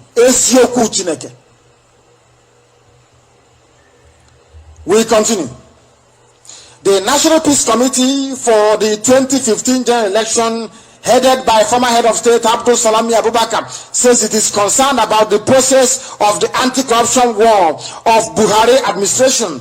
The committee met behind closed doors with the Dulad of Daura Buhari, the pedophile terrorist at Asorok, presiding. Addressing State House journalists later, a member of the committee, Bishop of Sokoto Diocese, Hassan Kuka, said the position of the committee was that the zoo was no longer in a military regime. They're telling him, oh, Mr. Man, you may have been a military man before, but this is called democracy. But does Britain care? Britain don't give a damn. They don't give a toss. Britain wants who will be there to protect their interest. Remember that Buhari said he's going back to British colonial values. These are the people who are ruling you. They want to go back to colonialism. So why did you fight for colonialism to end then, if you're going back to the old values of Britain in colonial Africa? These are the people in charge of your lives, and I feel sorry for most of you. Shocking revelation. Buhari at least agreed, I am a thief. It's true story. We are lifting this very news from informantnews.com, not written by Radio Biafra. Well investigated, and here are the facts. Muhammadu Buhari, and I quote him verbatim. I am telling you what Buhari said with his own mouth. People have accused me of becoming president with stolen funds. That Amechi and some others sponsored my election with stolen funds from their state treasuries.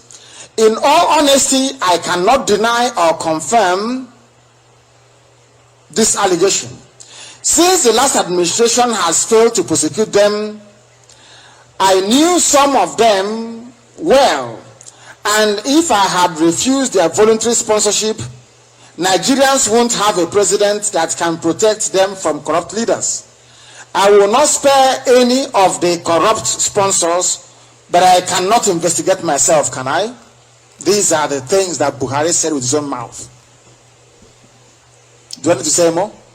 I feel sorry for you people who are baboons and monkeys in the zoo. I mean Nigerians, not Biafrans. Biafrans are exempt because you're the children of the Most High. You have come to bring light where there is darkness. Of course you're exempt. I am talking about the zoological republic, the baboons and monkeys within, especially some Igbo people born near a dustbin somewhere close to Kokomaiko in Lagos. In the Amonelu dustbin, in the dirtiest city in the world. When I speak, you speak. How dare you? You are born in Lagos, a very filthy, dirty place. How dare you speak when I'm speaking? That is for your own consumption. Those of you born inside gutter in Lagos, very dirty place. I don't know how they can speak. My goodness me. Buhari has agreed that he is also a thief. You took money from Amechi. You didn't know the money was stolen? The money you took from Chibika Amechi, who is now answering Rotimi, a naturalized Yoruba idiot. You didn't know he stole the money? So does he have a minting press in his house? He prints money? So you don't know he stole the money? You want to investigate corrupt leaders. Start with yourself. You said you can't investigate yourself, but we can help you.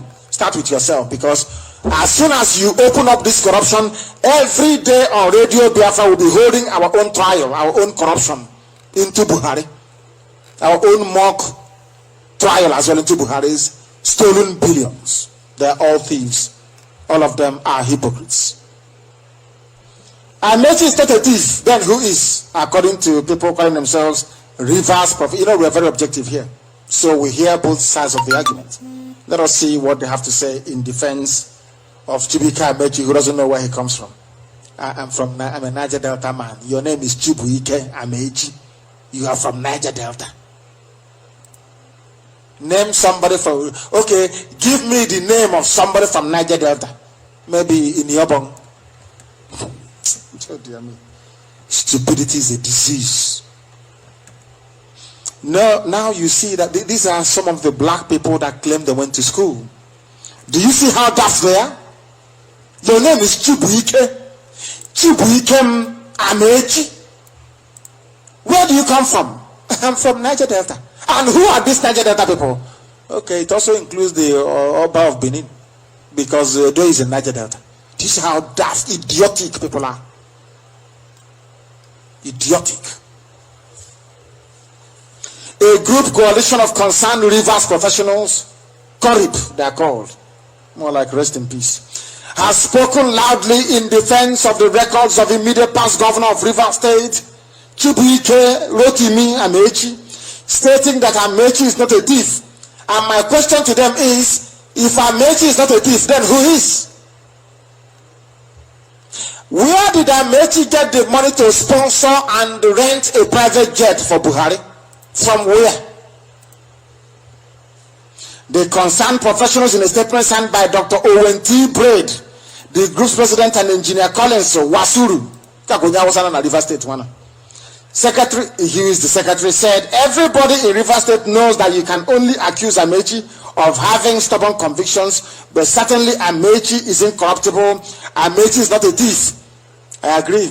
But can you please explain to us, how did Amechi get the money to rent private jet for Buhari to campaign for presidency with? Where did he get the money to sponsor Buhari then? Do you want us to ask Buhari under oath, did you or did you not take money from Amechi? Where did that money come from? That money came from River State budget, which means that the money was earmarked for something else. Some of you don't know the meaning of the word budget. Budget means that the money was meant for something. That thing was no longer done. It was diverted to go and fund an Awosama and Alamajiri Boko Haram to become the zoo leader, the leader of baboons and monkeys. They don't know who they're playing with. They don't know who we are at all. We are forensic in our approach. Very, very forensic, I tell you. People shouldn't despair. I will take your calls tonight. I will take all your calls. Don't worry about that. 6 billion liquefied gas funds diverted into private accounts under SUSWAM, according to the SSG. The Secretary to Benue State Government, Takema, has alleged that over 6 billion naira local government funds were diverted into private accounts annually. When ex-governor Gabriel Suswam held sway for 8 years, money meant for local government from liquefied natural gas, from crude oil, of course. Where else do you get money from? Is it not crude oil and gas? Let's be factual. But they first have to send the money to Abuja. Then you go there and collect your share, which is state allocation. There is money meant for local government. The governor put it in his pocket so that the wife and the children can enjoy a good life should the zoo collapse. And now you have a policeman. Go and shoot them. They'll be running. Oh, yeah. OC, yes, sir. Yes, sir. Let's go and shoot. Let's go and shoot. Let's go and shoot them. The man sending you is the thief. He's the one you should be shooting. Those of us, we are fighting for your redemption.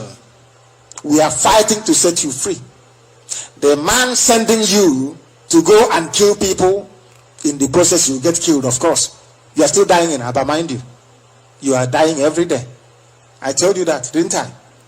Until you give us who shot our people. When they send you, you go. The man sending you is the thief.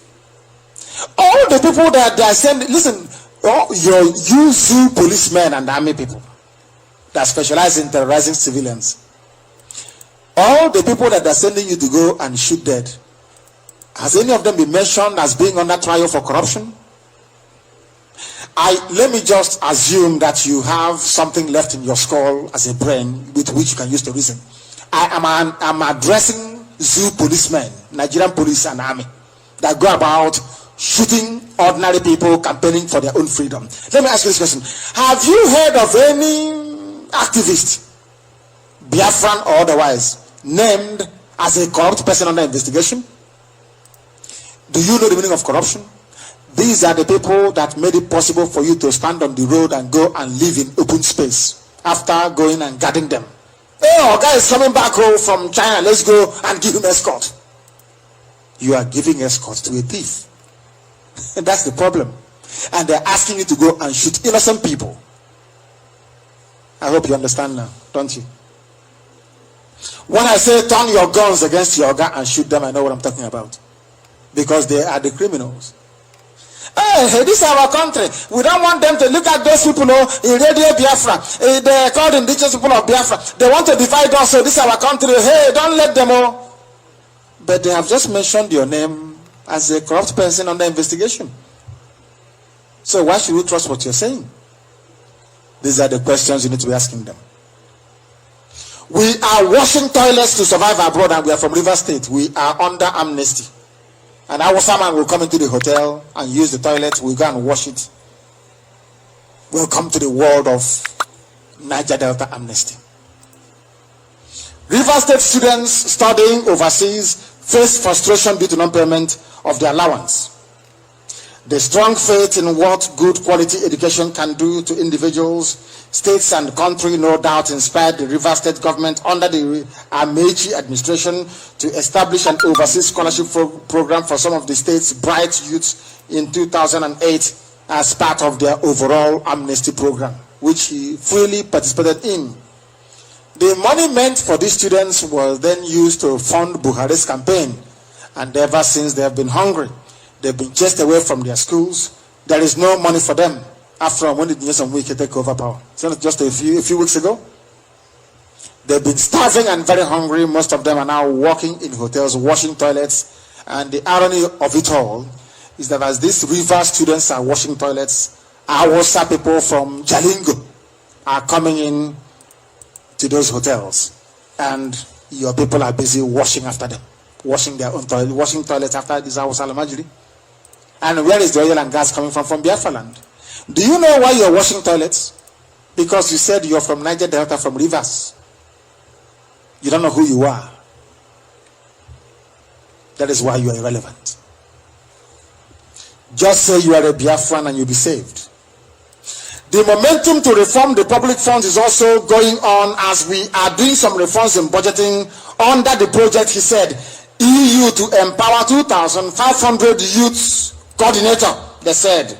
And who are the EU people? It includes Britain, where most of the stolen funds are. And I'm not sure, no, Swiss is not part of EU, is it? I'm not too sure. Where there is money in Vienna.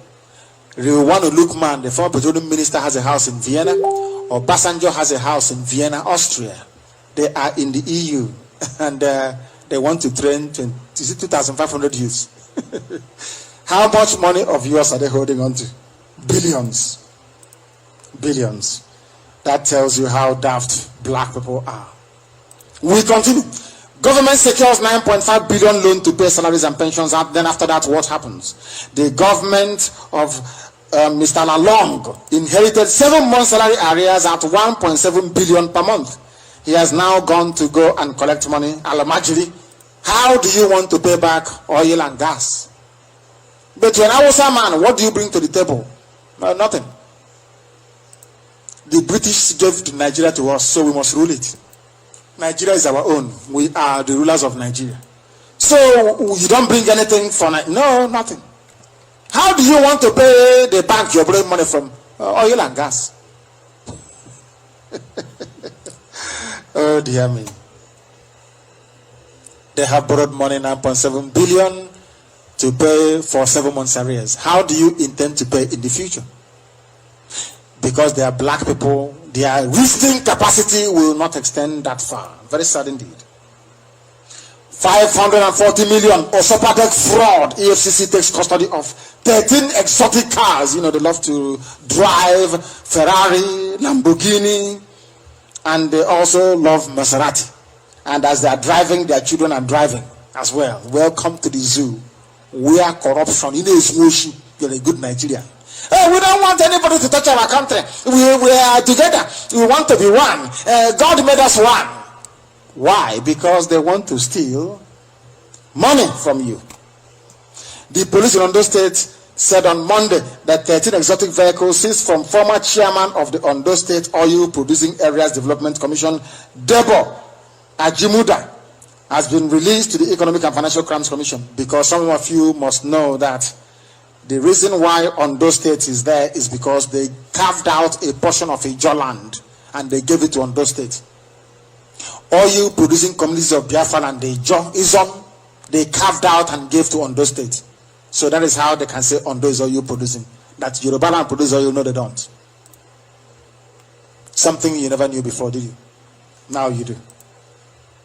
A Yoruba man has stolen money once again, as they always do. Ndio Shindi Yoruba. His name is Debo Ajimuda. If it's not Yoruba, then the mother must be, because we don't steal. We are the children of the Most High. How many Biafran politicians have you heard stole billions before? The answer is no.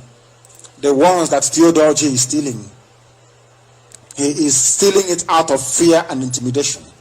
He will corner a piece of real estate like the Omwa Hemen market, and he will sell it to his friends. That's how he made his money.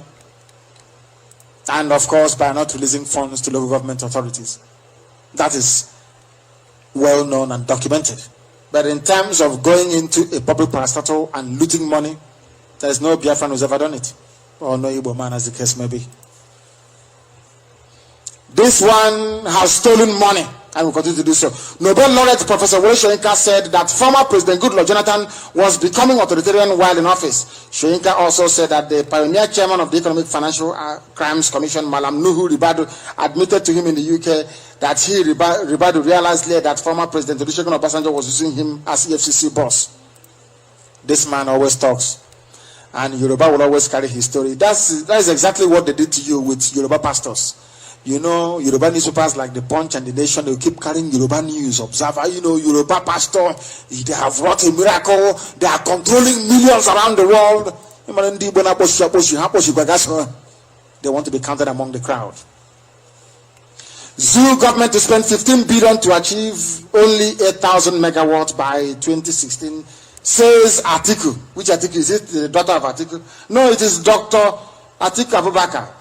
Deputy Managing Director, Transmission Company of the Zoo, on Tuesday said about 15 billion was required. From who? You are a private company. That is what I find baffling. If you're a private company, you want to raise 15 billion, you claim you're a corporation, why don't you go to the money market? That is what the financial market is there for. You know, the so-called stock exchange. Now you know. That is their job. That is why they are called money market. You go there to buy money. Do you know you can buy money? Of course you can. You go to the money market, you say to them, I want 15 billion to finance this very deal that we have. And then they say to you, we will give you 15 billion, but you will pay back 20 billion over 25 years. You have bought money, you have bought 15 billion with 20 billion. It's called deferred payment. Very simple logic. That is, I think it's about class 3 economics. I have not been to university yet. I'm only giving you secondary school economics yet on Radio Biafra, because I feel that if we go to the university level, some people may not understand what we're saying. Some of you will not understand what we're saying. We are live and direct. This is Radio Biafra live presentation. The time now is very close to 20 minutes to 10 p.m. in the evening. We had interruptions. That is why there was a delay, but we are continuing, because we don't relent. We don't retreat. We do not surrender. Biafra or death. About 12,000 baboons and monkeys expelled from Cameroon after fleeing Boko Haram that Buhari created, of course, have begun returning to their homes, according to authorities in Abuja on Wednesday. The Zoo National Emergency Management Agency's NEMA said it had received 1,121 of the returnees at the Sahuda border post in northeastern Adamawa State. A senior official in Abuja with knowledge of the repatriation said the refugees has been expelled from Cameroon.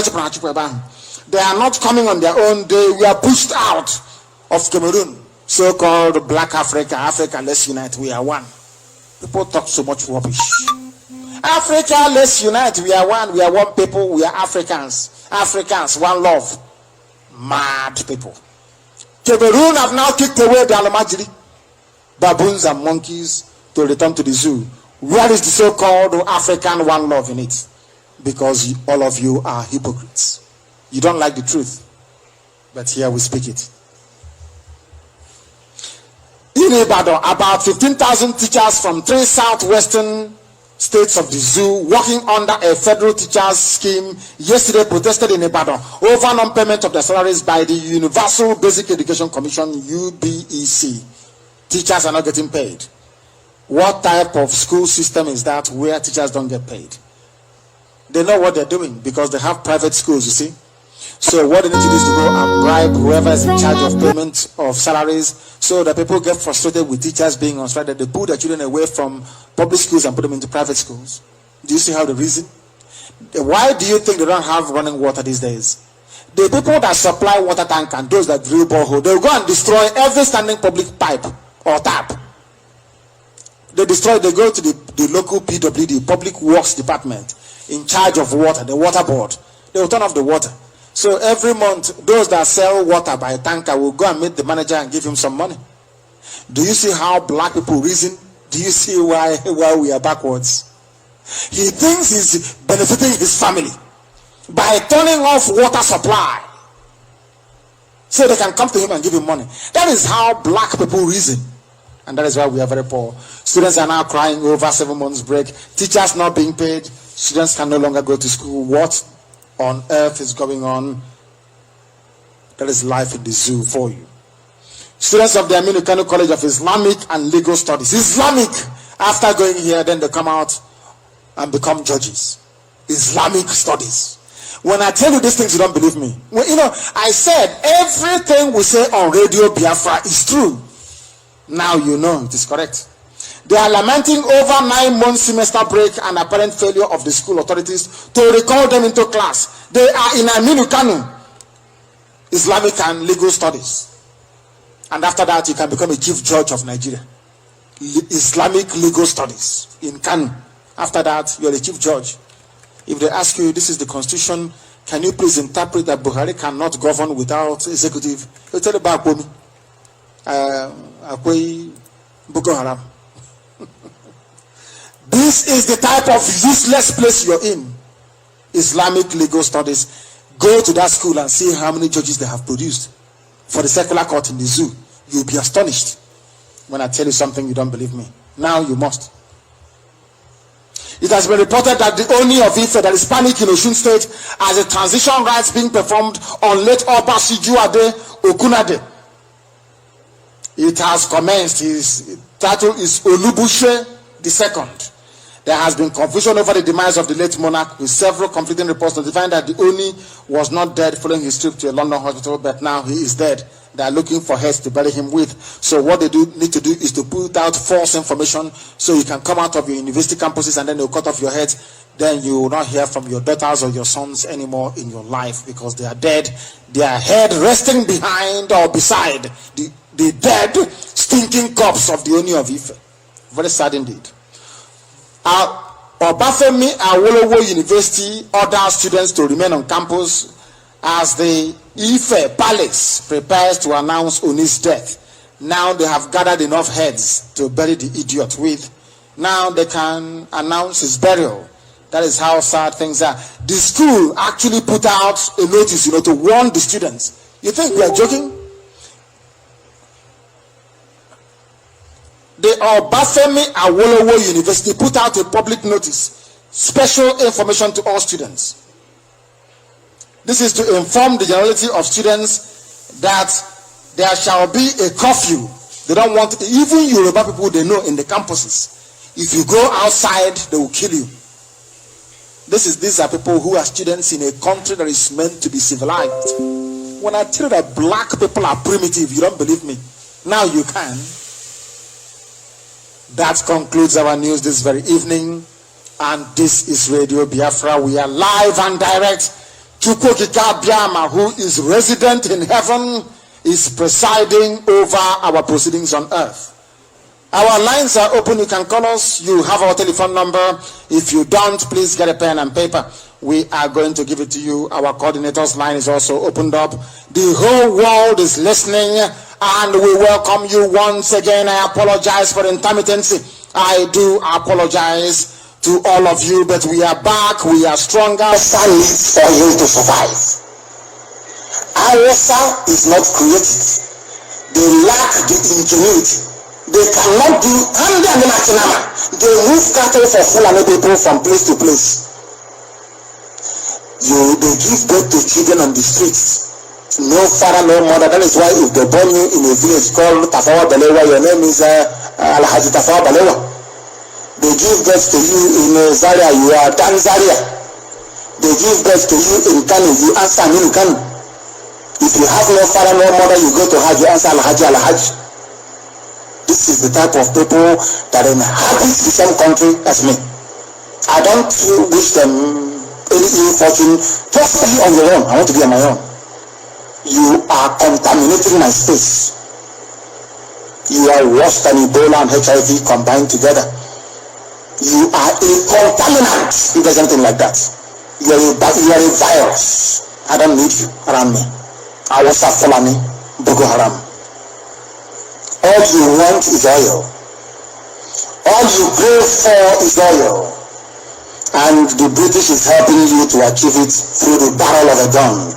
But not for long, I assure you. We are developing. I said before, our fathers produced the bulib. Imagine what we are capable of producing. People come on air and give away secrets they shouldn't be giving away sometimes. And from today, I won't allow anybody to say anything. All of us will die. I say it with every degree of certainty if Biafra doesn't come. I'm telling you. Then Britain can come in and take over everything in the name of humanitarian. But Falklands, Falklands that is a place to Argentina cannot be part of Argentina. They have the right to self-determination, but the British doesn't want me to be free. Why? Because I created you. Oh, you there. Oh, Mr. Kano, I created you. Now I'm a white man, you're black. I'm your creator. You should be serving me. After all, you're worshipping Kesele Borgia. Every Sunday, you go and bow before his picture. Not me, some of you. That picture you see in your church is the picture of Kesele Borgia. Not only Jesus Christ. You think we are slaves? You think I'm a coward? I will not speak the truth? Is that what you think? You and the Jesus religion. You think I will not speak the truth? Do you know who we are? Can I know also the God of thunder and lightning? If you don't know, then so good to the Bible said that. I don't worship as one. This believe there. Go and worship and bow down before a white man's picture. In this image. Go and bow before a carved image. Oh, anyone know me better? You don't know who we are. You think we are like you? Cowards. You are dreaming. You are dreaming. You subvert the superstition of the old with that of the new. On Tuesday, West Texas Intermediate crude futures in New York fell 4%. To as low as $42.92 per barrel. You baboons and monkeys from the zoo called Nigeria. You are so useless. You can't ordinary common sense eludes you. Maybe I do like Michael Jackson. I go and borrow a monkey from the zoo somewhere. I think Michael Jackson is Bubbles. Maybe Bubbles can make more sense than some of you. You voted for somebody. You can't ask him, why haven't you moved into office? What is your cabinet to run the zoo? All these days, since the 29th of May, there is no government. It's all automatic everywhere. They don't know what they're doing. Somebody went to school and don't even know that Angela Merkel is the Chancellor of Germany, said President Michel. An Hausa person that went to school, a graduate, wrote a speech for the president of a supposed country and said President Michel of West Germany. And that person retains their job is still there intact. Hausa Fulani. They're everywhere now. Media consultant, Hausa Fulani. You're Hausa Lebeke. Impossible. Buhari slowed down by deliberate and bureaucratic. They are trying to speak English. Buhari slowed down by deliberate and bureaucratic nature, according to his aide. Let me know you're giving excuse, and all of you will swallow typical black people. That is why I love white people who don't believe in excuses.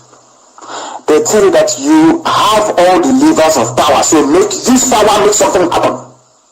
Why do you think they're developing with the RC and you can't develop? Why? Because of the way they reason.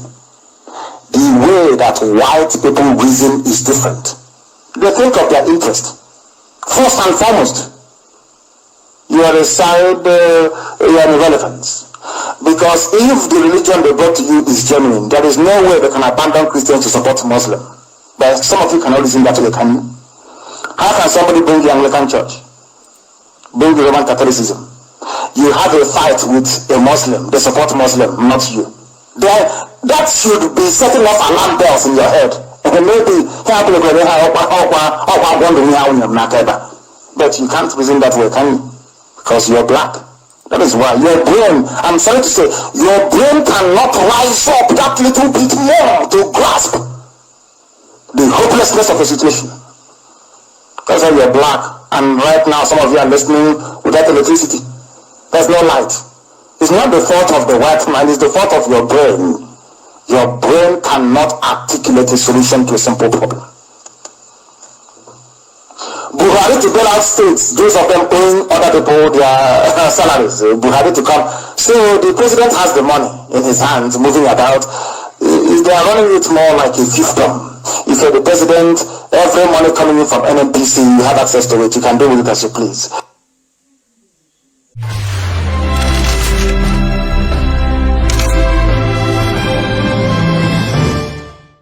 Reporter sought my views on the information that policemen pay as much as 500,000 for special promotion. To verify this information, I called serving police officers who confirmed to the three of us that the information was not only true, but the amount paid is even up to 2.5 million. Deployment of police officers to organizations. More than 50,000 to 100,000 people right now, policemen are serving in oil companies, oil servicing companies, and payments are made. Because I was a serving officer, I was a unit commander in diplomatic protection. I have served in escravos and so many places. So for me to talk, I have evidence of what I'm saying. Because I have seen the system. This is the system I grew up. Under the leadership of my father, I was trained like a police officer. So I know what I'm saying if I'm talking about police. Mr. President, people are distant. Even the people, or even many people you see now, by ratio of United Nations standard, our police, one policeman is supposed to be for 400 people. But even at them, in Nigeria, one policeman is to 800 people. Even at them, you'll find that one businessman, maybe oil marketer, you will see him having 30 policemen. If you invite the IG here, he will not be able to justify why one person who is just dealing in oil will have 30 policemen, therefore depleting the ratio that we are even already in shortage of. Because I know so many houses today, if I go in this Abuja, where oil marketers are, you will see about 30 policemen guarding one person. Whereby if the ordinary citizens outside, they are looking for policemen to protect them, you don't see it.